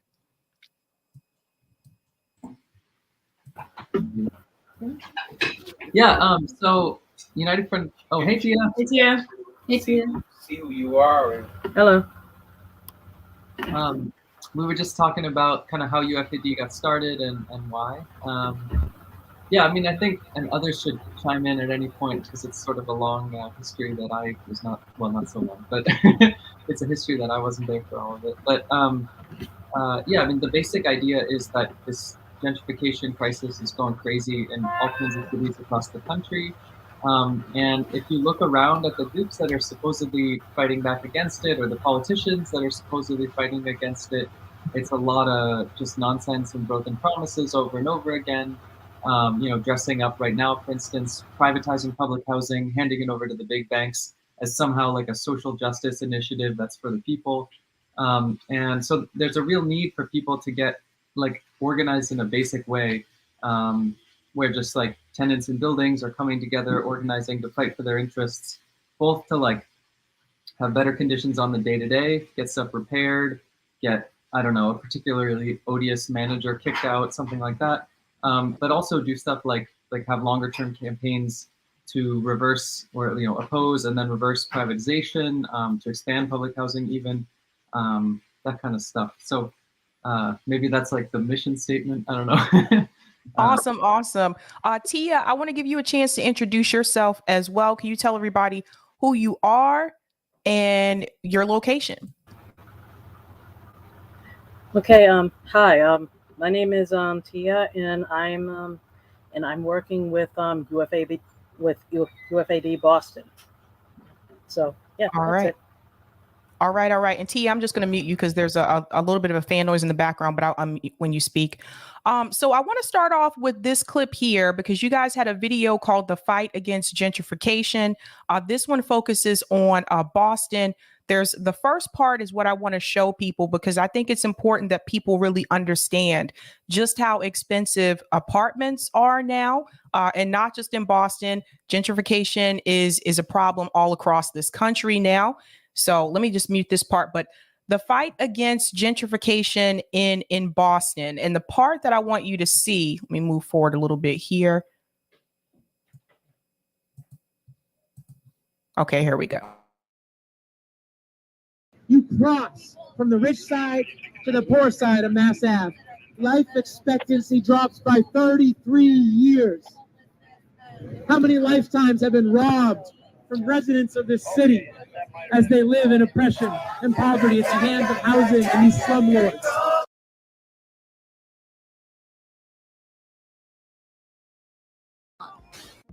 In a word, gentrification. The alliance between government, real estate companies, banks, and the police to quote unquote renew the working class in the poor neighborhoods really just means pushing us out of our homes and replacing us with wealthier tenants. As real estate investors speculate on these neighborhoods, buying up property where they think property values will rise, we get pushed out. Our buildings are sold off, our neighbors get evicted, and the police ramp up their harassment, all to make way for this expensive real estate development. And when enough investors jump into the fray, they create a self-fulfilling prophecy, accelerating already rising prices. No matter the exact process in a given area, the end result is the same. We get pushed out further and further away from the city, and the city becomes more and more of a playground for the rich. One of the things about gentrification is that it's basically a constant cycle. Basically, kind of more affluent people move in, the poor people move out. The affluent people get bored of this place, they go over to where the poor people are, and the poor people either have to move out or move back to where the affluent people left. Basically, a never-ending cycle, especially here in this country.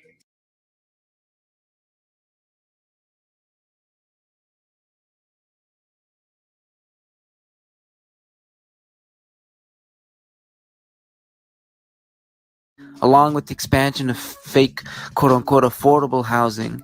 Sorry about that. I was trying to get to the part where they show this part right here, the rents. So people need to see just how much people are paying for these apartments here.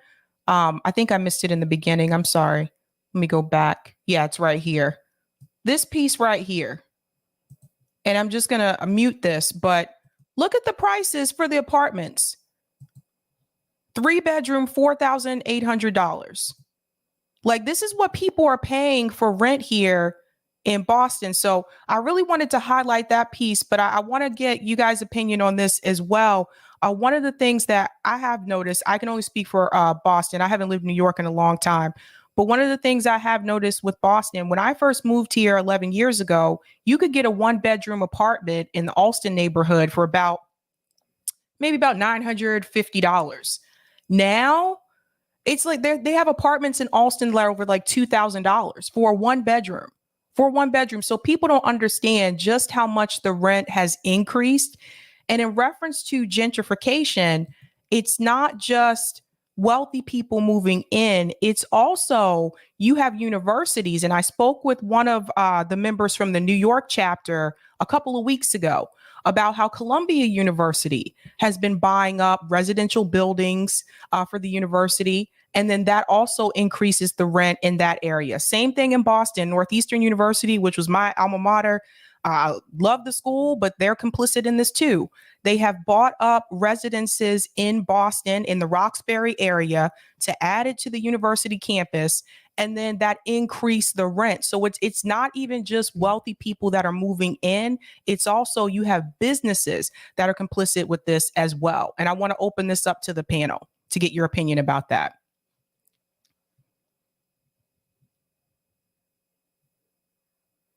You mentioned Columbia University. and they own the lease of Manhattanville houses where I live. 3,000 to 4,000 residents there, and also grant houses. So they have a 99-year lease on the land at Manhattanville houses, and I don't know. They have a long-term plan, but it's not for the residents there right now. Mm-hmm. They have this Yeah. whole area that they used like eminent domain to seize. We were actually talking about this earlier, how like when you hear eminent domain, what you think of is building a highway, building a subway, something like that, where the city is using it to seize like that last whatever pizza shop that doesn't want to get out of the way for, you know, progress or whatever. But actually the university was able to use it. They bought about half the land they needed, and then the rest of it they got like it designated as urban blight, and then they were able to just you know, force the sale basically. And now they've built like 6 of these glittering kind of ugly buildings. And you know, it's just like a little kind of, it's not a fortress with walls literally, but you know, it might as well be kind of into the community. So it's pretty transparent what they're trying to do and how they view the community around them.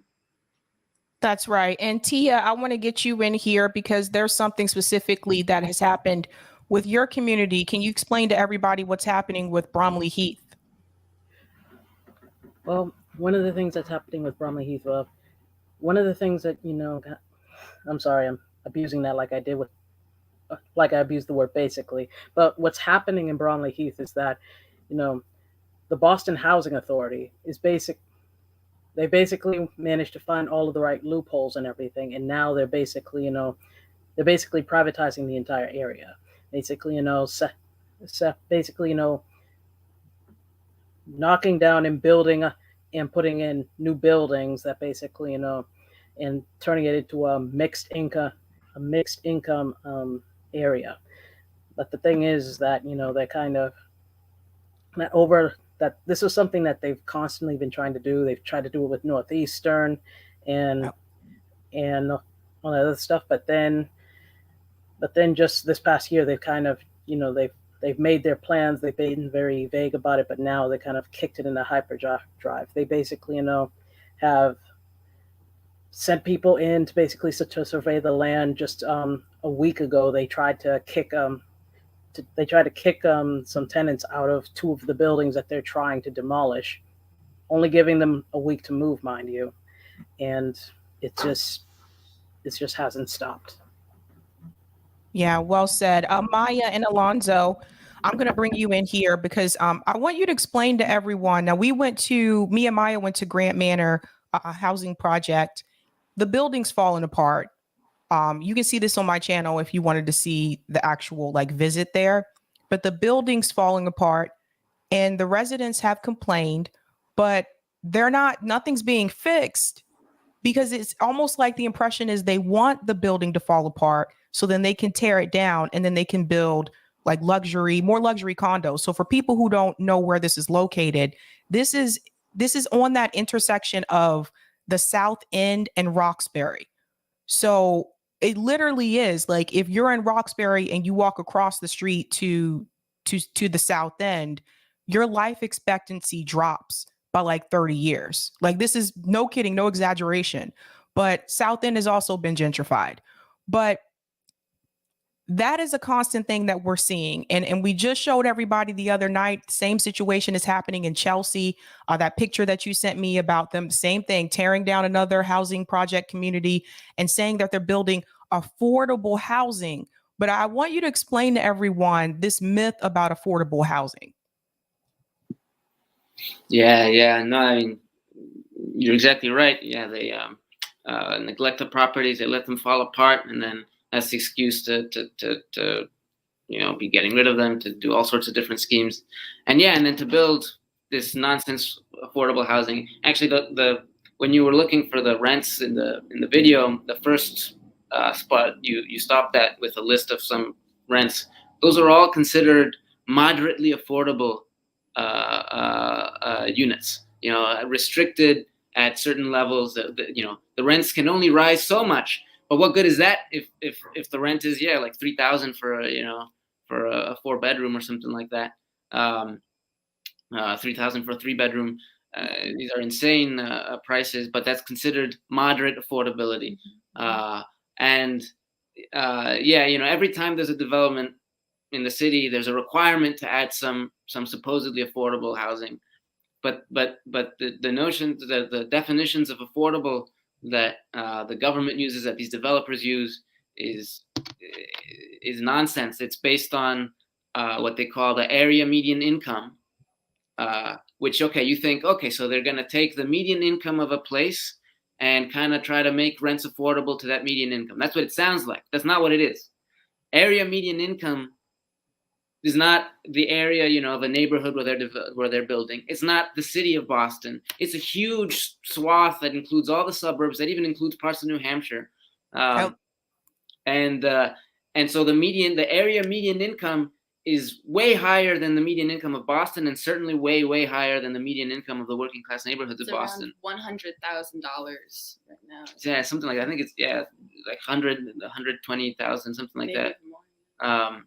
Yeah, I was gonna say, like, for people who aren't aware, what you have to understand is that there are a lot of people that live in southern New Hampshire but work in Boston. So they may have a job in Boston where they have a high income, and they're included into that area median income, which really isn't fair, because the cost, like living in New Hampshire, is cheaper than living in Boston. Yeah. And so then that's how they decide affordability. They, you take like 80% of that median income, and they define some kind of affordable rent for that level of income. And then these developers can build luxury housing and then have a couple of units at 70-80% and say that, we've satisfied affordability. And that's not affordable. And then what they do at places like at Bromley, they're going to replace 250 public housing units and add like 600 units, some of them Section 8, and then most of them, everything from a couple at different levels of supposed affordability. The most expensive being like $2,000, $2,400 for a 1-bedroom apartment, and that's considered moderately affordable. So it's real nonsense. But the stuff about like the conditions and the deterioration and these kind of games that they play, to turn different areas of the city, different developments into cash cows with these different schemes they have for fake affordable stuff, which comes with a lot of subsidies from the government, subsidies for private companies, not subsidies for the people. It relates to this thing of like all this housing that is built, it's not really built to house people. It's built to be this kind of tool to just, extract profits through these different speculative things they do, through these different schemes to rip off, tax dollars, really, because they use that to fund all these things, like these tax credits that they give the big banks. Anyway. Yeah. Just to add on to that, we were talking about this earlier. If you go onto the boston.gov site right now and you look at the area median income along with these apartments that are income restricted right now, and you adjust the filters for the 30% of AMI units, there are right now 3 open units that are 30% of AMI. 3. That's between $800 to $900 in rent a month for a 2-bedroom apartment. And that's reasonable, but there are 3. So you're talking about, tens of thousands of people probably in this city that need something like that can't get, 3 apartments. You've got that many people fighting over something like that, people that are getting pushed out of public housing and whatnot, all these people who are homeless, who, on subsidized housing, et cetera, who need something like that. But, you got 3 of them. And I think the majority of these units that are being installed into these larger luxury developments are around 80 to 100% of AMI. So incredibly high rents. And then, who wins out in the end? Is it the people? Absolutely not. No. You've got the banks who are getting a tax cut through the low-income housing tax credits. And then you've got these, private management companies that are making money off of these rents. And just That's right. about deterioration of public housing, this has been a plan that the federal government has had since the 80s.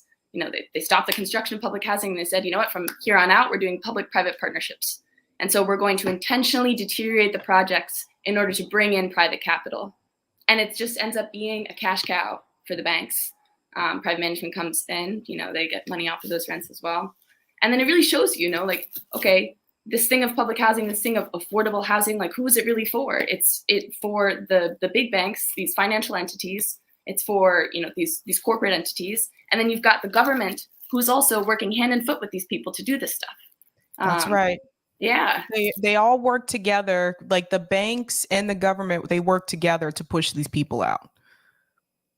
And this is why I tell people, and for those of you from the New York chapter, I've always known New York City was not expensive, even going back like years ago when I lived there. But even in New York, like you're looking at parts of like Harlem, even maybe some parts of the Bronx have become, they're just not affordable anymore for the average like working class person. Yeah, I think actually there was an article this summer that Manhattan rents peaked as like a 2-bedroom for $5,000 a month, I think, was market rate. And there's also, you mentioned the Bronx, there's a map, actually an article that came out earlier this year that shows by shading percentage, like how much of the properties that were sold in 2020 were sold to investors. Some cities, it's like 25%, like Atlanta. But there's this one part in East Harlem, there's a lot of the Bronx, now more of New Jersey, that's like 37, 40% of all the properties that were sold were bought by investors. Right. And I want to show people your website really quick because so United Front Against Displacement, you guys have a lot of actions where some of them I've been at some of them. You've confronted mayors at these cities, which I think is needed because this is a local issue and they're usually complicit in this. So here's the website here, and you guys have locations in San Francisco, New York, and Boston. And these are just some of the pictures of some of the actions that you guys have done, which I think is just incredibly important. I'm just going to show some of these here. Like, these are the kind of things that like we need to happen, you guys, because here's another one, Harlem Not for Sale, Fight Back. Because eventually what will happen in these communities, and I really do think this is the plan, is for these cities to just become a playground for the wealthy. Like the working class, they've been pushed out. A lot of them are pushed out of these neighborhoods. So, and I have to say this about Boston because I think people have a misconception of what Boston is. If you watch a lot of movies that are based in Boston, Boston is not working class city anymore. It's mainly a place for there's tech people, healthcare people, and when I say tech people, I mean that like we're number 2 after Silicon Valley. So we have a Google location here and we have a Facebook location. So that also brings people in. There's also a lot of like startups as well. So for a lot of people have just been, if you're working class, a lot of them have been priced out, or they're in a situation like the residents at Grant Manor where they're still in the city, but the building is falling apart and the city's not doing anything about it and isn't going to fix it. And Maya, one of the questions that I had before, because this was something that I did not realize when we went to Grant Manor, and I did ask, like, have they reached out to Boston Housing Authority? And there was something you said about that because it's public housing and what Boston Housing Authority can actually do in that situation. Can you explain that to everyone? Well, yeah, so Grant Manor, it's not actually public housing, it's subsidized housing. There's a private company that owns it and manages it, and the tenant board has also some percentage of ownership in the building. So the Boston Housing Authority, they don't actually have so much say in the building, but their agenda, like this property management company, is very much in line with the agenda of the Housing Authority in Boston and housing authorities across the country. They overall want to deteriorate the building, and they are actively doing that. What plans they have in store, I'm not exactly sure, but will they, at the expiration of some contract, maybe try to sell the building off, sell some units off, convert them into market rate? Probably all those things, I would imagine. Mm-hmm. So this is the case with all of these landlords. They're slumlords, to subsidize housing and public housing, and these are the conditions regularly that working people have to deal with. So that's right. Right. So to explain to people, like, for example, I've had landlord issues before. When I lived in Cambridge, we had 3 snowstorms back to back, and we already had a problem with the roof in the building. And our landlord was supposed to replace the roof. Obviously, he did not do that. He was a slumlord. So what happened when we had those 3 snowstorms back to back, the water started coming in. So the side wall was completely soaked, and it wouldn't stop because we had already had that leak happening. So what I was able to do, because I wasn't in the same type of housing as them, I was just in a regular apartment building. I actually was able to go to Cambridge Housing Authority and get them to come on site to show them where the water damage was, because it got to the point where we could not sleep in there. That's how bad it was. And so they said, okay, well, we wrote up a list of these things. The landlord has to get these things done by this date, or this and this and this will happen to them. So because I wasn't in the same type of housing as those at Grant Manor, I was actually able to go to the housing authority to report the landlord. And so they forced him to make those repairs. However, with Grant Manor, in that particular situation, they're not able to do that. And there's also the risk of speaking out. They can retaliate against you. They can threaten to evict you. Yeah. So there's a lot of problems. Yeah. Just to add a little bit more, the history of Grant Manor is interesting. At Grant Manor, in a lot of different buildings, there was a lot of struggle, actually. A lot of tenants in the 90s were getting together across a series of very similar buildings that were actually, they're the kind of the product of the government deciding they wanted to quit public housing. Mm-hmm. What happened, is like, they're like, okay, we're going to stop building public housing. We're going to give private landlords a lot of money to build housing, and then to promise to keep it affordable under the Section 8 program. And that's what resulted in Grant Manor, and then a bunch of other similar buildings that were all being, run to the ground by these landlords. Slumlords actually from California got ownership over these buildings and ran them to the ground. And people got together and fought. And the result of that fight was that the government promised, tenant ownership. They promised to give ownership to the tenant association. And that promise has been, technically, this tenant association technically has a slice of ownership, but they don't have final decision-making power on a lot of the most important questions. And most importantly, the government has made sure that the people who get on that board are horrible and corrupt and constantly abusing of their little piece of power that the government sort of gave them to stomp on the rest of the residents, to run scams with these, like food pantries, stuff like that. Mm-hmm. So it's a pretty interesting situation, and and that's been like the struggle there has been against this neglect and against this board and the government. It's really you try to go to them to the different agencies, to HUD, because technically the federal government actually directly administers the subsidy in this case. Often it's through the housing authorities, but in this case it's directly HUD. And then there's like mass housing and all these government agencies. They just like pass people off, like, we can't take care of this anymore.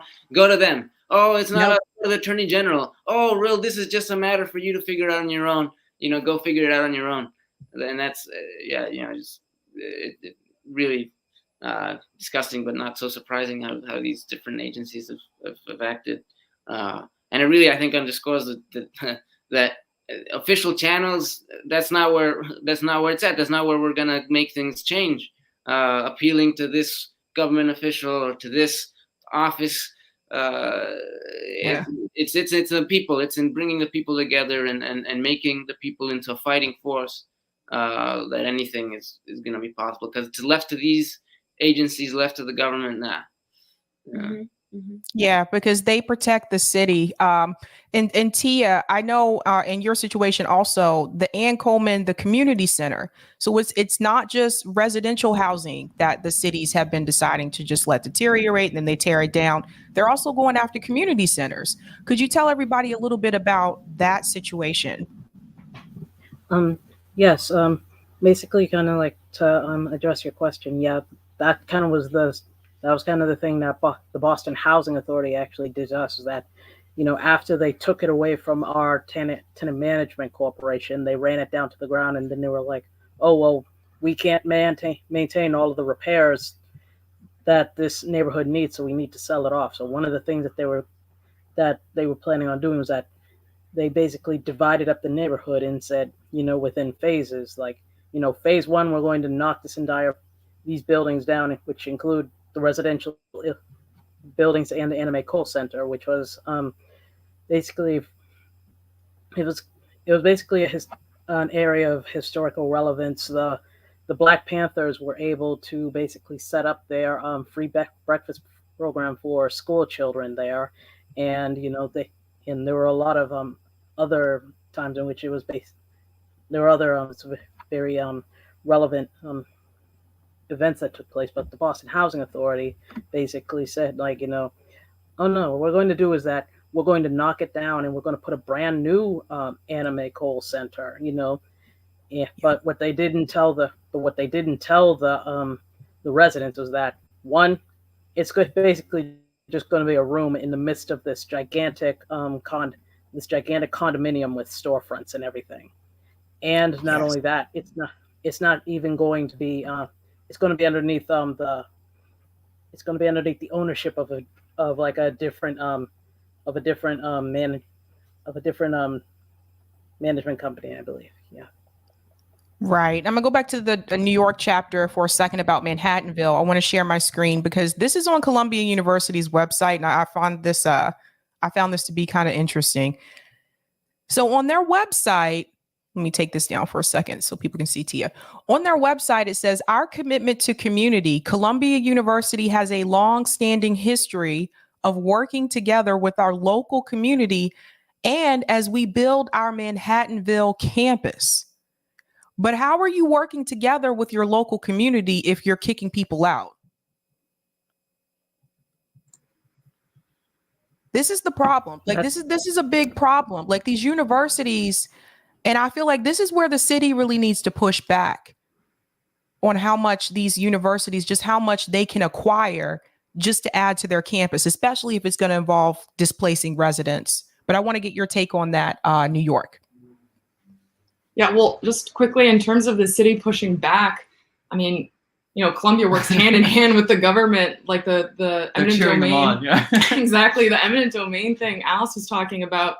Columbia got the New York State government to declare that area blighted, to use eminent domain to seize it for this Manhattanville campus. We had a protest today at Manhattanville against the privatization, against also there's this 26-story luxury condo tower that NYCHA, the housing authority here, just approved for a developer to build in the middle of the development.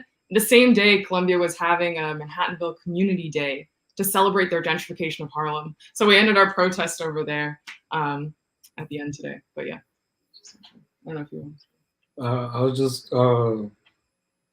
Mayor Adams is corrupt, Eric Adams, and so is the NYCHA former president. He stepped down because there was a lead or apartment like crisis or arsenic, and so that issue led him to step down. But he pushes privatization in Minneapolis as well as in New York City. So. And he's still on the board of New York City Housing Authority, and Chicago too, right? Yeah. This guy Greg Russ, he's like he should be infamous for everyone should. It should be I don't know #1 most wanted or something. He's gone all across the country. Actually, just north of Boston and Cambridge, he privatized all the public housing there. They tried to do the same thing in Minneapolis. A few people there got together and fought back fiercely and prevented that from happening, and they did privatize a lot of it. But in Chicago, I mean, that shows actually what this whole thing is about. You know, they destroyed, I think it was like, we were looking at this, really 2/3 of the public housing. 88% by now, yeah. 88%. And then there's like, you know, tens of thousands of people on the waiting list trying to even get in. Many people who were displaced, like tens of thousands of people who were displaced by the demolition. They got promised, oh, you'll be able to come back. We're going to redevelop, and you know whatever lie they said about affordability, there's going to be something. actually, some of the sites, they haven't even built housing. Part of the land that was sort of freed up by destroying public housing where people had grown up and lived and everything was given to the Major League Soccer team to build a practice facility. So it's just like, you know, sometimes this is kind of like just a really transparent land grab. Other times it's slumlords that want to take over the public housing and then just make money off the rent subsidy and whatnot. But in any case, you know, the people are just like they're kind of in the middle of it all, while the big banks and the government work together to screw everyone over and like, you know, remake the It's just crazy. JB, you said there's a comment on Rockfin. I'll take that whenever you're ready. But while you're doing that, this is a good question. So Sean Miller is asking, isn't Section 9 better? So I'm throwing this one out to the panel because I know people have told me like for Section 8, there's a long wait list, sometimes years. Yeah. I mean, so Section 9's public housing. I think it is in some ways better, and that's why it's, you know, that's why we oppose when these housing authorities, these banks, and these developers try to get rid of public housing, rid of Section 9, and replace it with the fake affordable stuff and with Section 8. The difference is in some ways they're somewhat similar based on your income.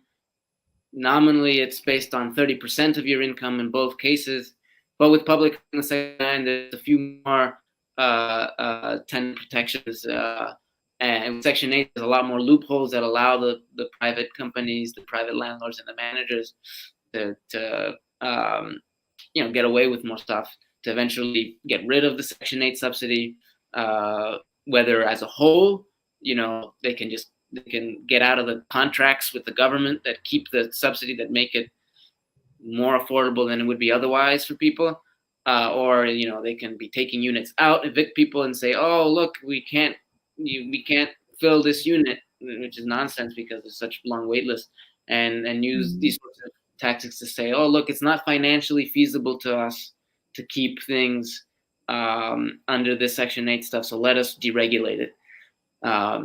That's the thing with these contracts that with these privatizations, the housing authorities, the government, the developers all promise permanent affordability, but that's not true. They're written into all the contracts that they sign are all these different loopholes to get rid of even the basic things of Section 8. But yeah, I mean, the reality is neither of these things are good.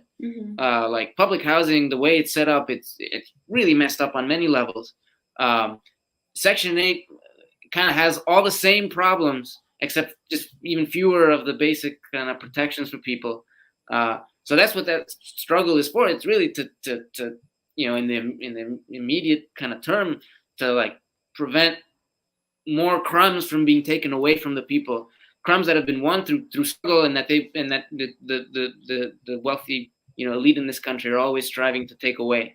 And that's what's going on with the privatization of public housing, with the elimination of Section 9 and this replacement with all these other types of housing, the Section 8, the fake, you know, AMI affordable, and the market rate stuff, and the luxury stuff that they build. Well said. JB, can you go ahead and post up that comment on Rockfin?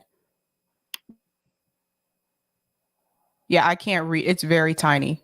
Thank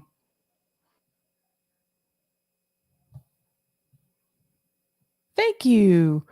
Oh yeah, Denver said Somerville included. Yes, Somerville. So Boston, Cambridge, Somerville, you can add them all to that list. That whole like Boston area, urban area, add Somerville and Cambridge to that list as well. Thank you for the tip on Rockfin, Roger Meadows. New York chapter, I understand you're focusing on Mayor Adams, but I live in Nassau County, east of Queens, not New York City. Same thing happens out here. We have a little chapter out here called New York Communities for Change, doing what you're doing also. Personally, I think there's going to have to be some collaboration and coordination and push for a New York state law to outlaw private equity from owning housing and using empty apartments as tax havens. What do you guys think about that, New York? Collaborating with other housing groups.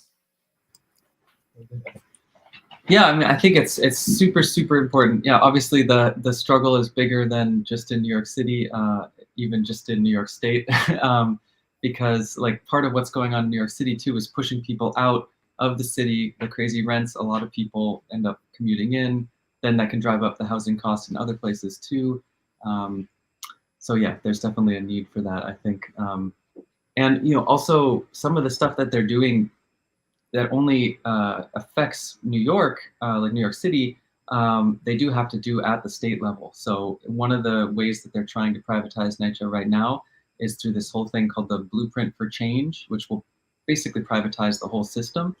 Yeah, that's being done through the New York State legislature. Yeah, there needs to be some wider opposition to that. Wasn't it Julia Salazar that helped sponsor that bill? Yeah, one of these progressive politicians. She's from in DSA. Brooklyn and Queens. Yeah. Oh dear. I'll try to be nice, but oh dear. And this comment, thank you so much for this as well, Roger. Also, what state lawmakers have you spoken to? I know Senator Salazar, I'm not familiar with this one, but Senator Salazar is usually good on these things.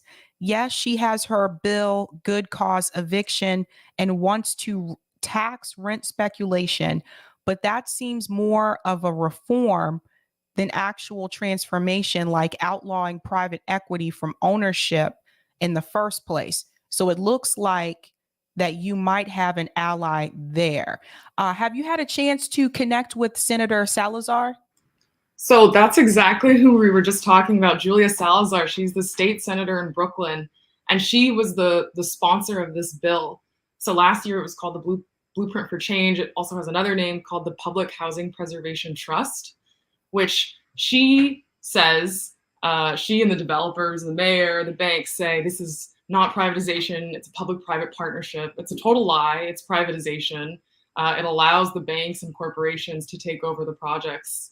The trust that NYCHA is going to be handed over to has, was it like 8 out of the 10 people on the board are bankers, something like that? So it's pretty clear what this is about. It's banker socialism. She ain't about what she's saying she's about. Yeah, I mean, we did a video recently. So we had a petition opposing the privatization of NYCHA at Manhattanville, in West Harlem, and also in Jackie Robinson houses in East Harlem. Mm-hmm. And so we sent this petition to the NYCHA CEO, Greg Rust, to the NYCHA board, to Eric Adams, every single city councilor, the state senators, congresspeople for Harlem on August 16th. None of them responded. None of them, none of these so-called progressive politicians.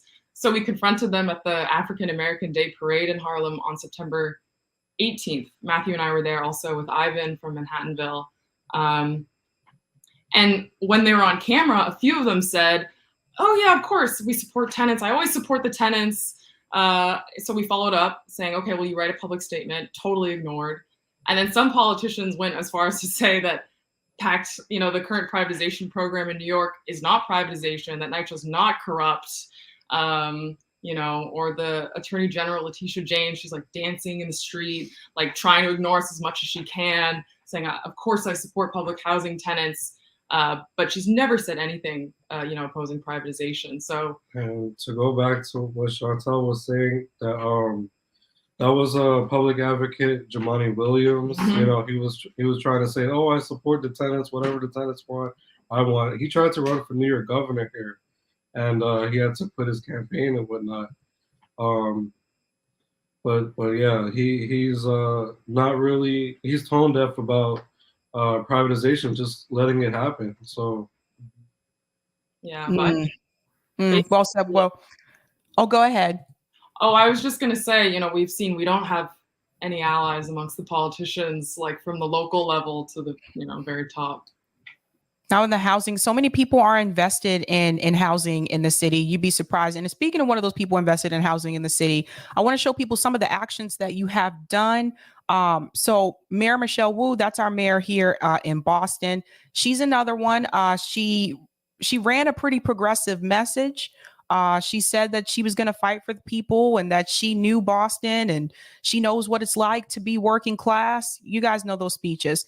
So she actually had an event and she's been doing these around the city, going to different neighborhoods where she's supposed to talk with people in the community.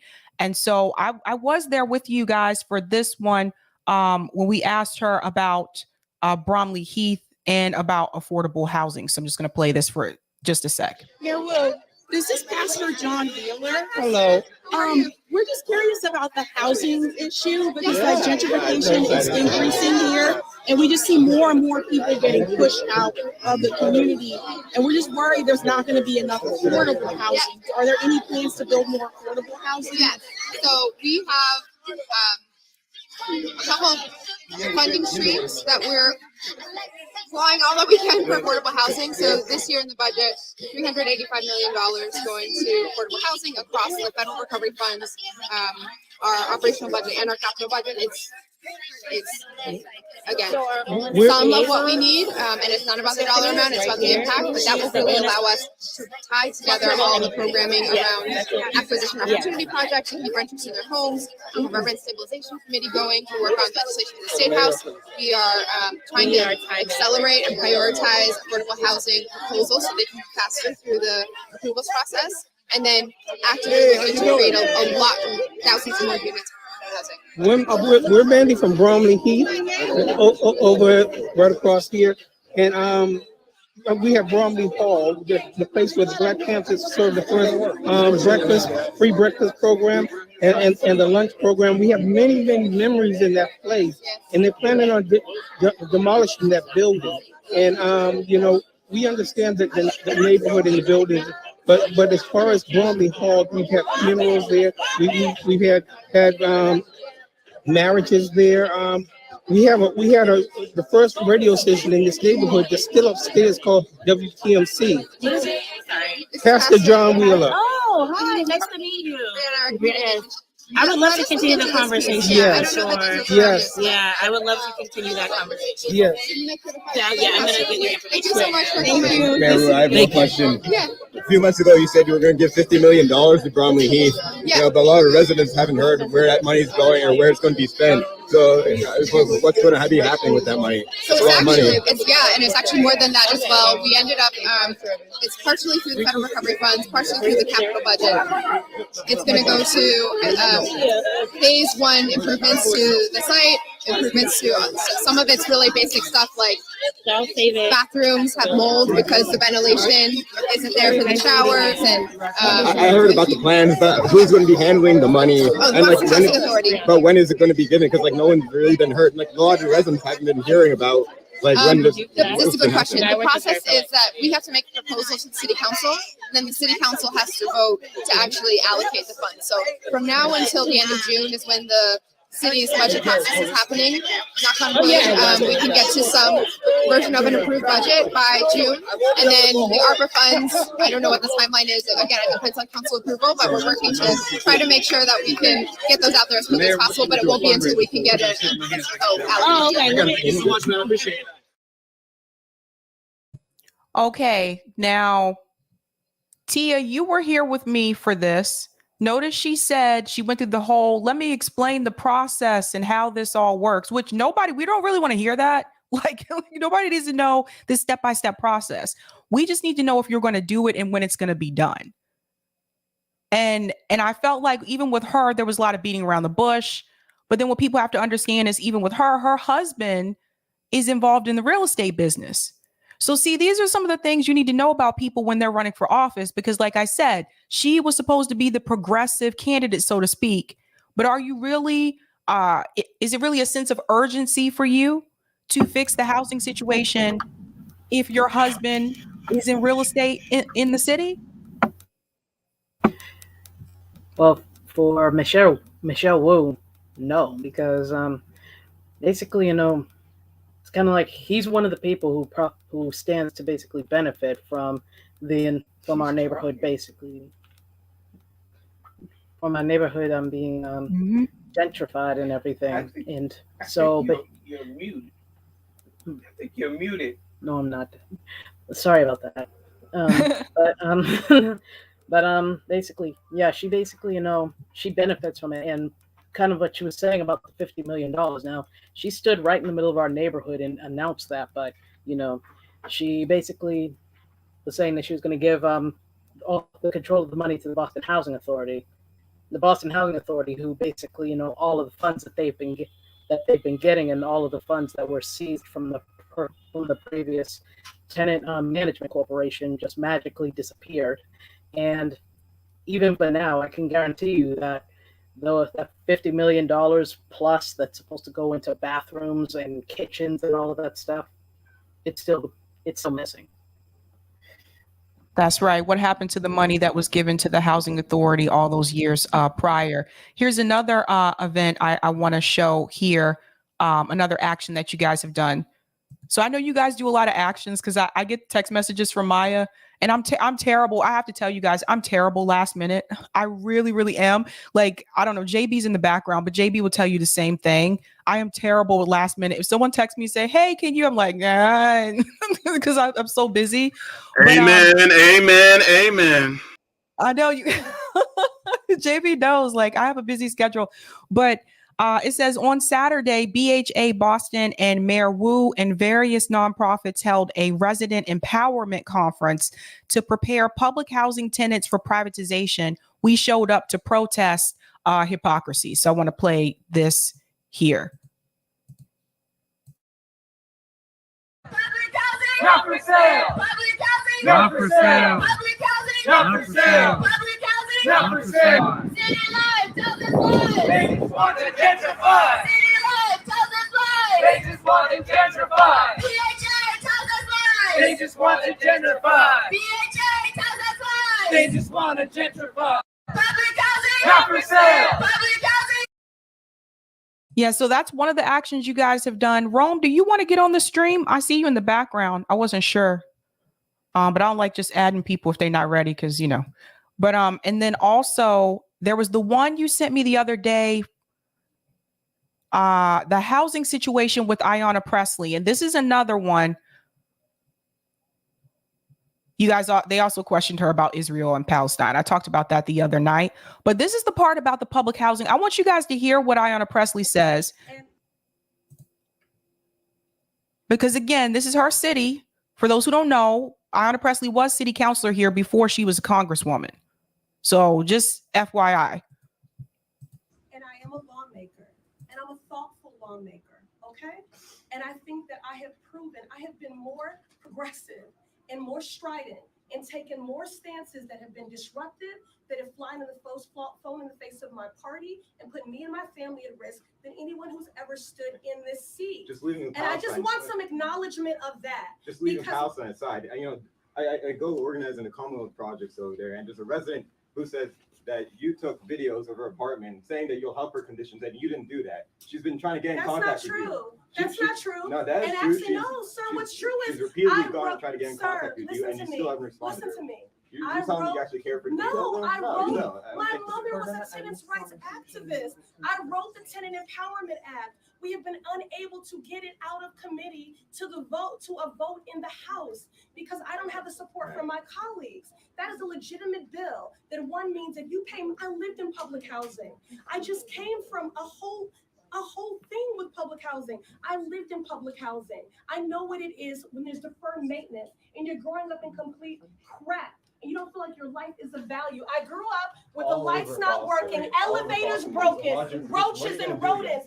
I'm one person. I have taken all the right votes on that. I just told you I slept on the steps of the house because they didn't take a vote on the eviction moratorium. Right now, so many residents of Boston who've been trying to fight for something. Sir, you know what I would like?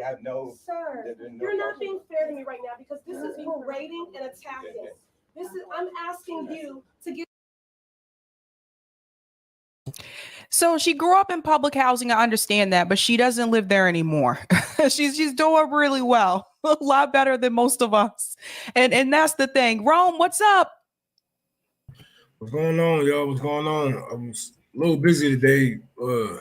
My apologies, but I had to get in when I can. But seems like y'all was doing good without me. Oh, no worries, no worries. So, Maya, could you explain to everyone what happened after that? Because she agreed that she would meet, and she told some of you to come back to meet with her. I think it was the following day. And what happened after that? Yeah, so we go to this town hall, and they have you like write down your question that then gets filtered and fed to one of her lackeys, and then gets fed to her, and then everyone's silent in the crowd. And so we go to this town hall, we're sitting there. Of course, our question doesn't get answered about the privatization of public housing. And so then, okay, we wait till the end, and then there's this whole series of things where she's going to stand there, and people are going to go give her hugs and get her autograph, etc. So we go up to ask the question, and we get in line, and then the cop comes up to me, and he's like, "We're cutting the line off right here, right in front of us." Very blatant, she recognized the faces of those of us who were there that day, and she very clearly didn't want us to ask her about this very simple question. In this video, she talks about her mom, who's an activist, right? Her mom used to use the services at this Harriet Tubman house. It was a community service staple in Roxbury, right? So that was planned for demolition, and there was a whole, movement against this. A bunch of activists, people that use the services, people in the Roxbury area, but also people from all around, banded together to oppose the demolition.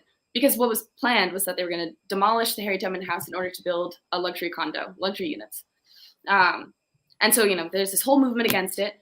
And then all these politicians are coming out to both support the luxury condo development and to say that this would actually be in the interest of residents there. Total BS. Kim Janey signed on to that. John Santiago signed on to that. And so then Ayanna Pressley, who has her mother who's using the services there, says nothing in the midst of all of this. Not only that, but that she gets funds from the developer who was constructing the luxury units. You guys hear this? You see how these housing scams, like they make it seem like they're doing something better for the people, but they're really not. He was like her number 2 donor or something like that, right? For campaign her campaign. Financer, yeah. So this is this is what the politicians are about, And they go on and they say these things like, and I have this history of living in public housing. Well, yeah, so there are a fair amount of these people, like Tanya Anderson Fernandez, herself, Andrea Campbell. They all like to say this stuff. But then, when people are experiencing deteriorating conditions, when they're trying to fight their property management, where are these politicians? Well, yeah, they're getting funding from them. They're working hand in foot with them in order to produce more of these luxury developments that are pushing people out. And so it exposes entirely what this role of being a politician is about, I think. It doesn't matter if you've come out of public housing, and at the end of the day, you're in a seat. And in that seat, you now have to serve private capital. And you're trying to maintain the population, control over the population in several different ways. And then, promote this kind of lie that you're a pro-people force. And we've seen it time and time again, like all these politicians have come around to, our various protests and whatnot, saying, we're one with the people. We're here to support you. Anything you want. We're like, okay, yeah. Mm-hmm. They don't do anything. Even Julia Mejia went as far as writing a statement and then not publishing it. We basically wrote it for her. So this is the kind of situation we're dealing with, which is why, it's like, with these politicians, if they come around, if they do want to write a statement, all right, great, sure, fine, do it. They expose themselves for not actually following through on these things. But ultimately, it shows, where does our interest lie? No, they don't rely on these people who are just going to sell us down the river. No, they lie in, the people coming together and seeing that our interests are actually fundamentally opposed to these politicians who are working with the big banks, who are working with these other corporate entities. That's right. I have to get started with the next panel, but before we go, how can people get involved with United Front against displacement? And are you open to people starting new chapters in their city? Yeah. I mean, there's a few different ways to contact us in the different cities. We all have like email addresses on the website, phone numbers. Also on social media, you can message us. We're happy to work with anybody who's down to really get involved in the struggle to see actually that it's the people who can move mountains and not these different official channels, the politicians or whatever it may be, and that it's in really coming together with the people and forming ourselves into a fighting force that things can happen. We want to work with everybody. And in terms of other chapters too, I mean, if there's people who we can have So- in contact. There's some discussions, and we can be figuring that stuff out. And then if there's other groups that are already formed too, we're happy to work with other groups. We've had the fortune of meeting some really good people in Salem who've been fighting over there, and I know there's a group from some other part of New York that reached out. I mean, we're happy to. We need to be bringing as many people, as many groups together as possible to who are really down to struggle. That's right. All right, guys. So for those of you listening, if this is something you're interested in, if you have housing issues in your city and you want to join and help them, or you want to start one, a chapter in your city, here's the website information here. Guys, if you're in the Boston area, I'm right here. I do talk to Maya at least like once a week. So you guys know how to reach me pretty easily. But thank you guys so much for coming on. We're going to go ahead and get started with the next segment. I see Decolonized Buffalo is here. Thanks, guys, so much. Thank you. Bye-bye. Thank you. Bye. Keep up the good work, y'all. Thank you. All right. Let's go ahead and bring in Rick. You are added to the stream. I do like to do who's Hope, Rick? Oh, it's that person I recommended. Yeah, I sent it to her Instagram. Let me double check. Yeah, Just to make sure. they messaged me right now and asked. I think they might having trouble to log on right now. Let me try it again. It's probably because I wonder if it's because there was too many people in here. Let me see. Okay, I just sent it to her on her Instagram. Okay.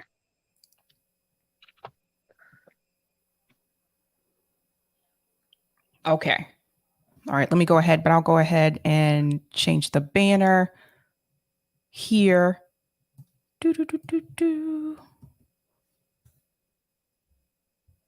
For those listening. I just want to give y'all a spoiler for anybody who want to see Black Adam. It got a lot of corny ass jokes in it, but it's all right. I was debating. I was like, I don't know. Yeah, the kids drug me out. I'm like, oh man, it just has so many of the same ass one-liners from the 90s, all them hero movies. I'm like, that's why I don't watch TV. Shit. But it was all right, yo. How you doing? How you doing? Sure. I'm good. Yeah, that's good to hear, man. How do I pronounce your name? I'm gonna butcher that. Like every time I say that. It's called Sihasen. Can you say Sihasen. Sihasen? Okay. Sihasen. All right. Okay. All right, guys, we're rolling on. We're rolling on the Activist Summit. This panel is called Indigenous Water and Land. So we have Decolonized Buffalo podcast. Rick is with us. He's been here before. And we also have Sihasen and, of course, Rome. Welcome. Thank you. So I'm going to start with Sihasen. Can you please introduce yourself to everyone? Yeah, so Yad hello, my name is Siasen. I am going to introduce myself in my language. It's customary in my community to share a little bit about who I am and where I come from. So Yad Siasen Nazba Yenin Shet Wadichini Nishlo Nakai Bashichin Mesclo Apache Dashiche Nakai Dashinale Akot Ego Naglena Bahin Shle. So Yad my name is Siasen. I am Danette, also known as Navajo from Navajo Nation, as well as Mescleo Apache. And my paternal side of my family is migrants from Mexico. And so I'm kind of like a mixing bowl. And I had shared that I am a two-spirit person, Nugle. We have 6 genders in my community, and I am one of the designations of people. And I'm very, very grateful to be here. Yeah, thank you. Awesome. And Rick? Yeah. Well, thank you for having me back on. My name's Rick. I'm a Comanche Nation citizen.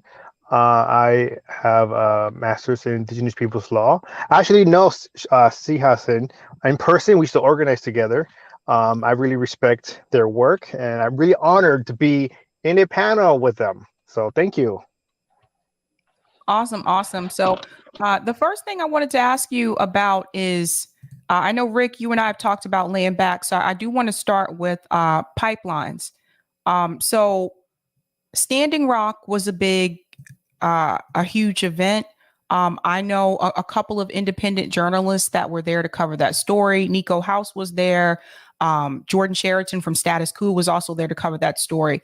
And they did capture some disturbing, I would say, details from the police against the protesters. But the pipeline issue is still an issue in this country because the United States government, they're still trying to create more pipelines. If it's not Standing Rock, it's Appalachia. It's somewhere else in this country. And I want to hear from both of you, like how your communities are affected by the pipelines that are implemented. Yeah, so I think, when it comes to settler colonization, it's not just economic imperialism or military imperialism, it's also ecological imperialism. But the reason why I recommend Shisahin here is because they have experiencing being in the front lines of protesting in these pipelines in line 3, if I'm not mistaken. So I would rather let them have the platform right now when it comes to speaking about the pipeline. Sure, go ahead, CSN. Thank you. So yeah, pipelines, that's such a big, it's a big industry, extractive industries, and I think that it's really important that we talk about like that long history and legacy across this country, so-called known as the United Snakes. I, just as Rick had shared, I had been living on the front lines of Line 3, the camp against Line 3, that our camp was called Nemewag Camp. And we were a direct action camp that had participated in different forms of direct action that stopped the construction of a pipeline called Line 3. Line 3 was a big pipeline. It was actually, what we found out was a replacement pipeline for a pipeline that was already leaking and had already been put in the ground throughout different territories across so-called Wyoming, North Dakota, I believe, and Minnesota. But I had joined the struggle against that pipeline as it was going through Minnesota. And so that's where my experience is. And it was a very beautiful experience to see people from all over different communities come together to demand that the state recognize the ways in which extractive industries are contaminating the land and the water across this country that is stolen land, that is built off of the backs of African slaves, that is built off of the genocide of indigenous peoples, that is built off of the exploited labor of undocumented migrant people. And at that time when I had been on the front lines, I had specifically taken direct actions against a man camp. Man camp is basically the construction workers that come together to construct a pipeline. Oftentimes will create a man camp, which is like an RV park or a space where they can, have trailers and sleep during the duration of the construction of pipelines. And this is where we see heightened rates of missing and murdered Indigenous women, girls, Two-Spirit, and trans relatives.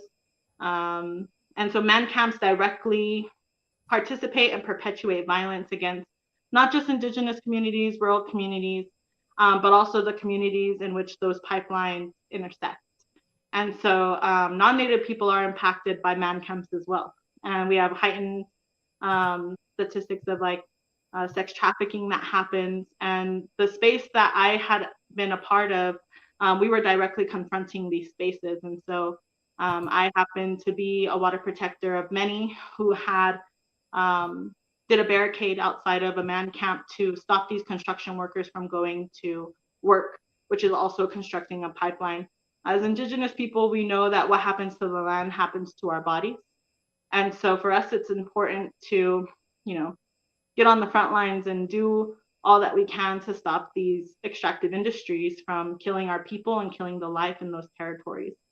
And so pipelines as a whole impact so many communities. And we're seeing different forms of extractive industries from pipelines to like hydrogen hubs to hydraulic fracturing. All of these different processes are corporations that are trying to make money off of the natural resources that are in our homelands. And we become sacrifice zones as Indigenous people, as rural communities, as even like communities that are considered impoverished. We all become sacrifice zones. And we're seeing that happen across rural communities, the reservations, as well as urban spaces. Take Flint, Michigan, for example, who had existed, like a lot of the peoples didn't have access to clean water for such a long time. Why is it that BIPOC folks, brown folks, anybody, right, who's not a rich settler, have access to contaminated water when they have access to clean water and clean air? And so I think that pipelines impact everybody, and oftentimes you don't see the impact until after the damage has been done. And oftentimes these corporations just want to check a box, and they'll like do little to minimal sharing of information into the communities that pipeline is going to go through. And so oftentimes, our people are never consulted, Indigenous people and people who exist inside those urban spaces. And so it's a violation of human rights. It's a violation of international law.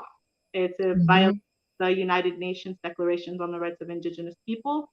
It's in violation of the treaties. It's in violation of the values of many Indigenous people, and also all of the relatives that exist in our homelands.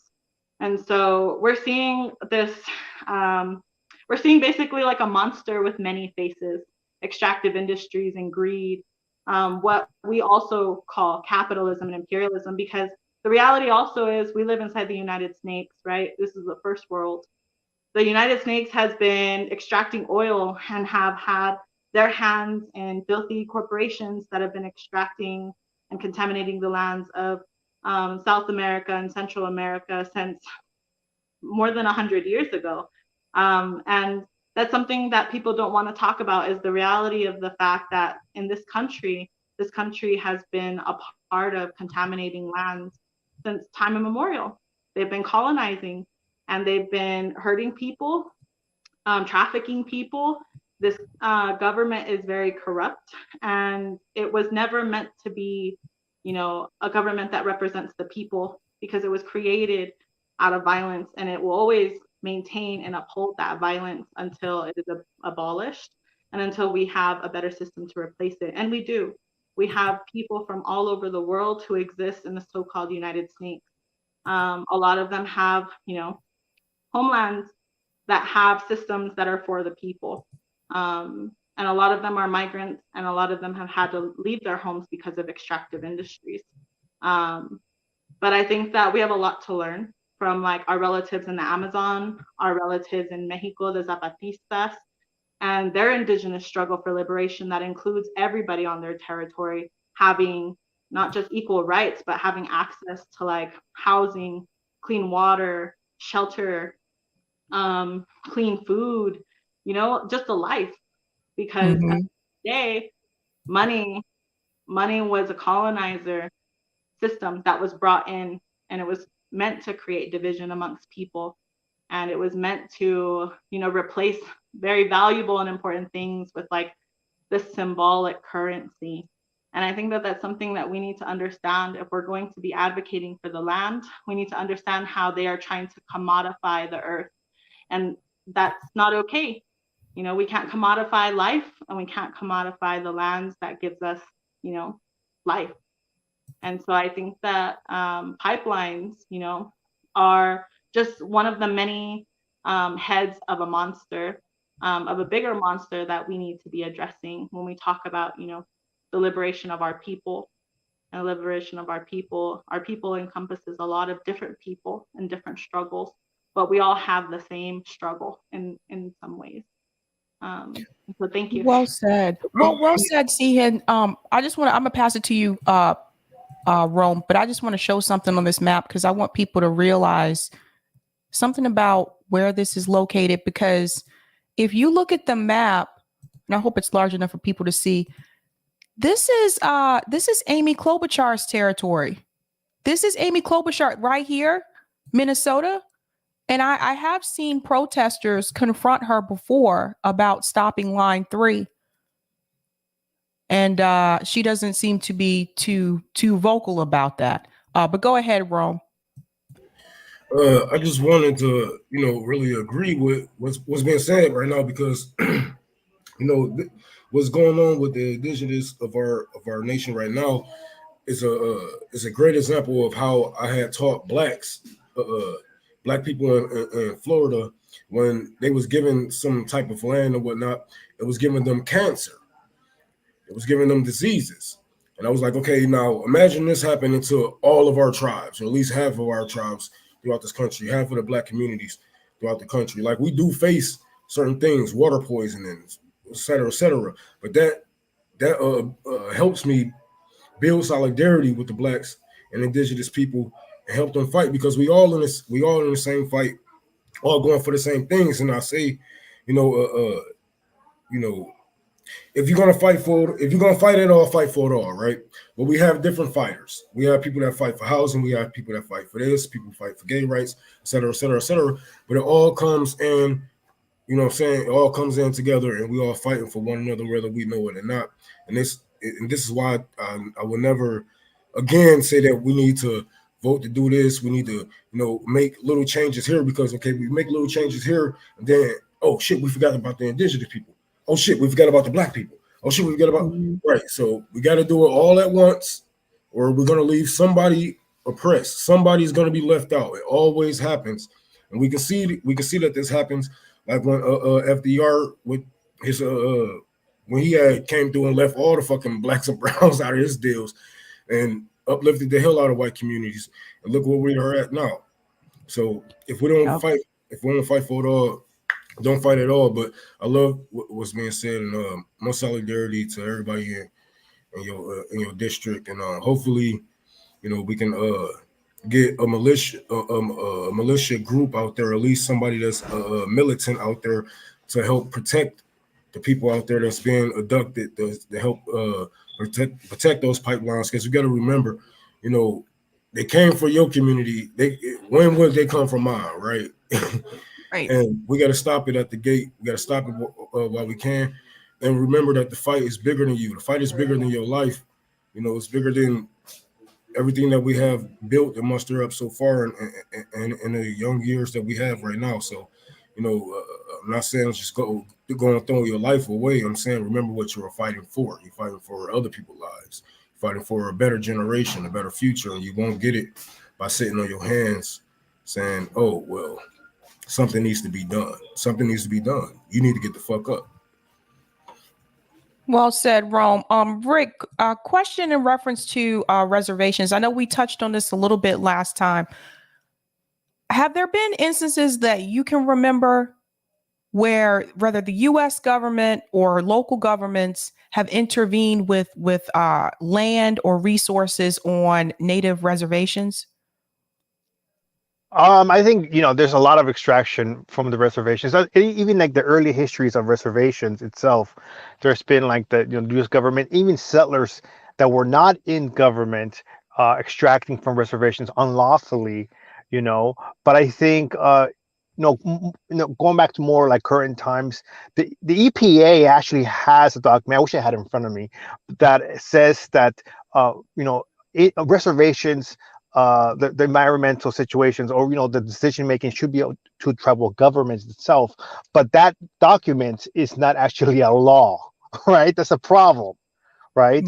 I think that we need to make this into laws, and then we also have to, the very core issue is our sovereignty over the lands and us being able to make laws to pass, to protect ourselves from corporations, from outside, not native entities that are going to extract us, they're going to pollute us, they're going to hurt us, like with our women, like kidnapping them and murdering them. We have to be able to protect ourselves, and that conversation is not really being had, or it's not being respected by the U.S. government. It's not being respected by city governments. It's not being respected, especially by the state governments, because they have a history of wanting to go around native sovereignty. The state governments actually have a deeper history than the federal government to want to get around native laws and native sovereignty, and people don't realize this, right? But I think what Sin said. Thank you for that, and Unholy Rome. Thank you for that too. I think we're all in this together. This environmental imperialism is going on throughout the U.S. and in Hawaii as well. We have to talk about Red Hill, how that's polluted, and that's polluted forever. Like you can't clean that up. The U.S. military is a U.S. military occupation of Hawaii, and they polluted the aquifer at Red Hill. And they're not even. I don't even think the conversation of trying to clean that up is being had. It's just like, oh, we polluted it. We're gonna, get out of there. But it's still being polluted. It's still being, And this is like, I can't even imagine, how the local indigenous in Hawaii feel about that, because it's just. This is their lifeline, the water, right? And now it's being polluted because of imperialism, because of colonization. And we need to have this conversation. We need to hold the U.S. government accountable. But how does that look like? And I think, going back to our first conversation we had, it's decolonization. Decolonization is not just giving us power, but it's also holding accountable this Euro-centric, powers to accountability. How does that look like? People forget, Rick, that there are other powers around the world that want to hold some of our politicians, our lobbyists accountable. But, they are hiding behind their militias, they're hiding behind their armies, et cetera, et cetera. They kind of need us to get to these people, right? Think about how many politicians will be damn near hung in China, or put yes, we need to hold them accountable in order for them to be held accountable anywhere else. But there is powers and people around the world that will fund you, that will I say, give you what you need to get the job done, to at least get in a position to call these people out face to face, have the money to travel the country and really call these people out. But as long as you are really about it, the powers that be will poke their nose out once in a while and ask you what you really about it. It's all up to you if you really down for it. I think listening to people that have been or that are still in the lines and hearing their stories and hearing their experience is very important. I don't think that's really talked about as much as I think it should be as well. These Native communities, I want to tell a story real quick. I was walking to a store one day and they had like somebody standing in front of the door to sign for petitions. And it was, not to be, discrimination, but two white people with a pamphlet, and they were like, hey, do you want to sign against XL pipeline? We're against it. I was like, oh yeah, I'll sign against it, I was like, have you heard of, this is like back in 2012, 2011. I was like, have you heard of I Don't Know More? Like the Native people are in the front lines. Native community, I told them, they're in front lines fighting this pipeline. And these people with the petition were like, we've never heard of I Don't Know More. We've never heard of indigenous peoples in the front lines. And I was like, you are making people sign a petition, which is good. I agree with you, but you don't understand the people's voices that are in the front line and fighting against extraction, fighting against imperialism, right? And that's a problem. I think we really have to really amplify these voices throughout the world. We talk about, it's not just Native people that deal with like pollution, it's also the Black community, just like Unholy Rome said. How long has Flint, Michigan been having with dirty water? It's not just Flint, Michigan. It's people people of color communities all around the U.S. that have like dirty water, you know, and it's affecting us. And then we have the worst healthcare too when it comes to being able to afford healthcare. So it's like a domino effect. It's, you know, a big snowball effect, and we have to be in solidarity with each other to, you know, to say, hey, it's capitalism, it's settler colonization that's, you know, causing us our family members to be sick. We have to stand up for them, right? That's right. I have a clip here I want to play about line 3 from an activist. Let me just share my screen here. This is from Winona LaDuke. She was also on Democracy Now! As well. So I just want to play this short clip. And Rick and Cesen, let me know afterwards if you agree with what she's saying here, because I'd be interested to hear. What is line 3? A lot of people want to know, and a lot of people don't know. So think of it this way. There are 6 really old pipelines that they put through in northern Minnesota, shipping diluted tar sands from Alberta to Superior, Wisconsin. And one of those lines is called line 3. It has, according to Enbridge, about 900 structural anomalies in it. Structural anomalies are things like small little pinhole leaks, maybe it comes some cracks, and some of those end up to be big problems, like that Kalamazoo spill. That was a structural anomaly. Line 3, it's old and it's corroding and it's at the end of its life.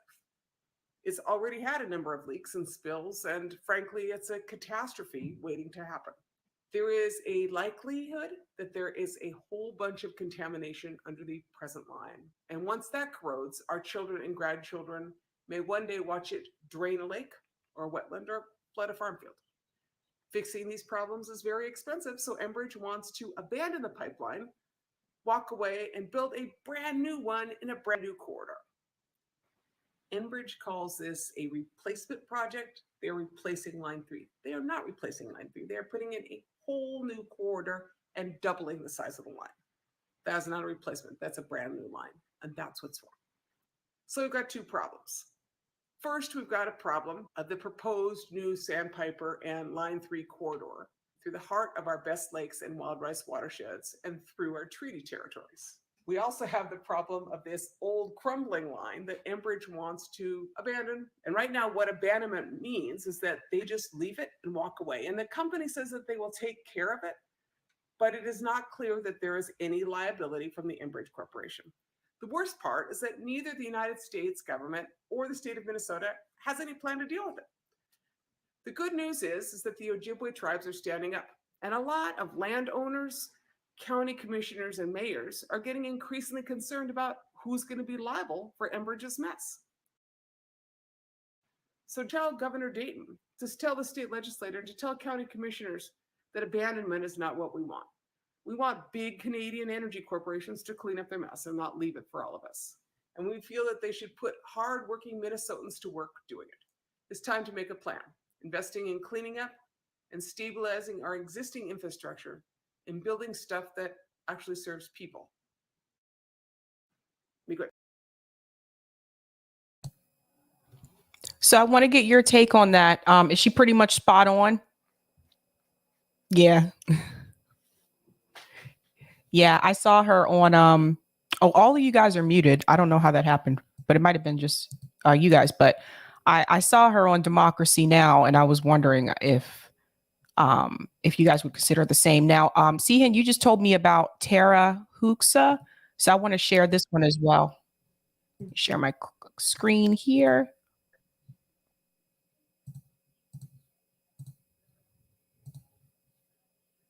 The world's remaining biodiversity is in Indigenous lands. So we are the last holders of these sacred places and of the diversity of the world.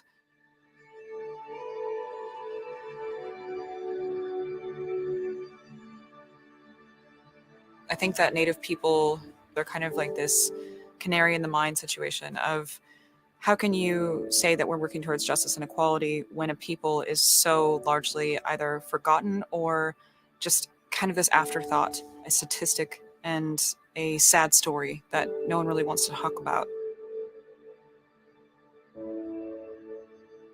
You refer to Native people as kind of like this footnote in history. We were here before the arrival of the United States, before, you know, America, before Canada, but after that, there's really not anything. You know, there's no more. It's this sad chapter of dispossession and genocide, and then it's just blank. I wanted to pause there for a second because I want to get your take on this, CSN, and I lost Rick. I don't know what happened. He might be back. Oh, there he is. I want to get your take on this about what she just said about when people talk about Indigenous people, it's usually in terms of the past or history, as if Indigenous people are not still present today. Do you think that's fairly accurate, CSN? Yes, I would say it's very accurate. I definitely have had that experience. I've had people in the community I grew up in not know or even realize that I'm an Indigenous person. I've also traveled to different parts of the United States and met different people, brown folks, Black folks, who are like, you're the first Indian I've ever met. And like, even that term is really outdated, Indian. We call ourselves like Indigenous, we call ourselves Native. We have our own names for how we identify ourselves. I'm Dene. Like, a lot of folks are not given any history, any historical context of our existence, and that's because the United States doesn't want people to know what they did in order to acquire the land that is so-called known as the United States.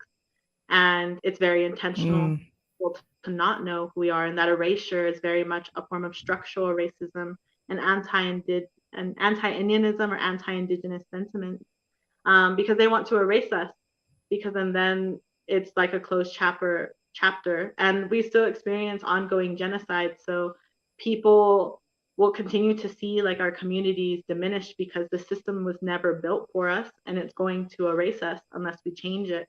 And there's no way we can, like, you know, take down the master's house with the master's tools. We can't do that. Right. We have to abolish it, and we have to move forward in a way that honors the distinctiveness of every community, but also that goes hand in hand with like land back and you know, the liberation for our migrant relatives, the liberation of our Black and African relatives, the liberation of our Asian relatives. Like, all of our struggles are connected, and nobody's asking anybody to leave. What we're asking people to do is to recognize that we're in a toxic relationship with the United States. And in this case, we're the survivors. The history is on our side, and we're continuing to be killed and murdered for, you know, profit and for land and for this system and its greed. And if we don't do something, then the house is on fire and it's going to fall. And we're running out of time. We have a climate disaster approaching for future generations. And Indigenous people, we make up 5% of the global population around the world, right? But we protect 80% of the biodiversity of this land that humans need to live.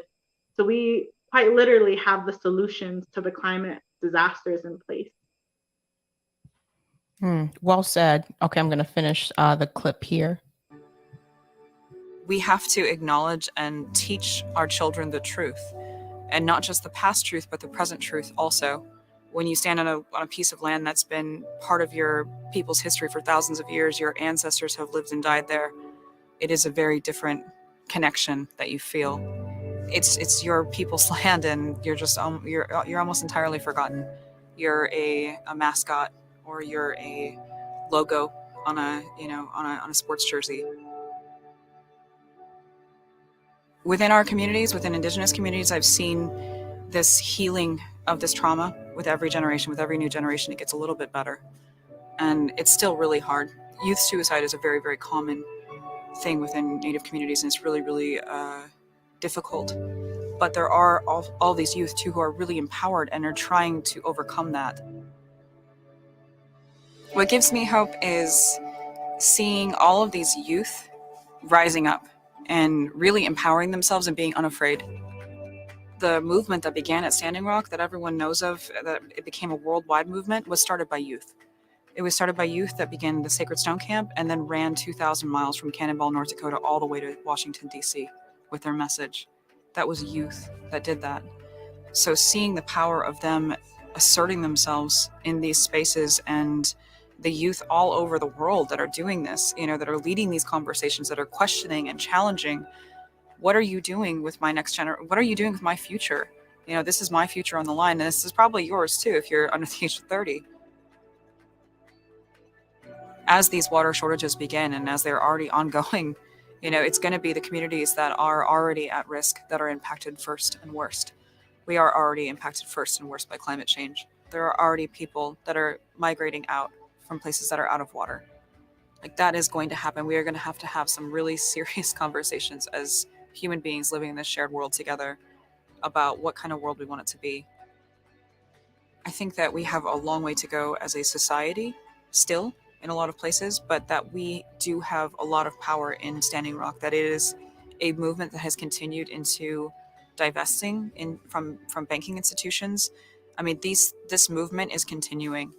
So I hope that Standing Rock stands as a symbol of this is what happens when people can come together, and now we're awake, and these fires have been carried all over the world, so let's continue to grow together.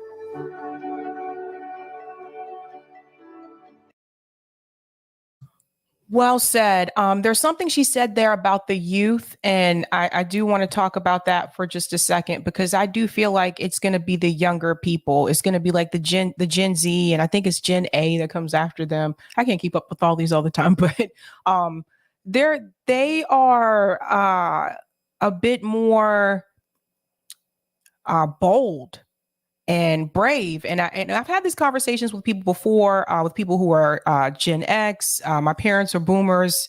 My parents have said this as well, that they feel like sometimes their generation just kind of gave up. And then I'm a millennial, and we all went through the housing crisis. And so some of us are just kind of like, what is happening here? So there's a lot of anger and frustration, but I feel like it's actually been the younger people who are really out there leading these movements, whether it's Standing Rock, whether it was the George Floyd protest. So I really do look forward to, I look towards them. I mean, the main reason I should say why the younger generations are going to be the most routed, because capitalism have nothing to sell. They already gather up all of the wealth, all of the land, the housing. What else can you do? What else can you sell them? They gave boomers a house. They gave them nice jobs, cheap house, cheap land. They have nothing to give these younger generations, and it's really gonna be the blowback on capitalism, like it always would be. Agreed. Well said. Rick, I want to get your take here. This was something that we did mention last time, and I want to see how Sahin feels about this as well. In reference to the way that Indigenous people are treated in this country, I feel like it's one or two ways. Either Indigenous people are forgotten about, especially if you live in an area where there aren't many Indigenous people, or they're just pretty much like, mistreated, like the same way that Black people are, right? So C. Hassan, you talked about the women that have disappeared. I had this discussion also with Delilah. She told me the same thing about the women disappearing, nobody really caring. That's racial. And it is true. And it happens in the Black community too, because when Black women disappear, nobody's really out hunting for them. But when white women disappear, people are out hunting and looking for them, right? They make documentaries about when they disappear. So I think there is a big difference there. But what do you think needs to be done that can change people's perception about Indigenous people in this country? Do you want me or do you want Sia Hassan? Sia Hassan can go first. Thanks, Rick. Shoot, that's a really beautiful question and a big question. I think that some of the biggest things that can change in our communities that's realistic is having more conversations about, whose land are you on? And what happened to those peoples? What's their history? And, I think that it's important for people to remember that, as you are learning more about this history, like it's really dark, and it's right now it's meant to be left behind, which is part of the problem, right? Because if we don't know what happened, then who's to say that we're not going to interject when we see history repeating itself? I think that there's a lot of dark history and unique history for every tribal community that is heartbreaking. Just like every group of people who have been forced to relocate and find a new home, or who have been trafficked, every story is unique and different and painful. And I would encourage folks to look into the communities that are, providing not just mutual aid, but providing a lot of the basic necessities to live, because oftentimes you're going to find our people there. You're going to find Indigenous people, oftentimes who live on the streets, inside urban spaces, who are taking care of each other and still living in that way. And I know that because that's my story. I was relocated from my homelands in the 1980s. Me and my great grandmas, well, my great grandma, my grandma, and my mom's generation. And because we were relocated off of our homelands, with the United States asking my nations to create a border, and those families that were at the border were booted out of the entire reservations. We ended up moving to an urban space where 3 generations we struggled with experiencing homelessness. And so, like, I grew up on the streets in so-called Albuquerque Tiwa territories, which is Pueblo people's lands, specifically Tiwa Pueblo-speaking peoples. And I learned how to live and survive from other Native relatives on the streets who looked out for me, who showed me care, who encouraged me to speak our language and to still practice our traditions, even though we're currently refugees on our own homelands. It's in those spaces that I realized, I'm part of those statistics that are supposed to go missing. I'm part of the statistic that's, supposed to not survive. And for a long time, I internalized that, and I thought it was something to do with, like, the way that the system tells us, pull yourself up by your bootstraps, work harder. Well, like, what happens when everything that you knew and everything that you are is stripped away from you, right? Like, it's hard to start again. And my family really struggled. They struggled with substance use. They struggled with addiction. They struggled with, housing. They struggled with engaging with, like, and specifically unlearning, like, toxic and harmful things. Like, it was a struggle for us to be here, but we're still struggling forward. There's a lot of us. And I think that that's something that we're going to have to come to terms with. Is the reality is that, like, when you see Indigenous people, what you've been taught is that we are in shawls and we have our feathers and regalia on. But sometimes you're looking at an Indigenous person who is living on the streets, who is maybe dirty because they don't have access to a shower, who is maybe, malnourished because they don't have access to food. Like, something that I commonly ask is, how can you be homeless on your own homelands? Like, I'm in my own homelands. How is it that I'm on the streets? I don't call myself homeless. I call myself unsheltered, because in our traditions, we believe that we have a relationship and an obligation to protect the land wherever we're at. So as long as I'm living in my homeland, I'm where I'm supposed to be. So, and what's the difference with people who pay rent and own a home and have to pay a mortgage every year if you can just get evicted out of that space any year if a corporation comes in wanting it? Is that really home? Like, I really try and challenge the notions that we've been taught as people. What is family? What is home?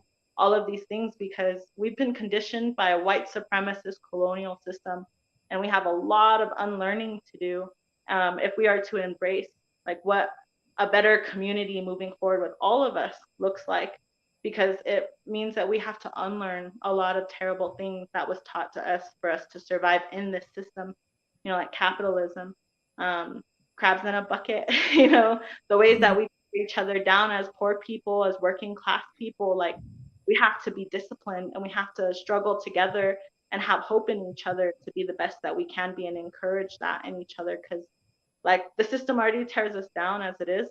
And like, how do we start to uplift each other? Because we know it's not going to come from the system. The system's meant to eradicate us, or it's meant to assimilate us or condition us. And so Indigenous peoples right now, we look like many, you know, there's a lot of migrants who are Indigenous, a lot of undocumented people who are Indigenous. Like, I always pride myself, and I've known a lot of Indigenous people from different communities who pride themselves on always being open to talk about where we come from, what is our histories, what is our creation stories, you know, what is the story of the land that people occupy. We have those stories still, and a lot of us are like wanting to share it with our relatives. We do that, you know, and I would just encourage people, like, open up your home to like Indigenous peoples, open up your spaces. Let's see how we can build together and see how much we have in common so we can struggle forward. It's going to be scary. There's going to be dark history, but like, what can we do right now to move forward? Knowing that history, because that's the reason why we're wanting to know it, is so that we can be better from the generations behind us and continue pick up that baton to move forward as they did from their ancestors. And so I, you know, encourage folks to just get to know your community, and do work to help each other and to like share with one another. And I promise you, one of these days you'll run across an Indigenous person, because we're everywhere. Like, I know I'm everywhere. I travel all over just to be in community, like, and I don't have a job. You know, I sometimes am houseless, but like, I'm doing a work that allows me to speak my truth, and that allows me to help people understand where I come from and what my people suffer. And sometimes, you know, people offer mutual aid to me, and that gets me by. And that's a system that exists, that can continue to exist. I have a great grandma who's 109 years old, and she only speaks our Indigenous language, and she's survived only by making our weavings and selling our weavings at trading posts. She's never had to learn English, and she has never adopted or never had like a job. She's never adopted this capitalist system. It's possible to move in a direction where we no longer value money, but we value like each other and the resources in our spaces, in our homelands, and like the communities that we have. And so I just want to challenge people to think about, like, sometimes you're taught to think in a box, but what's beyond that box? And how can we like invite more of that into our life? Because we all have something to learn from each other. And it's the same for Indigenous people. I know this wasn't the question, but I do want to bring it up because I think it's an obligation, and it's important that, like, oftentimes you'll experience, you know, anti-Blackness inside Indigenous communities, and you'll experience like anti-migrant sentiments. And I think like it's important to remember that, like, again, we're all conditioned to be a certain way, but it is also our job to call it out and to say that's not acceptable. Because if we're going to start a movement together with each other, then we have to be willing to unlearn all the toxic, racist, violent things that we've been taught about one another's communities. And we have to be willing to look at it in the face and say, we're not going to do that. We're not going to hurt each other no more. And how can we move forward in a respectful way, in a way that promotes both of our, you know, rights to life and rights to live, you know, rights to exist and support and raise families, etc. You know, and I think it's a hard conversation, but I know as young people we're having it. I'm like an older young person, but I know like a lot of the young people that I've lived with on the streets, that I've been with, like when I've visited and worked on the res, like we're all talking about how we can be better relatives to each other and really, really embody that solidarity. And I just want to encourage everybody to, you know, jump in it with us. Let's go, let's build, let's, you know, get in contact with me. I'd love to exchange information. Like, we want to build, and we want to really make those changes in our communities, because, you know, nobody's going to do it for us. We have to do it ourselves. Yeah, well said, CSN. I just want to add something really quick before I pass it to Rick, but thank you so much for saying that about, like, you know, those of us who are people of color, so to speak, we have to stop tearing down other people of color. And I've seen it from all different sides. And Rome, I'm sure you've seen it too. Like, it really doesn't make any sense when you think about it, because I mean, we should all be there to support each other, but it does happen. You do have like anti-Blackness in other communities that are not white as well. Rick, what's your take on this? What can people do? I think we can learn from each other or listen to each other. First is listen to each other, and then learn from people's perspectives. I think going back a little bit to comments made earlier about treating Native people as asterisks or on the side, that itself, or the video that Tara, from Tara, right? It was really good. And I think that is my number one frustration going into revolutionary spaces, Marxist spaces, or that people want to create theory for the US, but without understanding indigenous sovereignty or even black sovereignty. We talked about this, right? Or black liberation theory. What does that look like? And I always tell people, like, decolonization is not just indigenous decolonization. It's also black decolonization in the US. We have to move together at the future, towards the future, and we can't do that unless we have solidarity, unless we listen to each other, unless we understand each other's struggles and what we want from each other, and it's respecting both our sovereignties, both our nationhoods. And there's 574 indigenous sovereign nations here in the US, and that's a lot. That's a lot of nations. So many governments, native governments in the US. And I think what we don't talk about as much is also black sovereignty, black nationhood, Pan-Africanism and revolutionary politics within that. I think that itself, with our sovereignty, is decolonization. We have to move forward. And I think I don't want to just knock on white people, but there's a lot of white orgs, quote unquote revolutionary orgs, that don't take account to our voices or decolonial movements or decolonial voices. And I think that's it's really, really sad. But I think there's so much also that was said about the young people. And the young people, I'm almost 40, and it's just like the younger people, have so much optimism for the younger people. I'm like, holy cow, they have it. They have so much power that when I was 18, 20 years old, it wasn't like the way it is now, right? And I think, the younger people, the people that are like 18 years old, 20 years old, they're on it. And I'm just like, why? I'm actually like happy. I see so many young people speaking so much good stuff, and I feel like all I can do is support.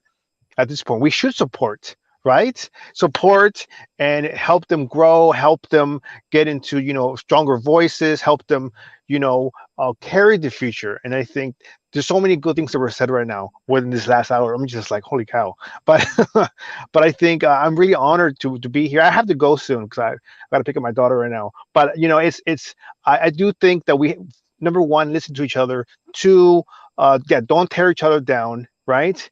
I think if you have a conflict with somebody, actually reach out to them personally in private, right?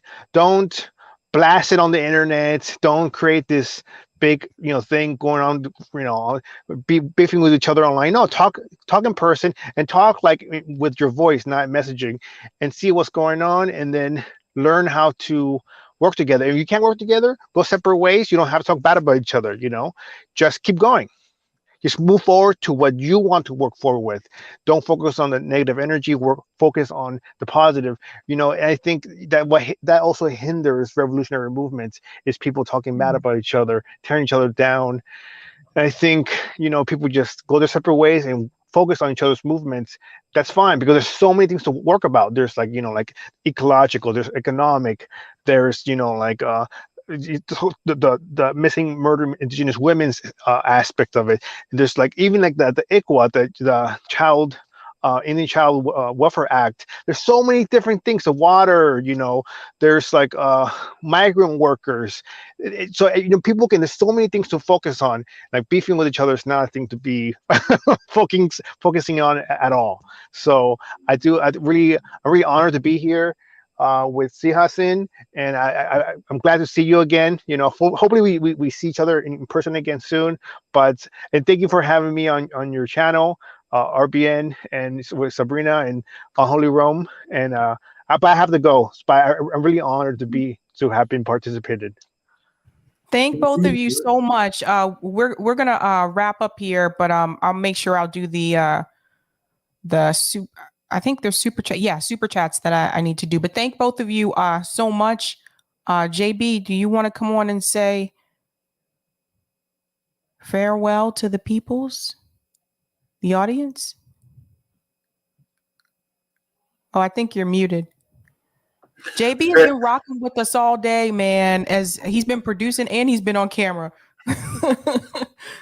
Yeah. Farewell to the peoples. That's Farewell to the peoples. Siyasin, thank you so much for coming on. It was really nice to meet you. It was such an honor to be able to talk with you all today. Thank you so much for inviting me. Thank you. Thank you. All right. So I just want to make sure I shout these out because I don't want to forget them. Thank you for the super sticker, Robert Templeton. Thank you for the super chat, Sean Miller. Thank you, RBN. John Sabby, can you come to Bromley Heath one day to talk about the condition of the units? Thank you for all you're doing. Yes. I will send you, Pastor Wheeler, I'm going to send you my phone number. It might be the quickest way to reach me. Roger, thanks so much for the super chat. See why we need to be a ballot initiative state. Sab can't even trust her. Oh yeah, he's talking about the senator. I told you, Roger. Emoji, thank you for the super chat. Veterans like Afeni and Matthew Ho are the strongest advocates for peace. And thank you for the super sticker, James Starks.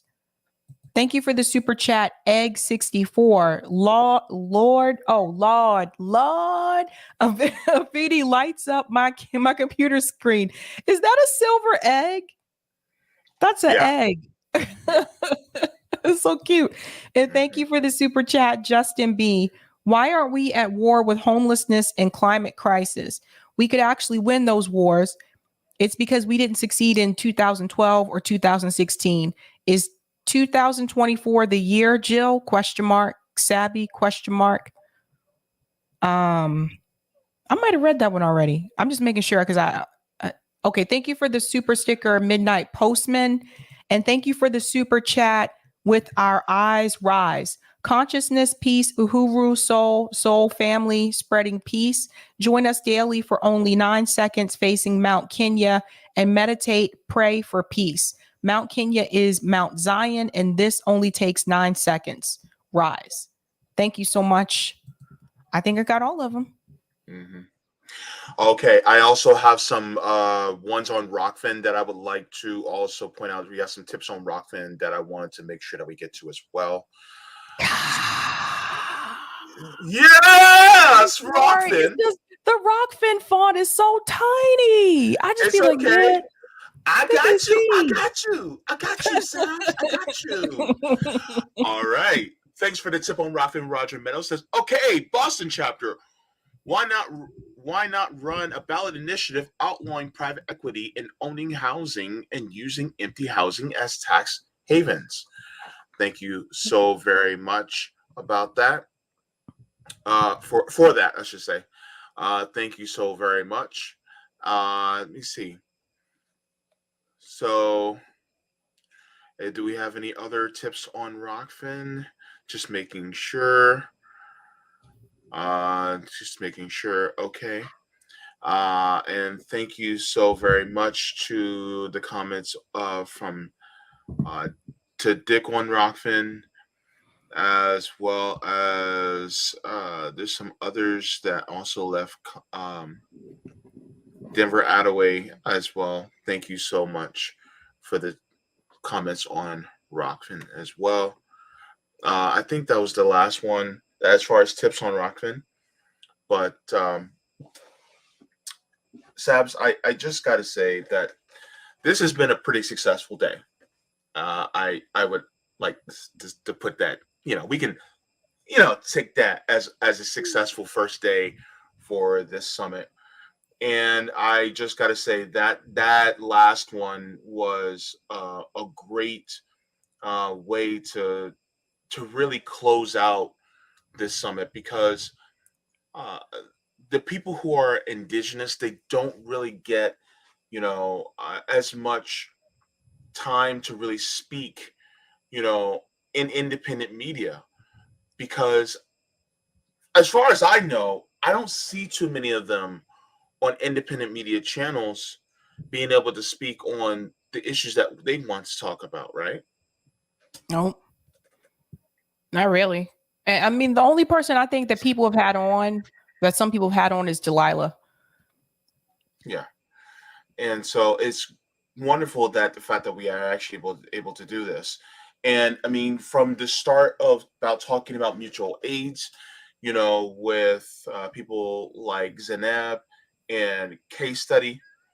And then we also had, discussions with people like Dr. Joe Stein, from talking about the LGBTQ activist, portion and talking with Indigo Let and Afeni about that, to talking about so many different issues that, as far as activism is concerned. Rome, you have been on the front lines as far as your activism is concerned and shedding the light on this. And you've been, here and there, in and out, in between, throughout this summit, and talking about how really your experience, as far as the summit is concerned, has been integral in showing us the ins and outs and the background and how it can be, the difficulties, in raising funds so that we can help other people. And if you can speak to some of the what to call the challenges as far as getting more people activated, and what are some of the successes that you've had, especially as far as recently. I mean, Sabi's even brought out about the successes that you've had for in Jackson, Mississippi. Nick has talked about the successes that you've had, in Kansas City. So if you can talk about that a little bit too as well. Oh yeah, man. I ain't going. It takes a bit, man. Sometimes you just got to go for it. Whatever you believe in, everybody not gonna believe in you. Some people gonna try to bring you down. Some people gonna try to use the person that you was against you. But it all depends on what you're gonna do, what you want for your community. If you're gonna let this keep you down, you're gonna let it lift you up, and that's basically what I have done. I'm saying, and stay focused throughout this whole, this whole thing. But as far as the success in other states and with Tour for the Poor, it really wouldn't be anything without my supporters, followers, RBN. I got a great team going on around America. We getting ready for something big. Building something like another FDA type of group, so we can really fact check and see what's going on with not only food, drugs, but we're gonna focus on land also and see where certain lands are being poisoned, and so we can basically whistleblow on a couple of things that people might not know before it happens and whatnot. But we I owe all credit due to the people, because I wouldn't be here without them. If they didn't accept the man that I am today, I couldn't create what we have right now. So, I'm probably gonna have to sit down on the tour because I really gotta focus on this library. It's really way more work than what I would have thought. But I'm in it, so might as well win it, right? So we're gonna be fundraising for that pretty soon. I'm gonna get new carpet. I'm gonna rebuild every bookshelf, every desk by hand, myself or a couple of friends who's gonna come by and help. But we're gonna build everything by hand with our own labor, and it's gonna really mean some once people get access to it and whatnot, to know that we brought this to them with our own labor, blood, sweat, and tears and whatnot. But it's gonna be beautiful, man. We just getting started. It's only been a couple of years, but I can see us being a real, juggernaut in a couple of years. We're gonna get it together. I'm pretty sure. Thank you. And for you, Sabby, you've been, at this, in the independent media for what's going on 2 years now.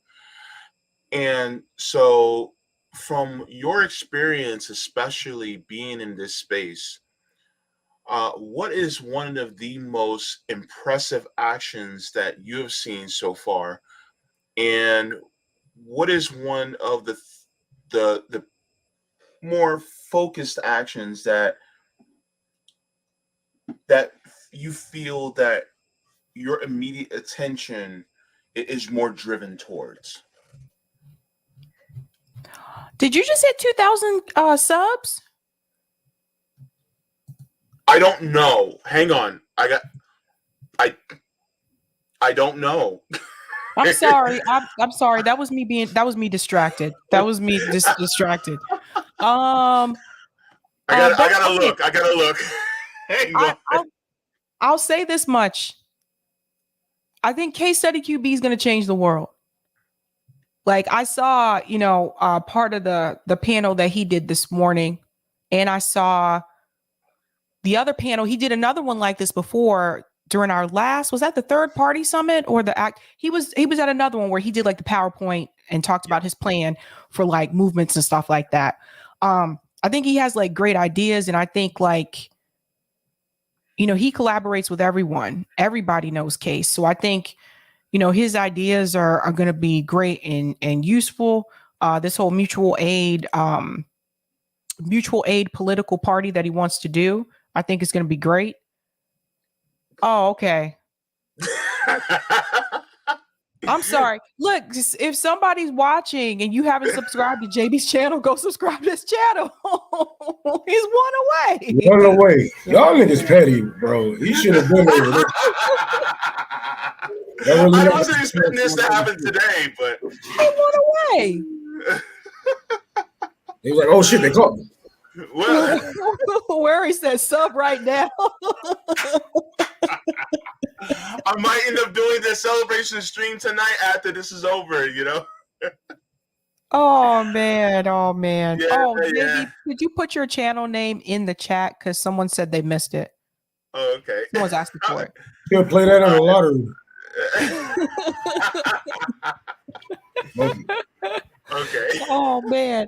But no, like I thought all the panels today were great. So much like great information. It's it's not even over. Like tomorrow there's gonna be even more, But what I really like about this is that it wasn't just, let's just talk about the problems. It was also telling people how they can get involved and what they can do and how they can take it to their own communities and things like that. So I think that's important. And people are ready to get out and do stuff. I get the messages all the time. People want to help. So yeah, I'm pumped. And I just think I thought it was really good. And I don't know. I think like next year we might have to do 3 days because I don't think we were expecting to get as many replies as we did. Yeah. For this. And look, I'm going to give a little bit of how the sausage is made, so to speak. The planning for this summit was actually much shorter than the first one. And even then, in us having a shorter planning period for the summit, and by the way, the original General Strike Summit last year was done during the second week of November. So we haven't even hit a year since the first General Strike Summit. And because we had such a great turnout, honestly, next year, we may end up having to do 3 days just by default. And the crazy part is, here's the thing. How many other channels are doing this? Not only how many other channels are doing this, but how many channels are literally gathering activists and showing like, look, this is what their activism is for. This is how you can be an encouraged to do activism. And these are some of the tips, tricks, and advice from activists on how to expand so that you can activate people so that we can have a better nation and in turn a better world. That's not a good business strategy, man. That's why they're not doing it.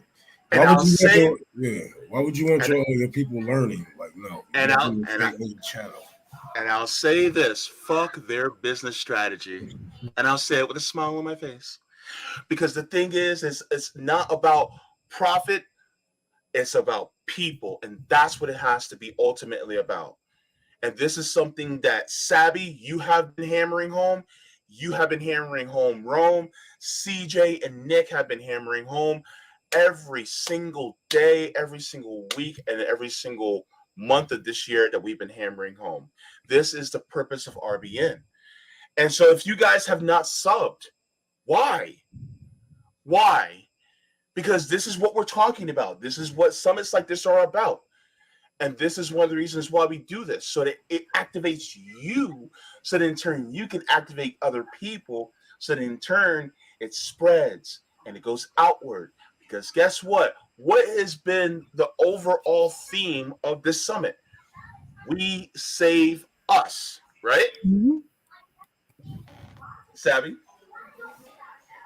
No, it's true. I mean, there's so many activist organizations and groups, you guys. Like, unfortunately, we couldn't say yes to everyone, but like I said, a lot of people replied to come on for the summit. So, but there's so many people, so many others that we would love to have on as well. But I really like the topics for the panels too. I think we're covering like good ground. Now, obviously, are there more panels we could do, more panel topics? Yes, but I mean, we only had 2 days. And JB, I do just want to say, you just made it to 2K.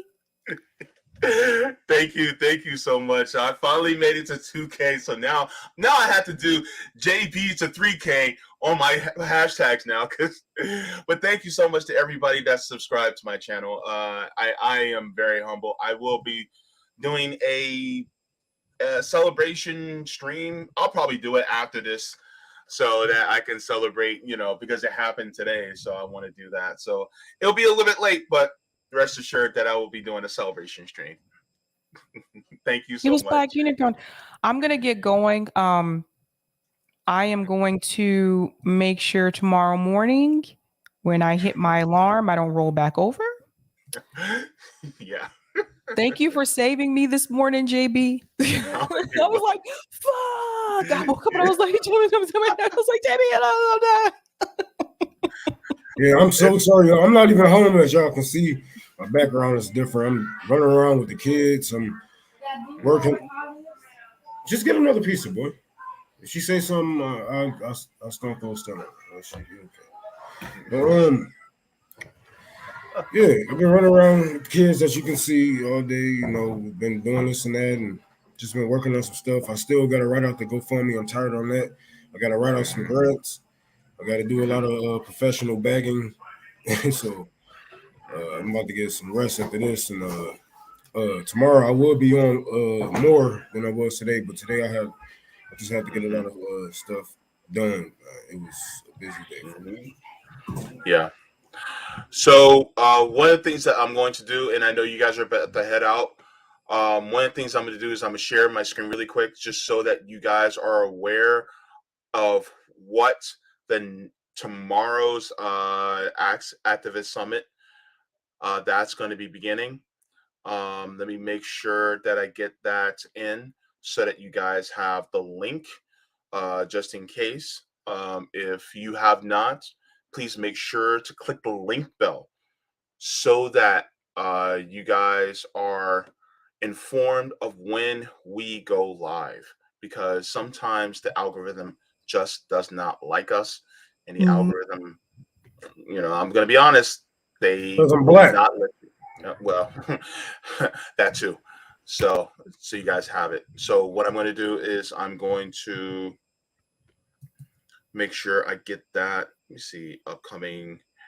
Let me see. This is day 1, day 2, part 1. Okay. I'm going to get you guys the link to that.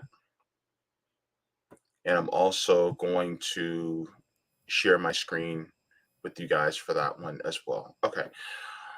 All right. So here is the link to day 2, part 1. Let me also make sure to put that in the Rockfin chat as well.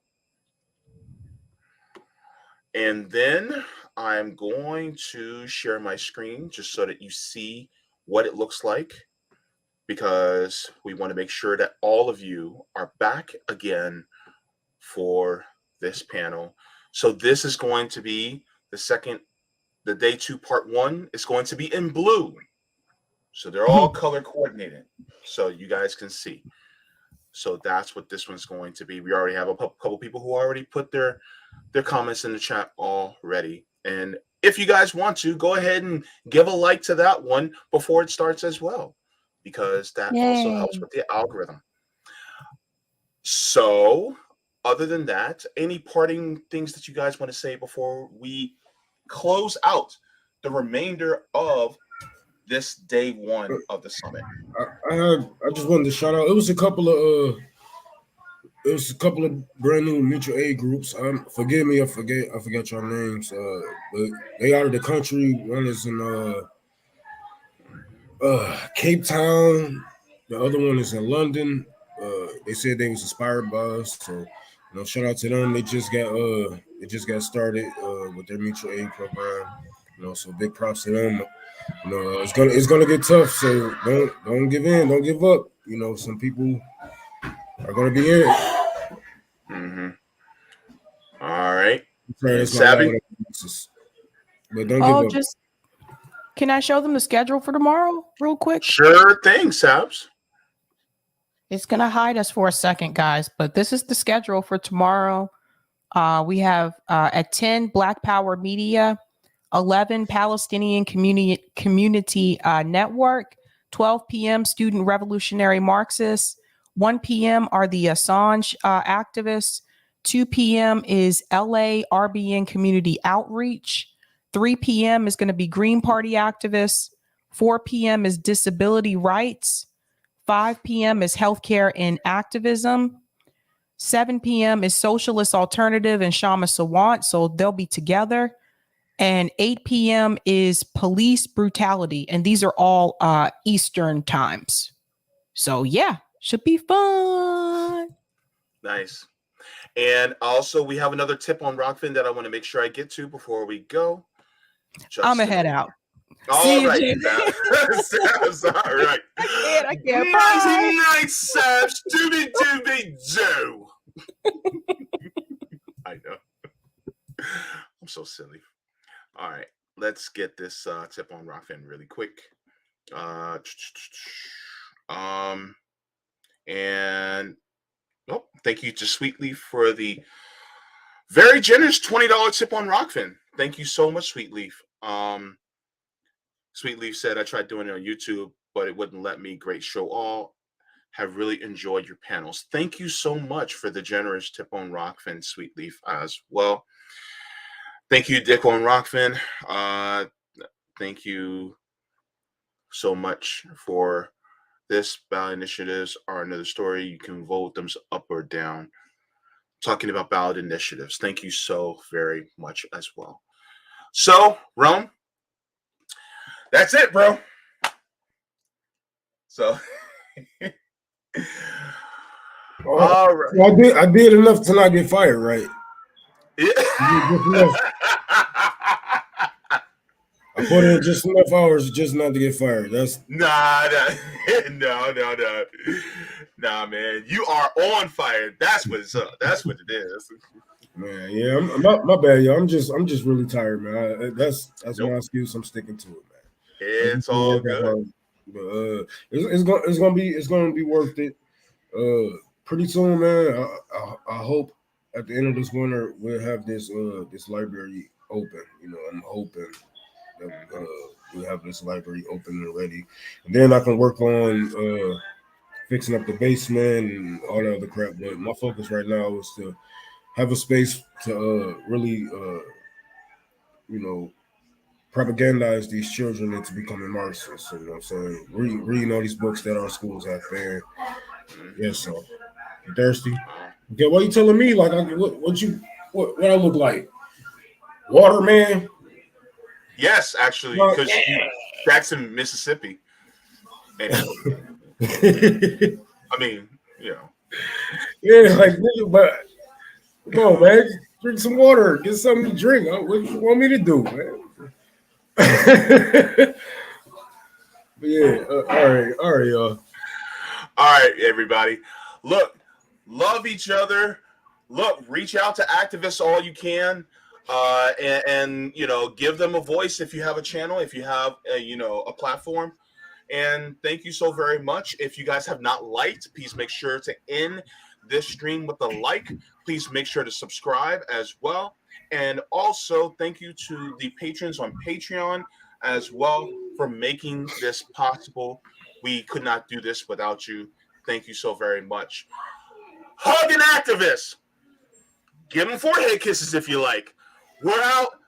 See you guys 10 a.m. Eastern Standard Time tomorrow. Love you all. Peace and chicken grease.